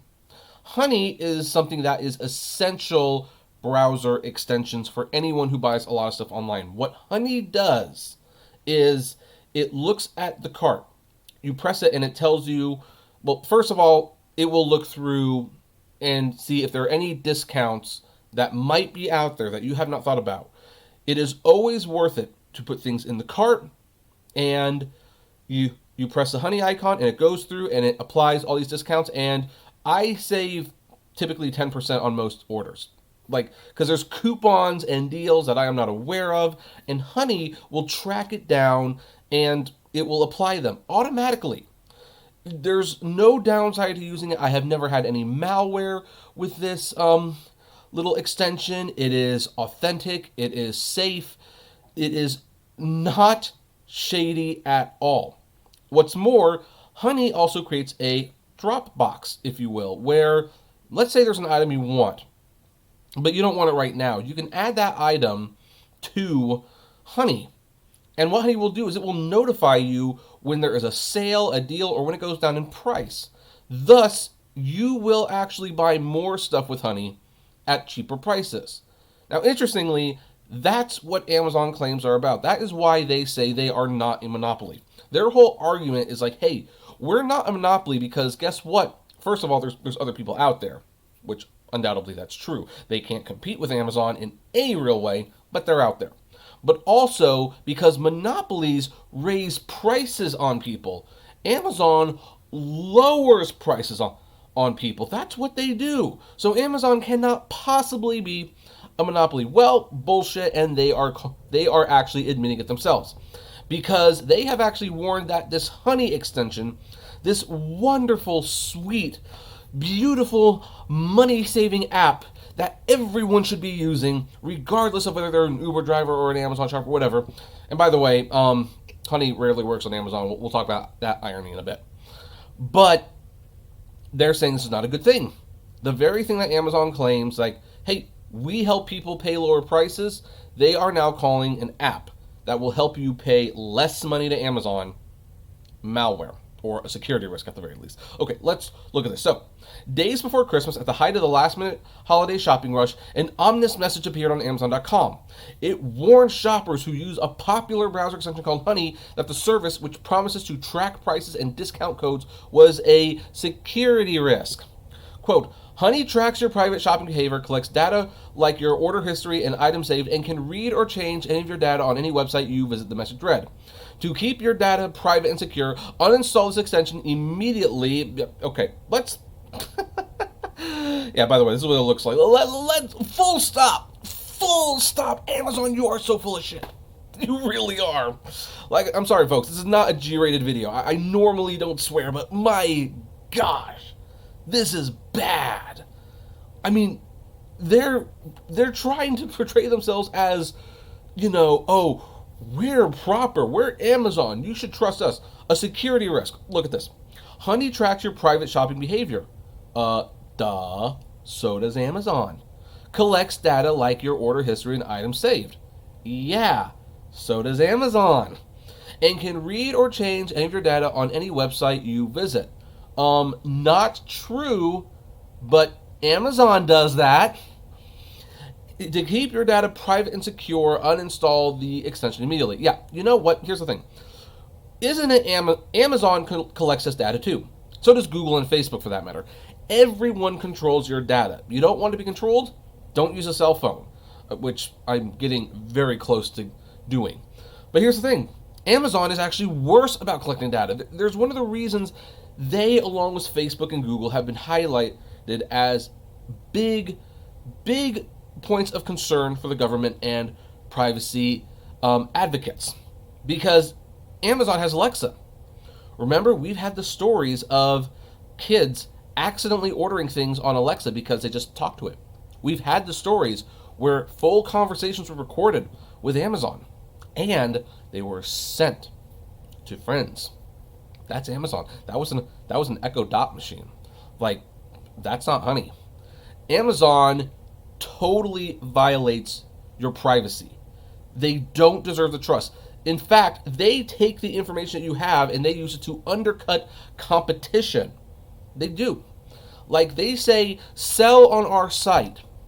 And you sell on your site. And what they're doing is they're collecting data the whole time. Sales data. And when they see what items of yours are selling, they will stock that item themselves and they will discount it. Amazon, yeah. So here's the thing, and I love that Wired is pointing this out. Honey isn't some obscure browser extension from an unknown developer. It's not. Founded in 2012, the Los Angeles-based startup now boasts over 17 million users. Hey, if there was malware or if that was a security risk, you'd think one of those 17 million users would have complained by now. It finds discount codes to save shoppers money at tens of thousands of online retailers, including Amazon. In November, PayPal agreed to purchase Honey for an eye-popping $4 billion, its largest deal ever. The acquisition was completed this week. And interestingly, this is the week that Amazon now decides to say something. Amazon's warning, which began appearing on December 20th, confused and angered many of Honey's users, some of who complained on its official social media channels. The browser extension has been compatible with Amazon since it was founded, and it was a significant part of Honey's appeal. Amazon is one of the most popular retailers in the world and the place where most Americans begin when looking for a product online. So here's the thing. What's Amazon's response to this? They said, our goal is to warn customers about browser extensions that collect personal shopping data without their knowledge or consent. They declined to answer follow-up questions about the basis of the claim, and of course, just spoiler alert, I mean, we're not going to read this whole thing, because I'm trying to actually read less of the articles and have more of me in these videos. But here's the thing. They've never actually pointed out what the problem is. So, like, where is the security breach? So, here's the thing. You want to know what I think the problem is? What the real problem is on this? The real problem is that Amazon likes to control the prices. They like to control how people shop. They like to control what people are paying. Amazon collects shopping data, your shopper data, let's put it this way. And here's something that you might not know. You might pay more for an item than someone else will, because Amazon collects your shopping data, your buying habits, and they understand some people might, well, for example, let's just say this, for example. Some people might be willing to pay full price for this. Let's say $60. But some people say, will never pay more than $40 for a game. Never more than $40 for a game. So to those people, Amazon might offer this for 45 or 40, maybe even 35, because they want you to buy it. However, if they know that you have a tendency to pay this for $60, they're not going to cut the price. They're just not. So, yeah, Amazon manipulates the prices all the time. What they don't like is when other people come in and manipulate it for them. Because, hey, they're Amazon. This is their site. They control the market. They control the prices. So why should Honey do that? And Honey's been doing this for a long time. Now, I will point out, because I have done work for other companies, and at least one particular company bought a lot of their business supplies from Amazon, and I was tasked with buying those supplies. And look, I did it on Amazon. Didn't like it, but you know what? It's not my company. It's their company. So they're allowed to do it. They want to buy from Amazon. Okay, I'm going to buy it from Amazon. And I have the Honey app installed. But here's the thing. Every time I used it, very, very rarely did it result in something being saved. A few times it did, though. A few times it did. And here's the thing. When you add a few times for millions of people who use it, that costs Amazon millions of dollars. And some of you might be asking, because you might be going like, well, but, you know, aren't the codes legal? Yes, the codes are legal. The coupons, everything about it is legal. They are applying discounts that you were not aware were out there. But that's the thing. Discounts are a way to lure people in. If you're going to buy something and you're not aware that that discount exists, then why would they bring it to your attention? Like here's a good example, because I go to Barnes & Noble a lot. Right now they're having to buy 2 manga, get 1 free sale, which is totally worth doing, by the way, for all graphic novels. If you walk up with 1 manga, they will probably point out the deal, because even though they're giving away a book for free, you are buying a second book. What happens if you bring up 2 books and you're not aware of the deal? The cashier might not be so inclined to let you know about the sale, because at this point you are buying 2 books. They are not going to gain anything extra from letting you know that you can go and grab a 3rd book for free. They're just going to ring you up and you're going to be on your way. That's how Amazon wants to do it.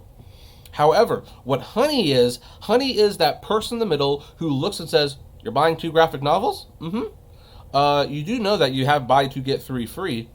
Really? Well, I better go grab a 3rd book then. That's Honey. Honey is the person who's letting you know of that deal you were not aware of, thus it's going to cost the company money. That's the real reason Amazon doesn't want this thing to be used. That's why they're encouraging people to uninstall it. And here's the scary thing. Amazon is so trusted by people, so unnefarious to many people's eyes, that they are going to uninstall this app or this extension. It's really an extension. It's not an app. And they are going to be missing out on a lot of savings, not just at Amazon, but on all these other sites, because Amazon just doesn't like that they are pointing out that there are deals in place that maybe they were not aware were there. So, here's the thing. I understand why Amazon doesn't like this, and I'm not even saying that I don't know what to say, because here's the thing. They're lying about it. They're absolutely lying. And here's the thing. They are also smearing the reputation of the app. And PayPal owns it now. I'm kind of curious, what is PayPal's response going to be? PayPal is a reputable company. Granted, they do their own shady things. They're not innocent. But they are, like Amazon, a reputable company. They're publicly traded. And here is the biggest company in the world saying that the browser is a security risk. That is patently false. What is PayPal going to respond? I am curious to see what their response is going to be. This is going to be a very, very fascinating to watch. I'm looking forward to seeing where this one goes next. But anyway, that's where we are going to end it right here. So what are your thoughts? Do any of you use Honey? If so, how great is this extension? Like, are you going to uninstall because Amazon's telling you to uninstall? I would love to know. So comment below, like, favorite, or subscribe. And as always, flame responsibly. Have a good one.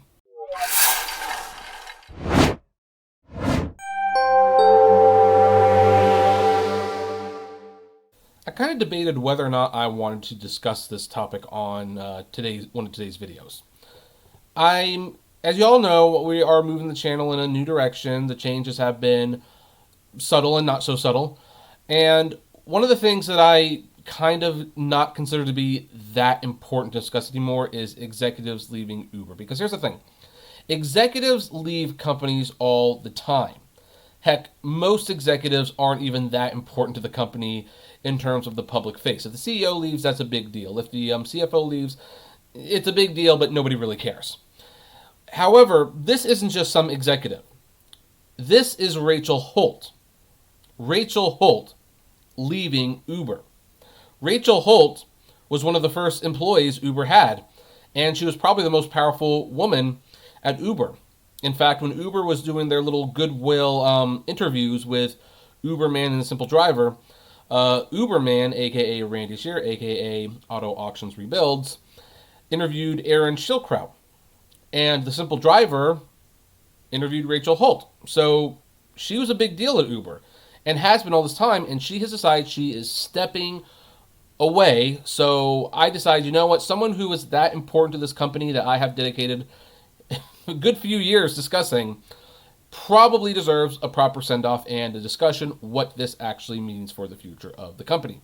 Hey everyone, this is Kevin the Apptrepreneur. Welcome to my channel. If this is your first time here and you happen to like this video, please do me a favor. Hit that subscribe button and ring that bell notification. We upload new videos on a daily basis. You will want to be notified of those videos as well as premieres, live streams, all that jazz. So anyway, Bloomberg's headline says it right there. I have my virus software update. It's just not with Norton. I don't know why it's asking me all the time.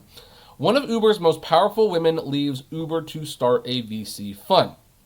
Rachel Holt, one of the first employees at Uber Technologies, Inc., who rose to become one of the most powerful women at the company, is leaving to start a venture capital firm.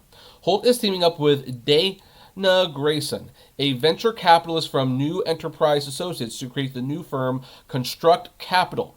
Both women announced the moves on Twitter but didn't offer details such as the target fund size. Neither responded for requests to comment.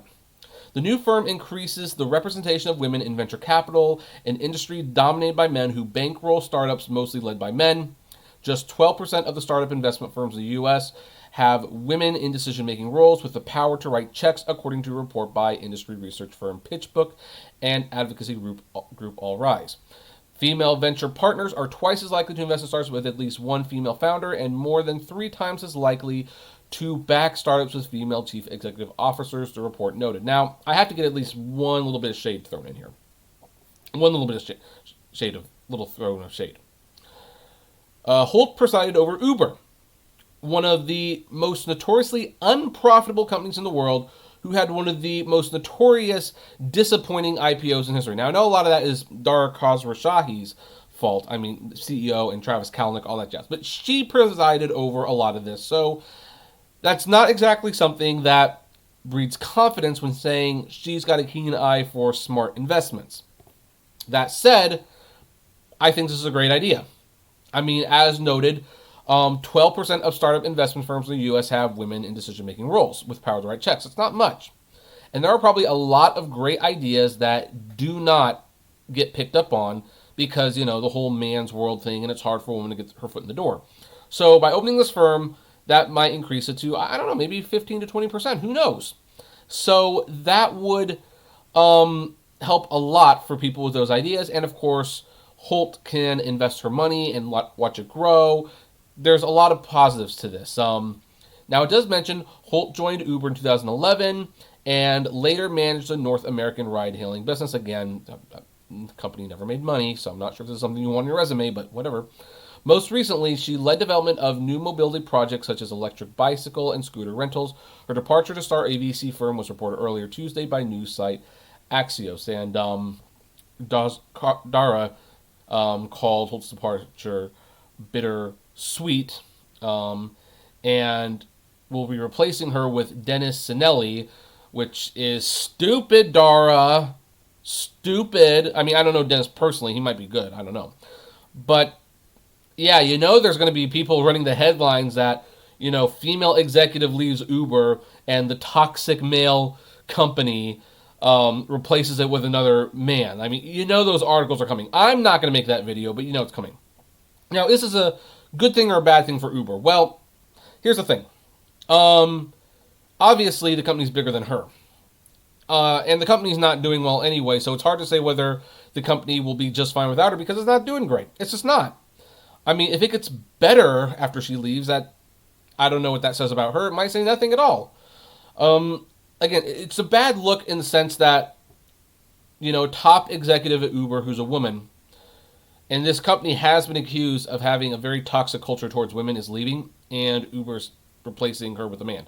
That probably looks the worst. It also is inconvenient timing, I will admit, because with Travis Kalanick having just left and now she's leaving, I don't know if there's any founding members of Uber still there. I don't know if there are.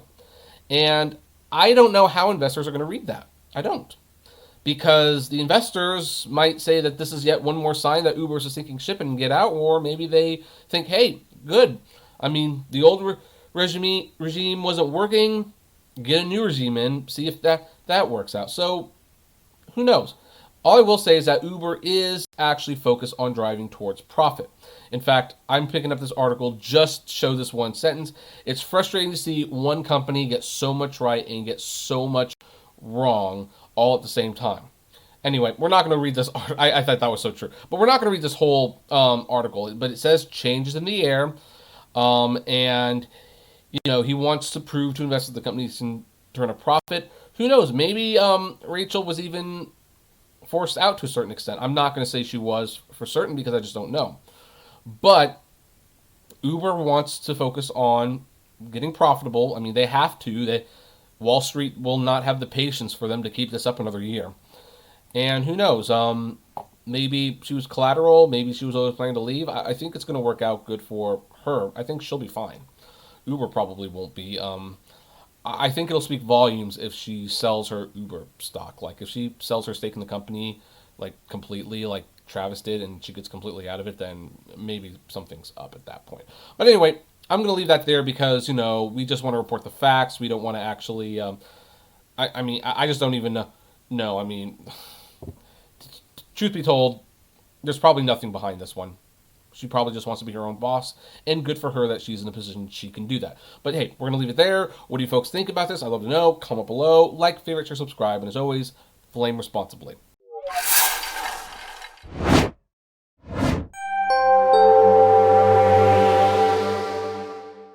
Tweeting all day is hard. I think I need a tip for all the free tweets I'm giving you folks. Does that sound a little pretentious? Maybe a little self-entitled? I mean, Twitter.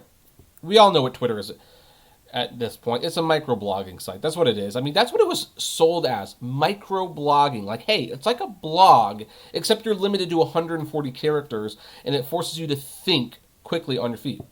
Now, I think Twitter has been very, very bad for culture. Despite this, I own stock in Twitter. I don't know why. The second that stock is worth more than what I paid for, I'm getting out of this business because I don't like what Twitter's doing to people or society. But Twitter is an interesting site. It's always been there. It shapes a lot of the conversation. It shapes people's emotions, our culture, and yet no one really likes it. Like, most people who are on Twitter are far less happy than those who are not on it, and it doesn't really generate money. So when I read this report that Twitter was considering a tipping feature, I really had to scratch my head and wonder what this was all about. But hey, before we get into that, hey everyone, this is Kevin the Apptrepreneur. Welcome to my channel. If this is your first time here and you happen to like what you see here, please do me a favor. Click that subscribe button and ring that bell notification. We upload on a near daily basis and you will want to be notified of the daily videos, the live streams, and the premieres, and all that jazz. So again, subscribe, ring the bell. You may be happy you did. I can't make that call for you. You will have to tell me later on in the comment section. So anyway, looking at the block, Twitter is said to be considering a feature that will allow users to tip each other from their tweets. The information reported in the news on Monday, citing two people familiar with Twitter's decisions. A Twitter spokesperson, however, told the information that the company is currently not developing a tipping feature. Some news outlets are misreporting that Twitter is considering a Bitcoin tipping feature. The information report does not mention so. It remains to be seen whether Twitter develops such a feature, and if so, whether it will integrate Bitcoin into it. Twitter CEO Jack Dorsey is a well-known Bitcoin supporter. Dorsey once said, "The internet deserves a native currency. I hope it will be Bitcoin. I'm a huge fan." He also owns Square and Square Crypto because he's betting big on cryptocurrency. And Square's Cash App, which, full disclosure, I do use. I love the Cash App. Facilitated 148 million Bitcoin sales. So here's the thing. I can't show you the information article because it's behind a paywall. So I have to do it through this. But reportedly in the article, there's a couple sources saying that they're working on a tipping feature, and at least Twitter spokesperson saying they're not. So who's to believe? Well, right now, officially, you believe the Twitter spokesperson. That's obvious. But that does raise the question, why would Twitter add a tipping option? Like, what could be gained by Twitter adding a tipping option? And I've got like a theory.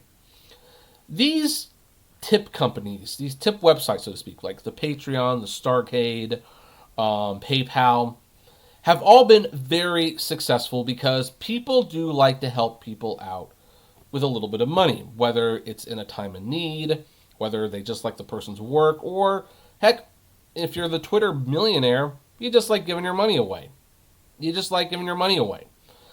And so the thing about these money transactions is that they're highly lucrative for all these companies. I mean, Patreon, yeah, all they're doing is they're moving money from one person to the next, but they're taking a cut.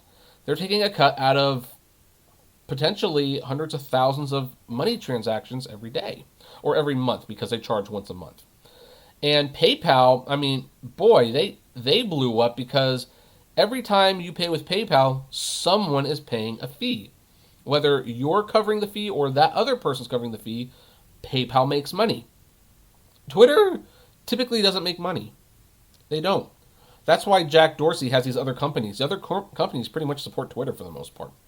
So I think adding a tipping option would make sense because let's say someone sends out a tweet like, I lost my house in a fire recently, which is probably true because there's a lot of fire in Australia.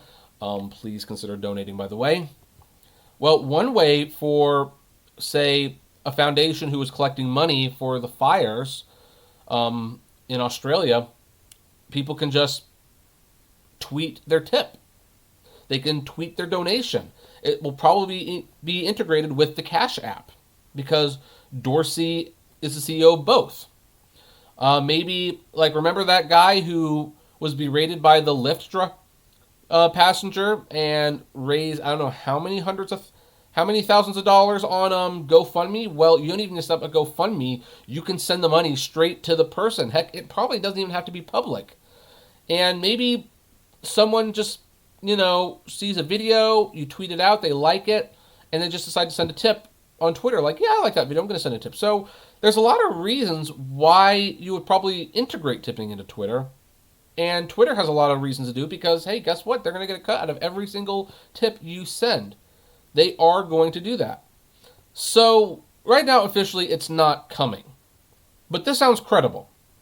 This sounds absolutely credible. It would be a good way to actually get money, a plus revenue stream coming in from Twitter outside of their featured tweets, which are really ads.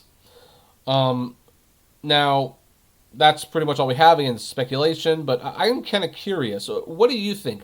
Are you someone who would send someone money on Twitter? Like, would you send someone a tip on Twitter? And if so, what circumstances would you send that money under? And why would you use Twitter over, say, PayPal or Starcade or Patreon or GoFundMe?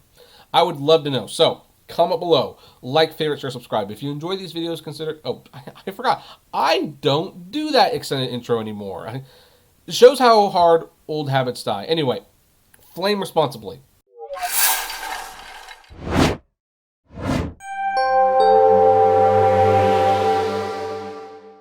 Well, The Mandalorian is over, so what are you going to do with that Disney Plus subscription service, and how will Disney actually grow, and is this even a big concern? Hey everyone, this is Kevin the Apptrepreneur. Welcome to my channel. If this is your first time here and you happen to like this video, please do me a favor, and maybe even yourself, because you might really enjoy this channel. Click that subscribe button and ring that bell notification. We upload videos on a near daily basis, and you will want to be notified of when those go up, our premieres, our live streams, all that jazz. So anyway, this is not a big surprise for those of you who might be big fans of Disney Plus. You might even be aware of this, but yeah, Mandalorian's over. Mandalorian's over. Well, it is for all you guys. I haven't finished it.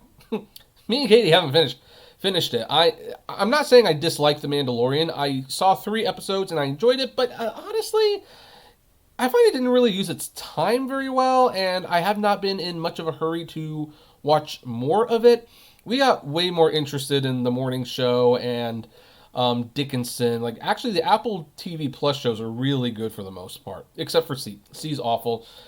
I have no. I mean, maybe it gets better. I don't know, but so far, no, I don't want to watch C. But anyway, as Screen Rant points out, the finale of The Mandalorian's first season results is in some subscribers canceling subscriptions until the second season arrive. And I believe they have tweets here. So you have Brown Table Marcio saying, "Time to cancel Disney Plus. Mondo's over." And Ryan Audley says, "Is this true for you? What made you cancel Disney Plus?" Other, "Mandalorian's over. This is the way." Scott Ruval has said, "I canceled about a week after I signed up. I realized that the only thing I wanted to watch on it was The Mandalorian. There was nothing else on there that I'm just going to fire up Disney Plus to watch." And Carly says, "Watching everyone cancel Disney Plus because of The Mandalorian being over." And, of course, that's a little meme. Now, here's the thing. This could be a problem for Disney Plus. It really could be. Because here's the thing. I think we were all pretty much blown away by Disney Plus when we saw it. We saw the content. We saw just how much was there. There's also a little unspoken truth about this where, like, a lot of the stuff on Disney Plus is, A, for kids, B, you already own it, or C, it's stuff you really don't want to watch again anyway. Like, here's the thing. Like, let me kind of put into perspective just how problematic Disney Plus can be in the streaming wars without a Mandalorian. Okay, you have all your Disney classics in one place. That's great. Guess what? A lot of people have them on disc. I know physical media is dying. Don't tweet that. The bottom line is we all own the Disney classic movies, or most of us do. So Disney Plus itself might not be a draw.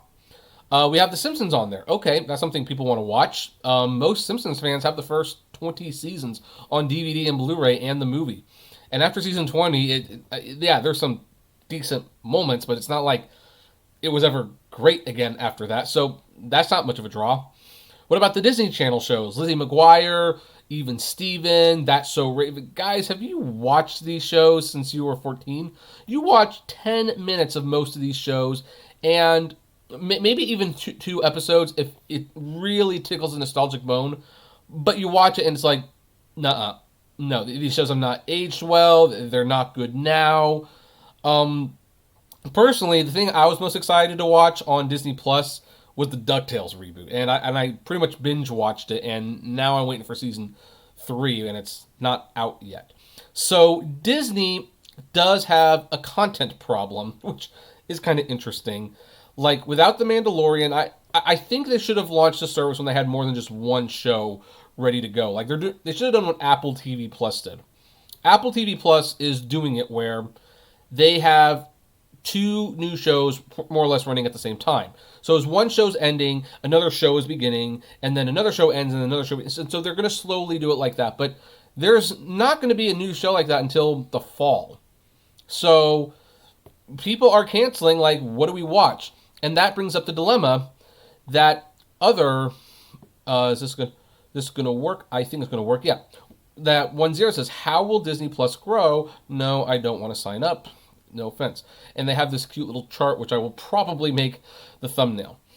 So, as they point out, Disney Plus has an unprecedented marketing campaign, a top-tier content, and a low price. So what's missing? Well, what's missing is new shows that make people want to go out of their way to keep a Disney Plus subscription. Or maybe they don't have kids. That's the other thing. So, Mike Rabb, I believe that's how you pronounce it, writes, the day after Disney Plus launched on November 12th, the company made a startling announcement that 10 million users had signed up for the subscription video service. The figure shocked most industry analysts and amounted to 17% of Netflix's domestic subscriber base, which is 60.6 million, and more than 33% of Hulu's most recently announced subscriber base, 28 million, all in just one day. More recent reports have suggested that Disney Plus mobile app has been downloaded more than 22 million times. By the way, he points it out too, there's a distinction between downloads and signups and actually paying customers. I know 2 families who signed up for Disney Plus for the 7-day free trial, loved it, but their kids liked it too much, so they canceled. They didn't want their kids in front of Disney Plus all day. So, here's the thing. Disney Plus is, the culmination of years of work behind the scenes of Walt Disney Company, which reorganized the entire company. So after the service's successful launch, why haven't more people signed up for Disney Plus, and what will change it in the future? There are a few potential answers, with some much more likely than others. One of which is awareness, that, maybe some people aren't aware of Disney Plus. I find that hard to believe, of course. So this one I would probably put under the less likely. Then you have price and value. Perhaps some of those consumers are aware of Disney Plus and are interested in the content offering, but view yet another monthly video subscription as too expensive.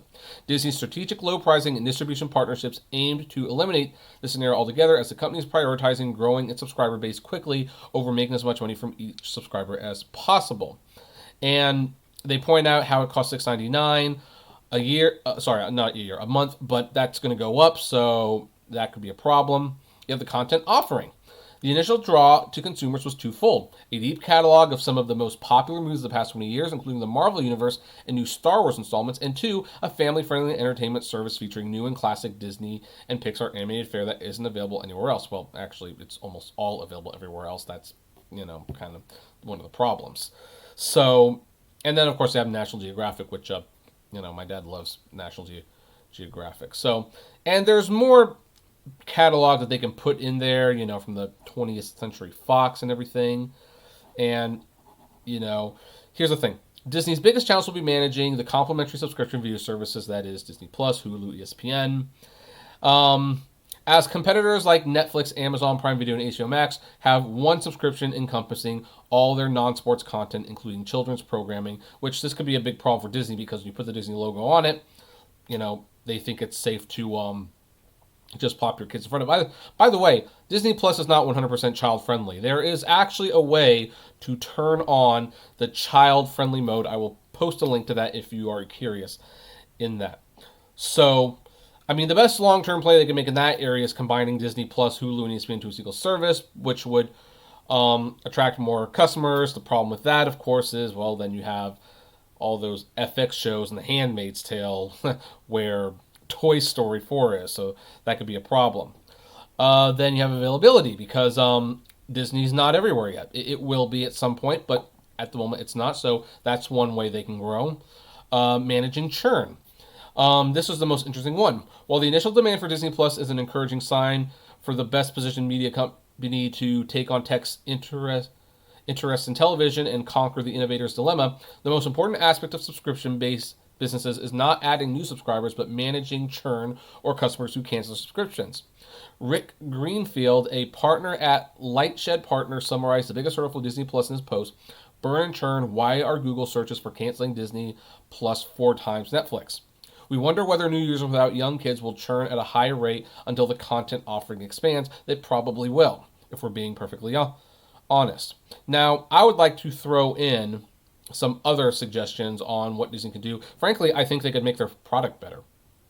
I'm serious. I know it's sacrilegious to say, but Disney Plus is probably, out of all of the apps that I'm subscribed to, all the subscription services, the least functioning of all of them. And I subscribe to High Dive. So that's saying something. Months after launching, and it has been months, episode orders for TV shows are still out of order. The service still has periodic shortages. I think it still doesn't really do a good job of recommending new stuff. The content's still kind of scattered.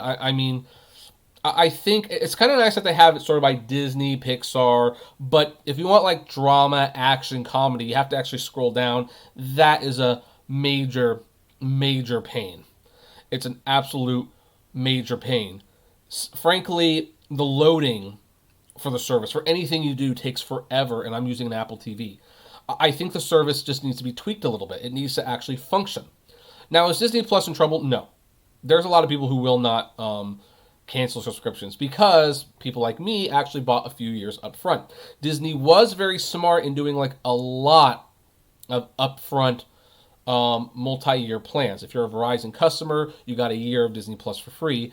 If you were a D23 member, you had an option to buy 3 years of Disney Plus upfront for less than $5 a month, and that's what I did. So this thing for me is paid off for 3 years. I am not getting rid of it anytime soon. And by the time it's time for me to start paying money again, at that point, all the kinks should be worked out. They should have more content. And at that point, I will probably just keep it. I don't see why I would get rid of it unless their original content is really that uninteresting, because I do find it ironic that the main reason a lot of people are canceling is because The Mandalorian is over, while I couldn't muster up the interest to even finish the stupid thing. So, I don't know. It's going to be very interesting to see where Disney goes from here, though. Especially since, Star Wars appears to be waning just a little bit. I mean, the Rise of Skywalker will pass $1 billion this week, but it took a long time. It took a lot longer for it to get there than you'd think it would have gotten. So I don't know. I don't think Toga really drew a lot of people in. Noelle was like an embarrassment. Like when I watched that, it's like, oh, no wonder you didn't put this in theaters and put it straight to video. In a sense, it felt like a direct-to-video thing. But yeah. So anyway, this is apparently where Disney's at right now, around $20 million. Netflix is way up here. Disney wants to be way up here. I think Disney predicts that they will have 100 million subscribers within 5 years. Like that's an interesting estimate, considering Netflix doesn't have that much, and they've been around for how long now? Quite a while. But hey, you know what? We're gonna kind of just leave that one there. Just kind of curious. Did any of you cancel your Disney Plus subscriptions? Why did you do so? And if so, are you going to resubscribe at some point in the future? Or are you on an extended plan? What do you think of the service so far? I'd love to know what your thoughts on all of this is. So, do me a favor. Comment below, like, favorite, share, subscribe, and as always, flame responsibly.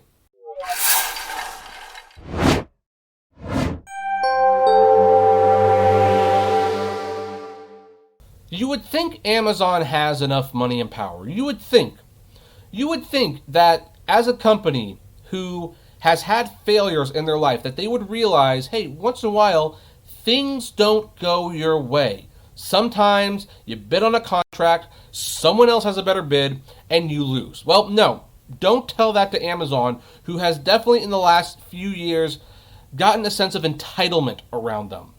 Jeff Bezos and everyone at Amazon believes that they are truly going to rule the world. And they want to rule the world. And they will do everything in their power to make sure they rule the world. We talked about this fairly recently. There was a Jedi contract the government was putting up. Like, the government wants some cloud-based infrastructure, and they put out a contract to be bid on. Like, we need this. Someone do this. Now, I have stated before that I am uncomfortable with any company getting this contract. I don't believe the government, who will supposedly be housing very sensitive information on these cloud servers, should have access to any of it. The government should make their own infrastructure, but they can't. They are just way too behind, and so they are outsourcing it to a private company, which I think is bad. But that said, considering the companies that were up against it were Amazon and Microsoft, yeah, give it to Microsoft. I trust them a heck of a lot more than I trust Amazon, and I still don't trust Microsoft all that much. I don't trust any company with information, because that's what they're all going for. They want information so they can have power.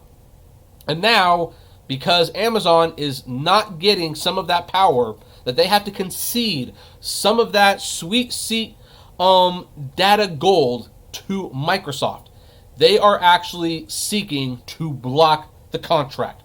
Hey everyone, this is Kevin the Apptrepreneur. Welcome to my channel. If this is your first time here and you happen to like videos like this, please do me a favor. Click that subscribe button and ring that bell notification. We upload on a near daily basis, and you want to be notified of these things. We upload near daily videos, we have premieres, live streams, all that jazz. You'll want notified. So let's look at this article from Reuters. This pissed me off pretty much. Amazon.com Inc. will ask a judge to temporarily block Microsoft Corporation from working on a $10 billion cloud contract from the Pentagon, a court filing showed on Monday. Amazon, which was seen as a favorite for the contract, plans to file a motion for a temporary restraining order on January 24th, and a federal court will issue its decision on February 11th, according to the filing. You big babies. You sore losers. You, you sore losers. No, I'm going to hold off. Two more little. We're not going to read this whole thing, but the next two parts really highlight the problem. The e-commerce giant has blamed U.S. President Donald Trump of exerting improper pressure and bias that led to the U.S. Department of Defense to award the Joint Enterprise Defense Infrastructure Cloud contract to Microsoft. Even if it's true, don't think it's illegal. Trump is allowed to do business with whoever he wants. The Department of Defense has stood by its decision, with its Secretary Mark Esper rejecting any suggestions of bias and saying the decision was conducted freely and fairly without any outside influence. So, yeah, you know what this is?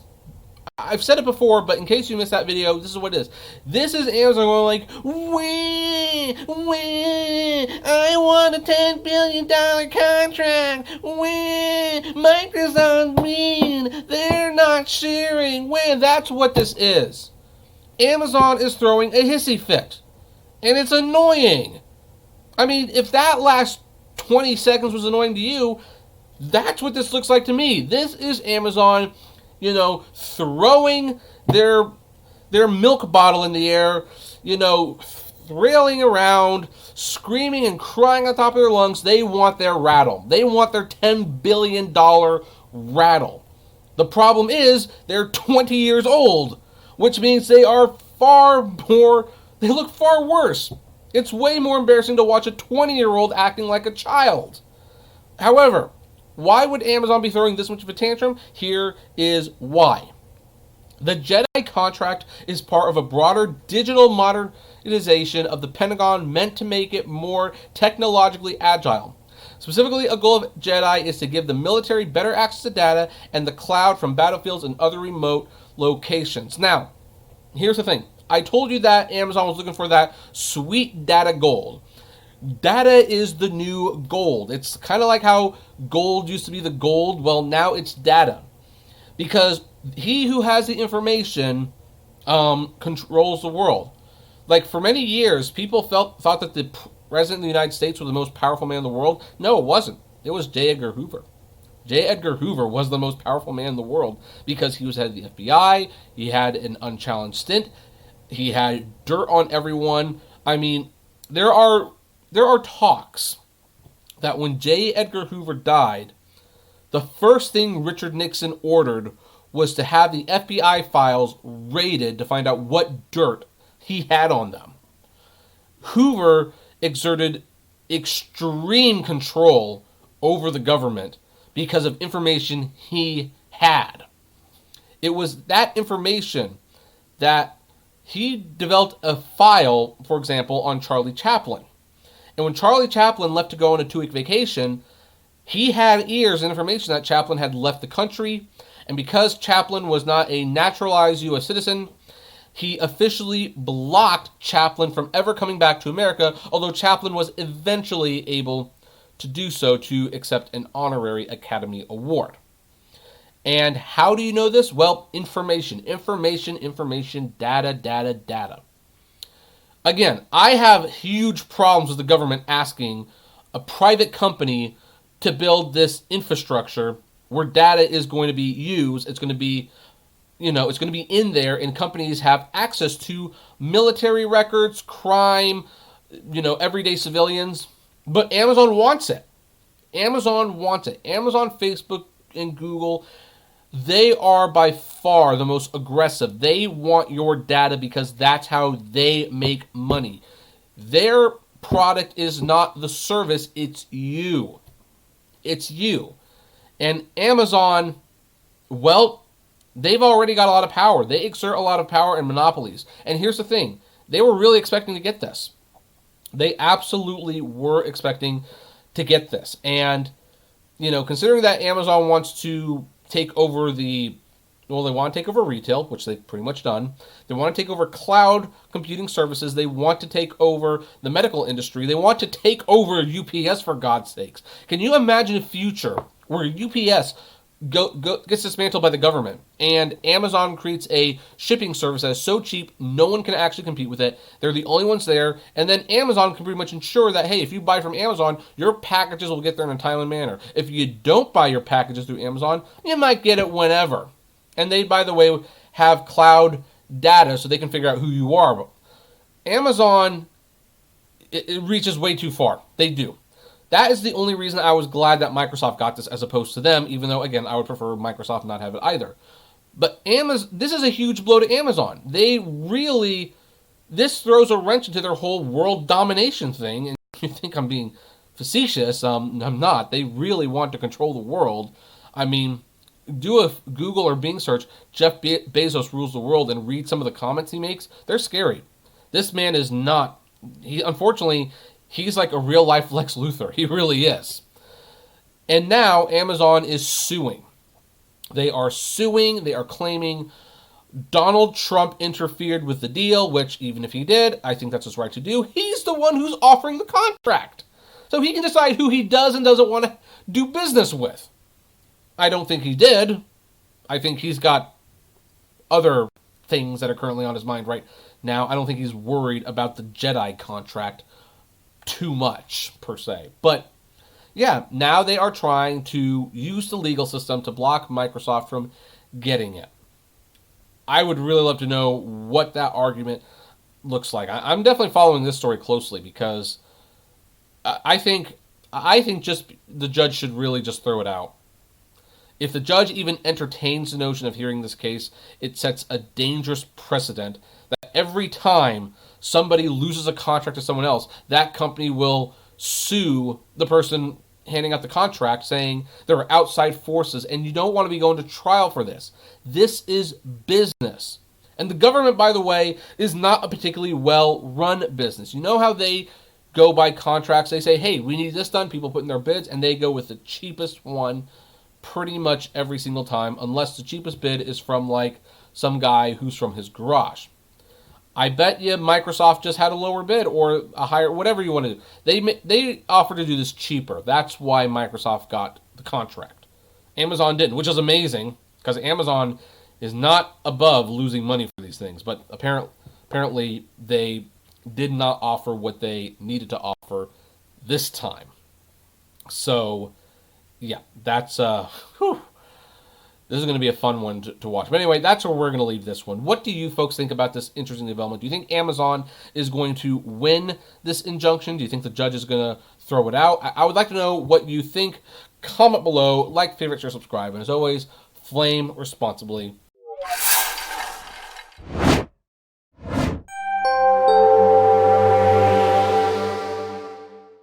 Whitney Houston once famously sang that she believed the children were the future. Teach them well and let them light the way.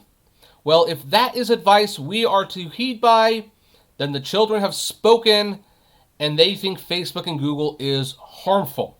Hey everyone, this is Kevin the Apptrepreneur. Welcome to my channel. If this is your first time here and you have to really like what you see, please do me a favor. Click that subscribe button and ring that bell notification. This probably doesn't mean anything right now. We upload videos on a near daily basis and you want to be notified of videos, live streams, premieres, all that jazz. So anyway, Business Insider had this article. Gen Z grads think jobs at big tech companies like Facebook and Google are harmful and refuse to work for them. Look, it had to catch up at some point. And by the way, I do find it funny how, yeah, you can share this on Facebook.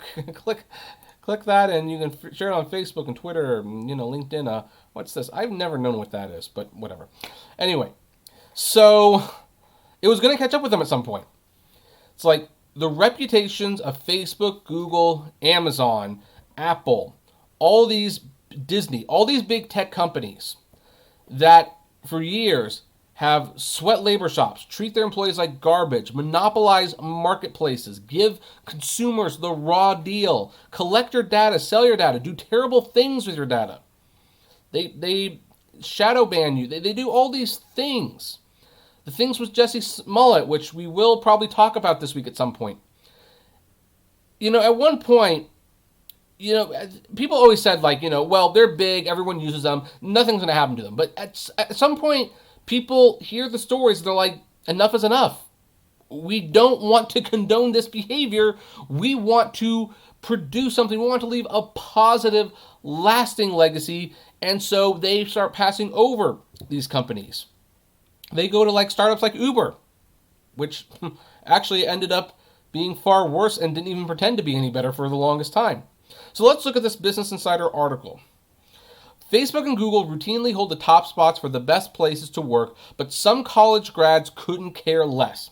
Generation Z college graduates, or those born between 1996 and 2010, of which I am not part of that age group, say they won't be applying to jobs at major tech companies due to concerns over company ethics, according to a new report from the New York Times. The last decade had no shortage of scandals involving major tech firms, including reports that Google had protected a top executive from punishment for sexual misconduct in 2018, and Facebook's revelation that Cambridge Analytica improperly obtained millions of users' data to serve pro-Trump ads in advance of the 2016 election. Because that's where they make their money, selling your data. I mean, here's the thing. People didn't care about their data until they found out, hey, it's being collected to serve for pro-Trump. Well, now you care about your data. Don't you? You know, the thing is, when they collect it, you don't know what they're going to do with it. So, as a result, some former recruiters for Facebook told CNBC the acceptance rate for full-time engineers fell by as much as 40%. 40%, that's almost half. Almost half. I mean, I'm going to tell you right now, the decline of physical media sales is looking pretty good next to that number. It only dropped 14% this, well, wait, no, it dropped 18% this year, and then 16% the previous year, and then 14% the year before. I know, it's heading out, but I'm going to buy it as long as I can.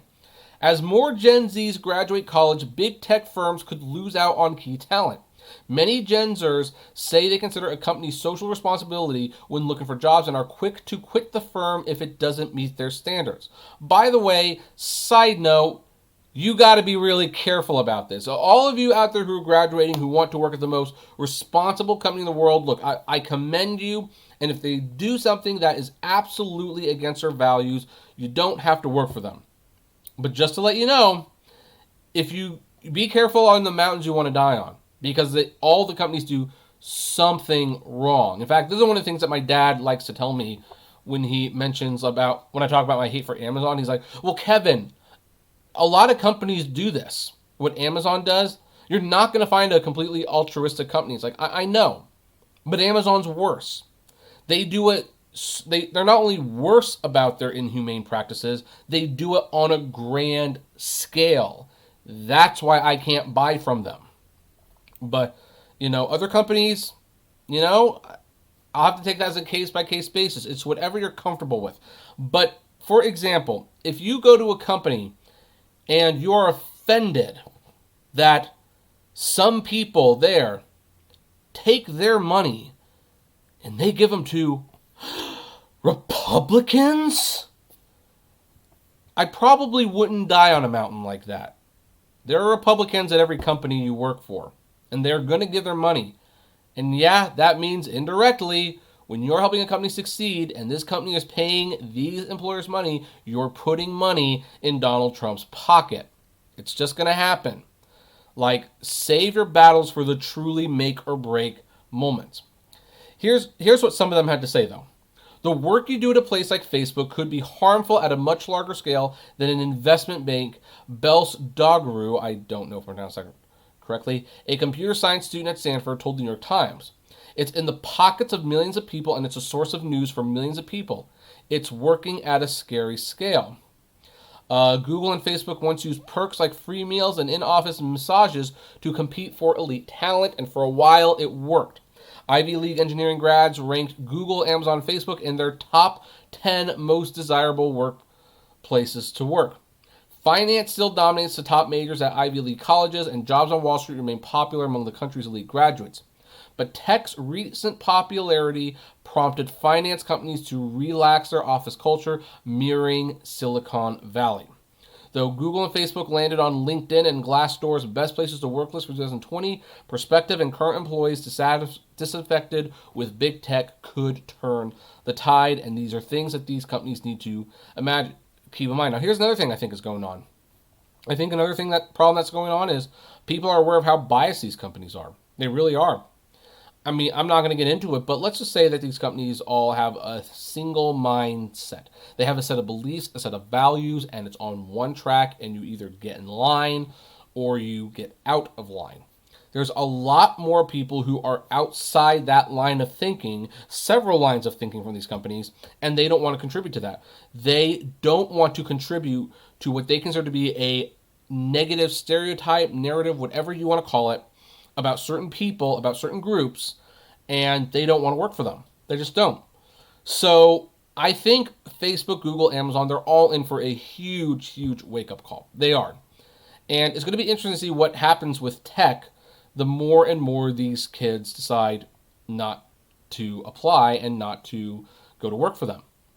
And again, as Whitney Houston said, she believed that children were the future, teach them well and let them light the way. They are saying they don't like this kind of behavior. If I were companies, I would seriously consider starting to change some of that, lest you find yourself with not so talented people working for you. But anyway, that's where I'm going to leave it. What do you think? Do any of you out there work for Google, Facebook, Amazon? I would love to know. Comment below, like, favorite, share, subscribe. And as always, flame responsibly.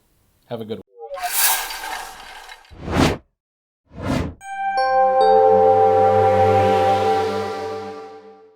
A bunch of third-party sellers have finally called it quits. They are ditching Amazon and will no longer sell their merchandise on Amazon.com.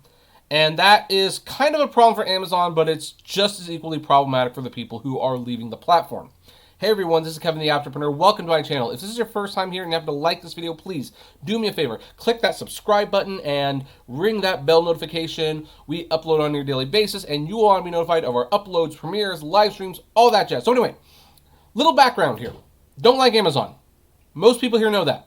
Think they're scummy. Think they're trash. Think they should burn to the ground, frankly. Not literally, but, figuratively. I would love to see their stock just boom, right through the floor. Go out of business. I think the world would be a better place without them. But they are big. They are powerful. That's one of the reasons I don't like them. They are so big and powerful that they get away with scummy tactics all the time, many of which we've discussed before. Will not rehash them here. And one of the biggest offenders is that basically Amazon's so big, you have to do business with them. You don't want to do business with them, but you have to.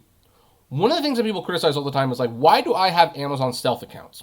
If Amazon is such a crummy place to sell on, if they treat the sellers so badly, why sell on there at all? And the answer is because, hey, the terms are terrible. They are.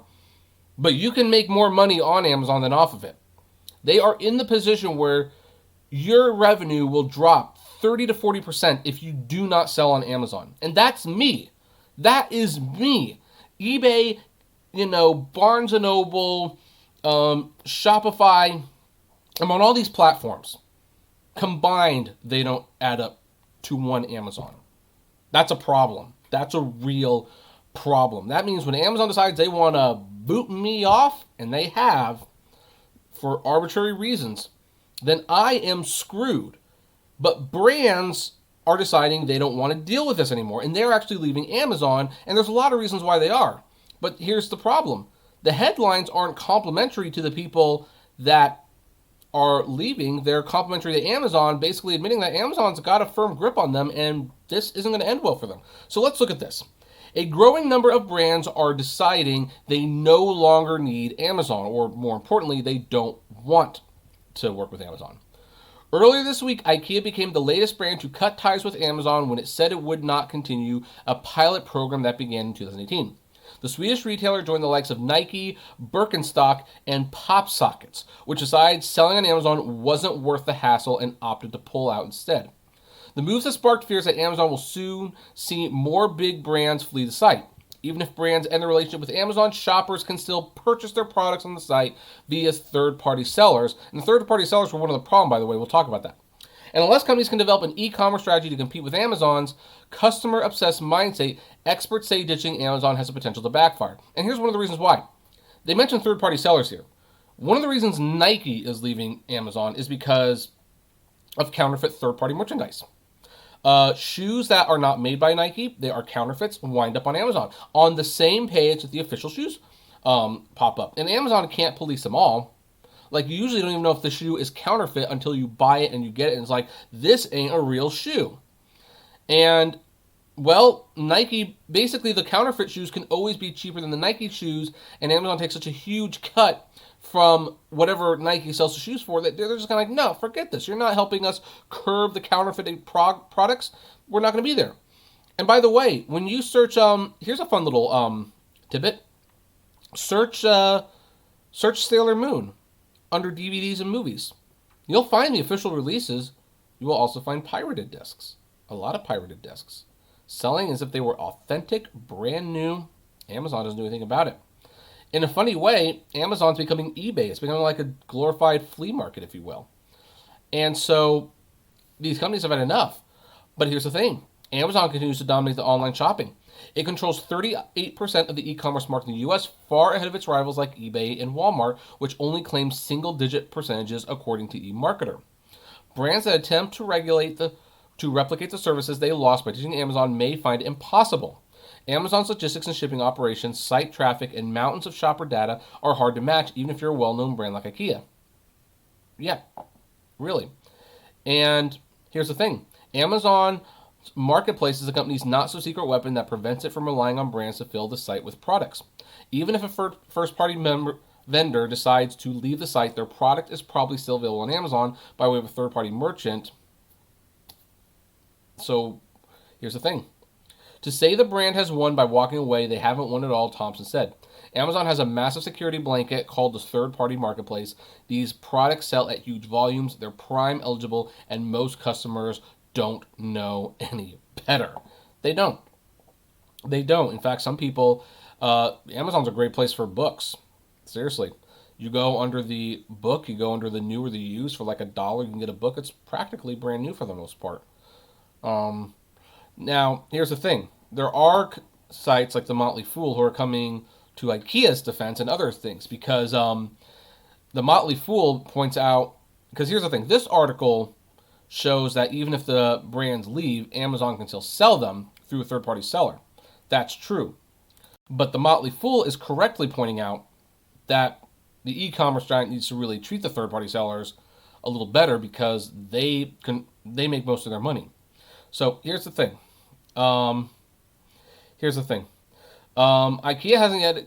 Here's the thing. A little less of a. Let's see here. Where was I? Okay. So let's start here. A maddening conflict. A recent Wonder Man Thompson poll of e-commerce professionals found that 67% felt compelled to work with Amazon.com, yet more than half of this same crowd also felt Amazon hampered their organization's growth. It's a frustration that's grown in step with Amazon's foray into selling its own private label merchandise, which often competes head-to-head with its third-party sellers. The company finally tactically appeared to know it's been alienating its sellers. Last week, e-commerce intelligence firm Marketplace Pulse reported that Amazon recently, for the time being anyway, stopped featuring its own private label goods at the top of the page when the shopper searches for a certain product on the site. They also did that because that was, anti-competitive and could lead to monopoly lawsuits. Instead, Amazon's own goods are now featured as if they're just another option from a collection of sellers. But take the move with a grain of salt, as many have only been a temporary change of strategy. Amazon dramatically reduced the promotion of their own goods in early 2019 too, yielding to pressure from politicians as well as complaints from sellers. By the latter half of last year, Amazon was once again heavily pushing its own wares, and a similar item to consider box that appeared just above the button shoppers would click to add items to their shopping cart. And yeah, here's the thing. The Amazon site, I think most of their profit comes from third-party sellers. When it comes to merchandise, Amazon has to buy it. They have to ship it. They have to do the packaging, get the materials, and then if someone wants to return it, they got to, provide the shipping label to have it sent back. Amazon loses money on most of the items they sell, but the third-party items, that's where they make their money. There's no items, no shipping, no materials. They just collect a fee. That's the future of most businesses, collecting a percentage of whatever the little guy is selling. But here's the thing. Nike, IKEA, these are companies that are third-party sellers too, and they're saying, no, enough's enough. You're not curbing the counterfeit merchandise. You're not giving us a fair deal with the fee. And you don't help us. You just don't. So they're saying no. And the fact that there are two big companies leaving Amazon is not a good look for them. What's more, other companies might follow suit. So I personally am pretty giddy reading this because I don't like Amazon. I think they need to suffer a little bit. But the thing is, Amazon's also not stupid. They're probably going to look at this and they're going to keep an eye on it. And if more companies leave, they will make the terms better. Now, you might say, well, isn't that a good thing? Well, it should be. But they'll make it better long enough to get people to come back to the site. And then they'll go back to treating them the way they were. They will find a new way to screw the third-party sellers out of hard-earned money and take advantage of them. It's sickening, but that's how it is. And that's why, even though I really hate this site, I still I still sell in there because they have a 38% market share. I need that, unfortunately. Everyone needs it. I wish it wasn't that way. I wish something could be done about it, but that's what it is. So anyway, that's where we're going to leave this story. What about you? Do you sell third party on Amazon? What do you think of this news, these changes? Do you wish you could just get out of there, or are you perfectly content with what you're doing? I would love to know. Comment below, like, favorite, share, subscribe. And as always, flame responsibly. Have a good one.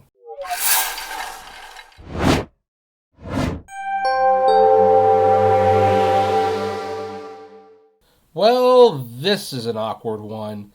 This is extremely, extremely awkward, especially after Rachel Holt just left the company. Hey everyone, this is Kevin the Apptrepreneur. Welcome to my channel. If this is your first time here and happen to really like what you see, please do me a favor. Click that subscribe button and ring that bell notification. We upload videos on a near daily basis and you will want to be notified when they go up. We're talking about videos, premieres, live streams, all that jazz. So anyway, I said I was not going to be talking about Uber stock for the most part, and I'm going to stick to that. However, like Rachel Holt leaving and me no longer thinking executives are that big of a story on this channel, Goldman Sachs dumping their entire stake in Uber is a huge deal. It's a very huge deal. Goldman Sachs is one of the biggest investment firms out there. Their investments can make or break a company sometimes, especially one that's just starting out. If you want to know how big Goldman Sachs is, do a search on Google, Bing, DuckDuckGo, whatever your favorite search engine is, and look it up. If you want a condensed version of how big Goldman Sachs is, watch The Big Short. Because The Big Short was essentially about Goldman Sachs. Look at how much damage that company did to our economy several years ago. So, yeah, Goldman Sachs, by the way, is someone to be suspicious of, but when they say they are not interested in investing in something, that should raise an eyebrow or two. And in fact, if there's anyone here who owns Uber stock, I'm not telling you what to do. This is not financial advice. I will say, though, you might want to reconsider where you're investing your money. So anyway, this was actually kind of a mind-blowing article. Goldman Sachs sold its entire stake in ride-hailing giant Uber in the fourth quarter, according to a person with direct knowledge of the move. That's what makes this so bizarre, so, if you will, because they sold their entire stakes last quarter and didn't even announce it. They kind of did it behind closed doors. We're just sweeping it under the rug. Like, no, we're selling it privately. Like, they were ashamed to admit that they had invested in Uber and they wanted to get out of it before anyone realized they were out of it. That is what makes it so interesting. The sale, which likely resulted in a large gain for the early investor in Uber, helped the bank beat analyst expectations for revenue in the period. It appears that Goldman, which reported earnings Wednesday, sold at the earliest opportunity, which was the post-IPO lockup period, which ended in early November. Now, here's what that tells me. That tells me that, especially if it helped beat revenue expectations, that means that Goldman Sachs got enough stock or equity in the company that they could sell it at pretty much any time they wanted to, and they would make out like bandits. But here's the thing. They are an investment firm. They are a bank, pretty much. They will hold on to that equity, that stake, if you will, until it is the best time to do it. If the company is doing extremely well, even if they had the opportunity to sell at the earliest possible time, they'd probably say, nope, we believe in this company. We believe it will go higher. We believe it will do better. We believe we will make a lot more money if we don't sell. We will wait to sell. The fact that they sold at the earliest possible convenience shows that they have no faith in this company. No faith whatsoever. It's like they were going to take it and run while they could. Had they waited a couple months, they would have probably gotten quite a bit more money because the stock is actually rebounding a little bit. But they didn't trust it. They wanted to get out of this as soon as possible. As stated, Goldman took advantage of harvesting opportunities in the quarter by selling some of its holdings. CFO Stephen Scher told Analyst Wednesday. He added that the bank would continue to par investments in public companies, which totaled $2.4 billion at year end. In the past, Goldman's public and private holdings in companies such as Uber and WeWork have caused volatility in quarterly results, and the firm recently changed its reporting segments to move those activities to its asset management division. They reportedly owned about 10 million shares. It's all gone. All sold. It's gone. Guys, look, I know some of you out there have stock in Uber. I've talked to some of you personally on this live stream. Like, not this live stream, but on live streams where a couple people have said they have bought stock in Uber. They trust in Uber. It's gonna be fine. They've got the market cornered. They've got the market cornered because no one else wants to enter this business. They've got this market cornered because no sensible man who runs business is looking at this and going like, yeah, this is a great opportunity. Let's open up this division and lose $3 billion every quarter. Well, not $3 billion. It's more like $2 billion. 1.5, whatever. No one's in the business. Let's enter this business and lose $4 billion or more a year. Yeah, that's what a company wants to do. And Goldman Sachs bought early because we were all high. A lot of people felt that Uber would be a unicorn, and it didn't happen. So after WeWork faltered, Goldman says, we're out of here. First opportunity they get, they sold that stock. They just got rid of it. 10 million shares. Guys, they're drowning. Uber is drowning. Like, you keep saying, Kevin, Uber's going to survive. It's going to be here for the long term. No, it's not. I would not be surprised if it's gone by the end of the year. Maybe that's extreme. Let's give them till next year. But they're not long for this world. They are not long for this world. If you are highly dependent on them to make money, look, get out of it. Start working to get out of it. It's not going to be around. It's just not. You have one of the biggest banks in the world, an investment firm who can make or break your company deciding they don't want anything to do with you. That's bad. And it's such rotten timing that this revelation, so to speak, came out the day after Rachel Holt left Uber. Because you put stories like that together, they start piling up again. They start piling up to the point where it's like, shoot, I could go back to making 3 or 4 Uber videos a day, showing like a company that's in dysfunction, in disarray. I'm not going to do that. I like the direction the channel's going, and a lot of you have said you enjoy the new videos, but man, you start reading articles like that, and it's like, the train's going to fall off the rail at some point. It's going to fall off the track, and it's going to crash. And the question is, how big of a crash is it going to be? Is it going to be a crash where it's like, well, you just get a crane to lift it and you can put it back on and maybe you can start it up again? Or does it just completely fly off the rails? Boxcars break open, animals escape, cats and dogs running around, mass hysteria, who knows? But we know something's coming. And you know what? Here's the thing. People who like my Uber videos, I'm not going to stop watching it now. I am going to watch this train until it crashes, and I will be discussing it the whole way.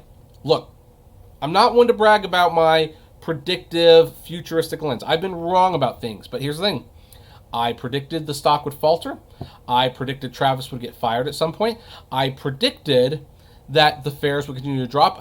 I would predict that Uber would actually tweak the algorithm and the fares to more heavily favor them. Oh my gosh, that ended up being the upfront pricing scandal. I predicted that they would use that very model to continue to steal from the drivers and rip off the passengers. I have been calling shady things this company has been doing for 4 years. I am predicting within 2 years they will be gone. They will be gone. At the very least, they will not exist as their own entity anymore. They will be bought out by a bigger conglomerate, and their brand name will live on, but they will not. But hey, that's where I'm going to leave it. What do you folks think? Do you agree, disagree? I'm sure a lot of you disagree, and if you do, I would love to know why. Comment below, like, favorite, share, subscribe, and as always, flame responsibly.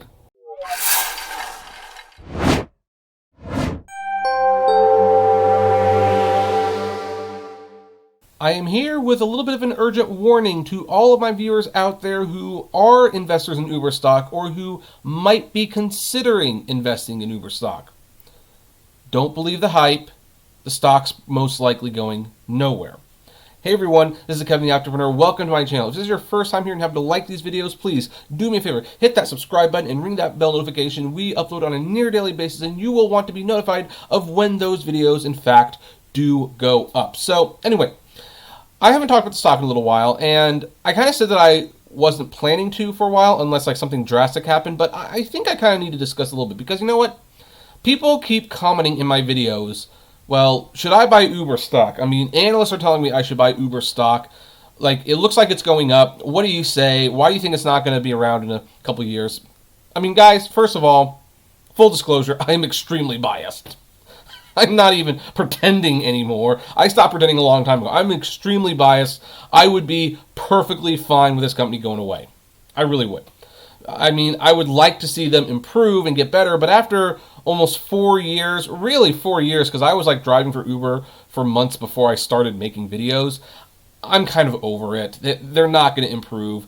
The only time they improve is when they are legally supposed to improve, and they are doing everything they can to fight every legal thing that makes them a better company for the drivers. But that said, I do have a share of Uber stock, one Uber stock, because it's a vanity stock. And what a vanity stock is, for those of you who are not aware, it's a stock where it's like you want to say, I own a piece of the company. You don't buy it because you think it's going to actually go somewhere. You just want to own a piece of the company. Other vanity stocks that I have owned were Barnes & Noble before they went private, and I sold the stocks and actually made a little bit of money off those. And IMAX, which, God bless them. I love the IMAX company. I love the format, but man, they have made some pretty boneheaded moves, and I don't see them growing anytime soon. But I have one stock because I like the company. So let's look at the stock, Uber stock right now. It closed at $34.68 today. After hours, it's up at $34.72.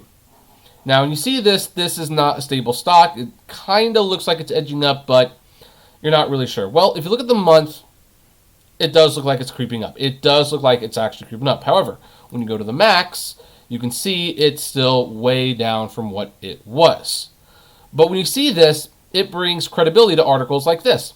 The Uber stock rally is real, at least according to one analyst. The rebound in Uber shares this month is a real deal, according to Guggenheim Securities. Uber technology stock fell more than 30% in 2019 from its $45 IPO price as investors grew impatient over the company's biggest loss. However, the stock has risen about 17% this year. Uber is slated to report its fourth quarter earning results of February 6th, according to the company's website. They will be losses. I don't know if it's going to be $1 billion, but it'll be pretty close to $1 billion. Now, we have to subscribe to read the whole article, but I'm not going to do that. And in fact, really, the article isn't even that important. But here's the headline. The Uber stock rally is real. That translation, you need to buy this before it goes up. You just need to buy this. And by the way, I have read another analyst say that they anticipate the stock hitting $40 per share this year. Which, hey, if any of you bought the shares at the IPO price, I guess you're not losing quite as much as you originally thought you would, unless you already sold the stock. But here's the thing. You have to be cautious about these articles. You have to be cautious. And I'm going to tell you why. Because on one hand, you have an article like this, but then you have articles like this.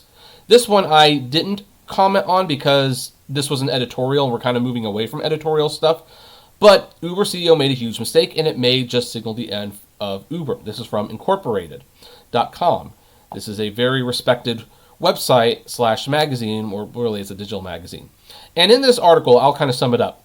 Basically, they go over how Dara Khosrowshahi's biggest mistake is that while Travis Kalanick maybe not have been a good CEO, he was at least an innovator and he should have been kept on in a consulting role, kind of like Steve Jobs. I don't know if Travis would have agreed to that, but he writes this long article on why letting Travis walk basically is bad for the company. I think there's a compelling argument to be made there, but I think he needed to go. But it's not just this article. Uber has real things they have to face. For example, they have to... no, I don't care about the cookies. They have to fight AB5. And AB5 makes their path to profitability a lot more complicated. For that matter, let's go over here. You have the Motley Fool writing right here.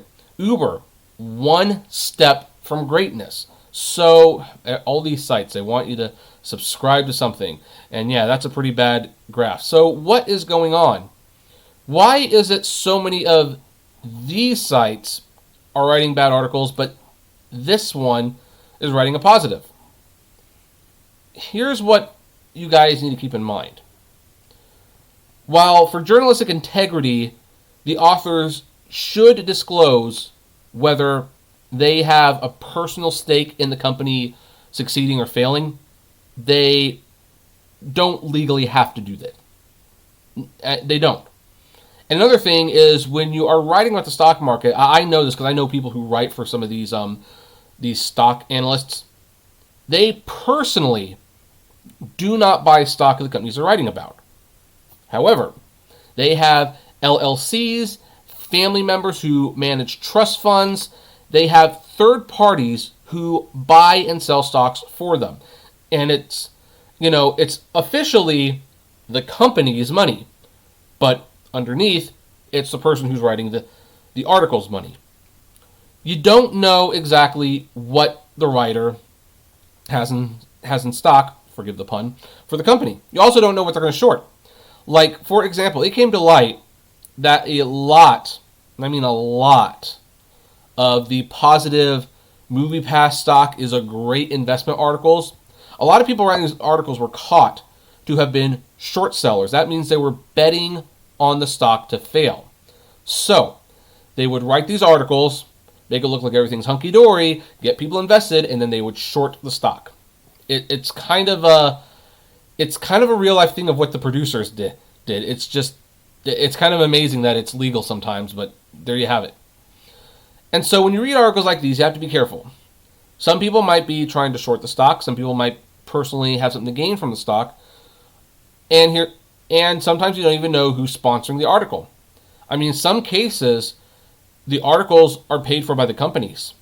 And they don't always need to disclose that they're paid for the companies. I mean, they can, but they don't have to. And it kind of depends on the site's credibility.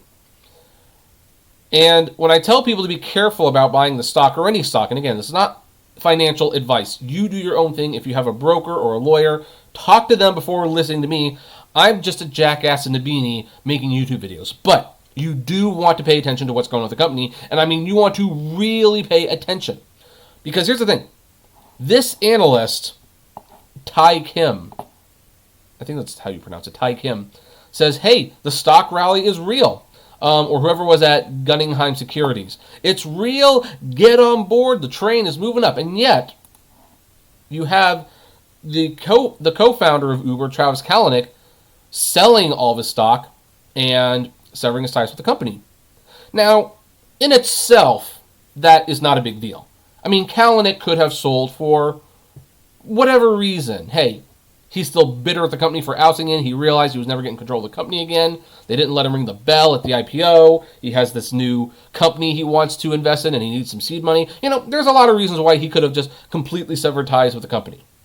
However, then you have another employee, a longtime employee, a VP, getting out of this company, Rachel Holt.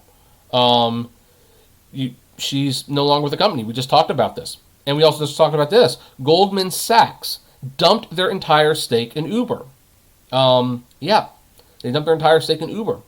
Didn't even tell anyone. There's rumblings that SoftBank might even be selling some of their stock too. You kind of look at these things and it's like, that does not suggest this is a healthy company. In fact, if anything, this suggests that the company is in dire straits. I mean, when you see, I don't know how many people have ever been on like a sinking ship or something. I mean, I thank God haven't. But whenever you see like a bunch of rats running away in unison, that's usually a sign that the boat's sinking. The rats are trying to get away from the water. So follow the rats. Get off the ship. And here's the thing. You can tell that this is all personal opinion. You can all tell that it depends on who has a stake in what, because you have articles like this. Uber looks better than Lyft stock, and here's why. Over here, 3 reasons Lyft is a better buy than Uber. They can't both be right. They can't both be right. The only way they can both be right in this crazy scenario is if both the stocks were healthy. They're not. In fact, the Lyft stock isn't doing a whole lot better. It's not doing as bad as Uber. It seems to have settled on between $45 and $40. Still almost half off what the stock started at. Like, neither of these companies are doing very, very good. And there's a lot of articles out there which we don't have time to share, but you can look them up yourself, and we might even talk about them a little bit, who knows, where people are really genuinely wondering, like, what's going on with these companies? Like, can they even survive this year? And look, I've been predicting it for a while. Again, I've called a lot of things with these companies. Not everything, and I'm not like a seeing guru, but I've got a pretty good finger on the pulse of this company, of this business, if you will. And it's not even just the investors. Look, again, look at how many Uber doers have gotten out of this. They're like, hey, we're not talking about this topic anymore. Like, we want out. And they are having much success by getting out of this industry. They're all leaving.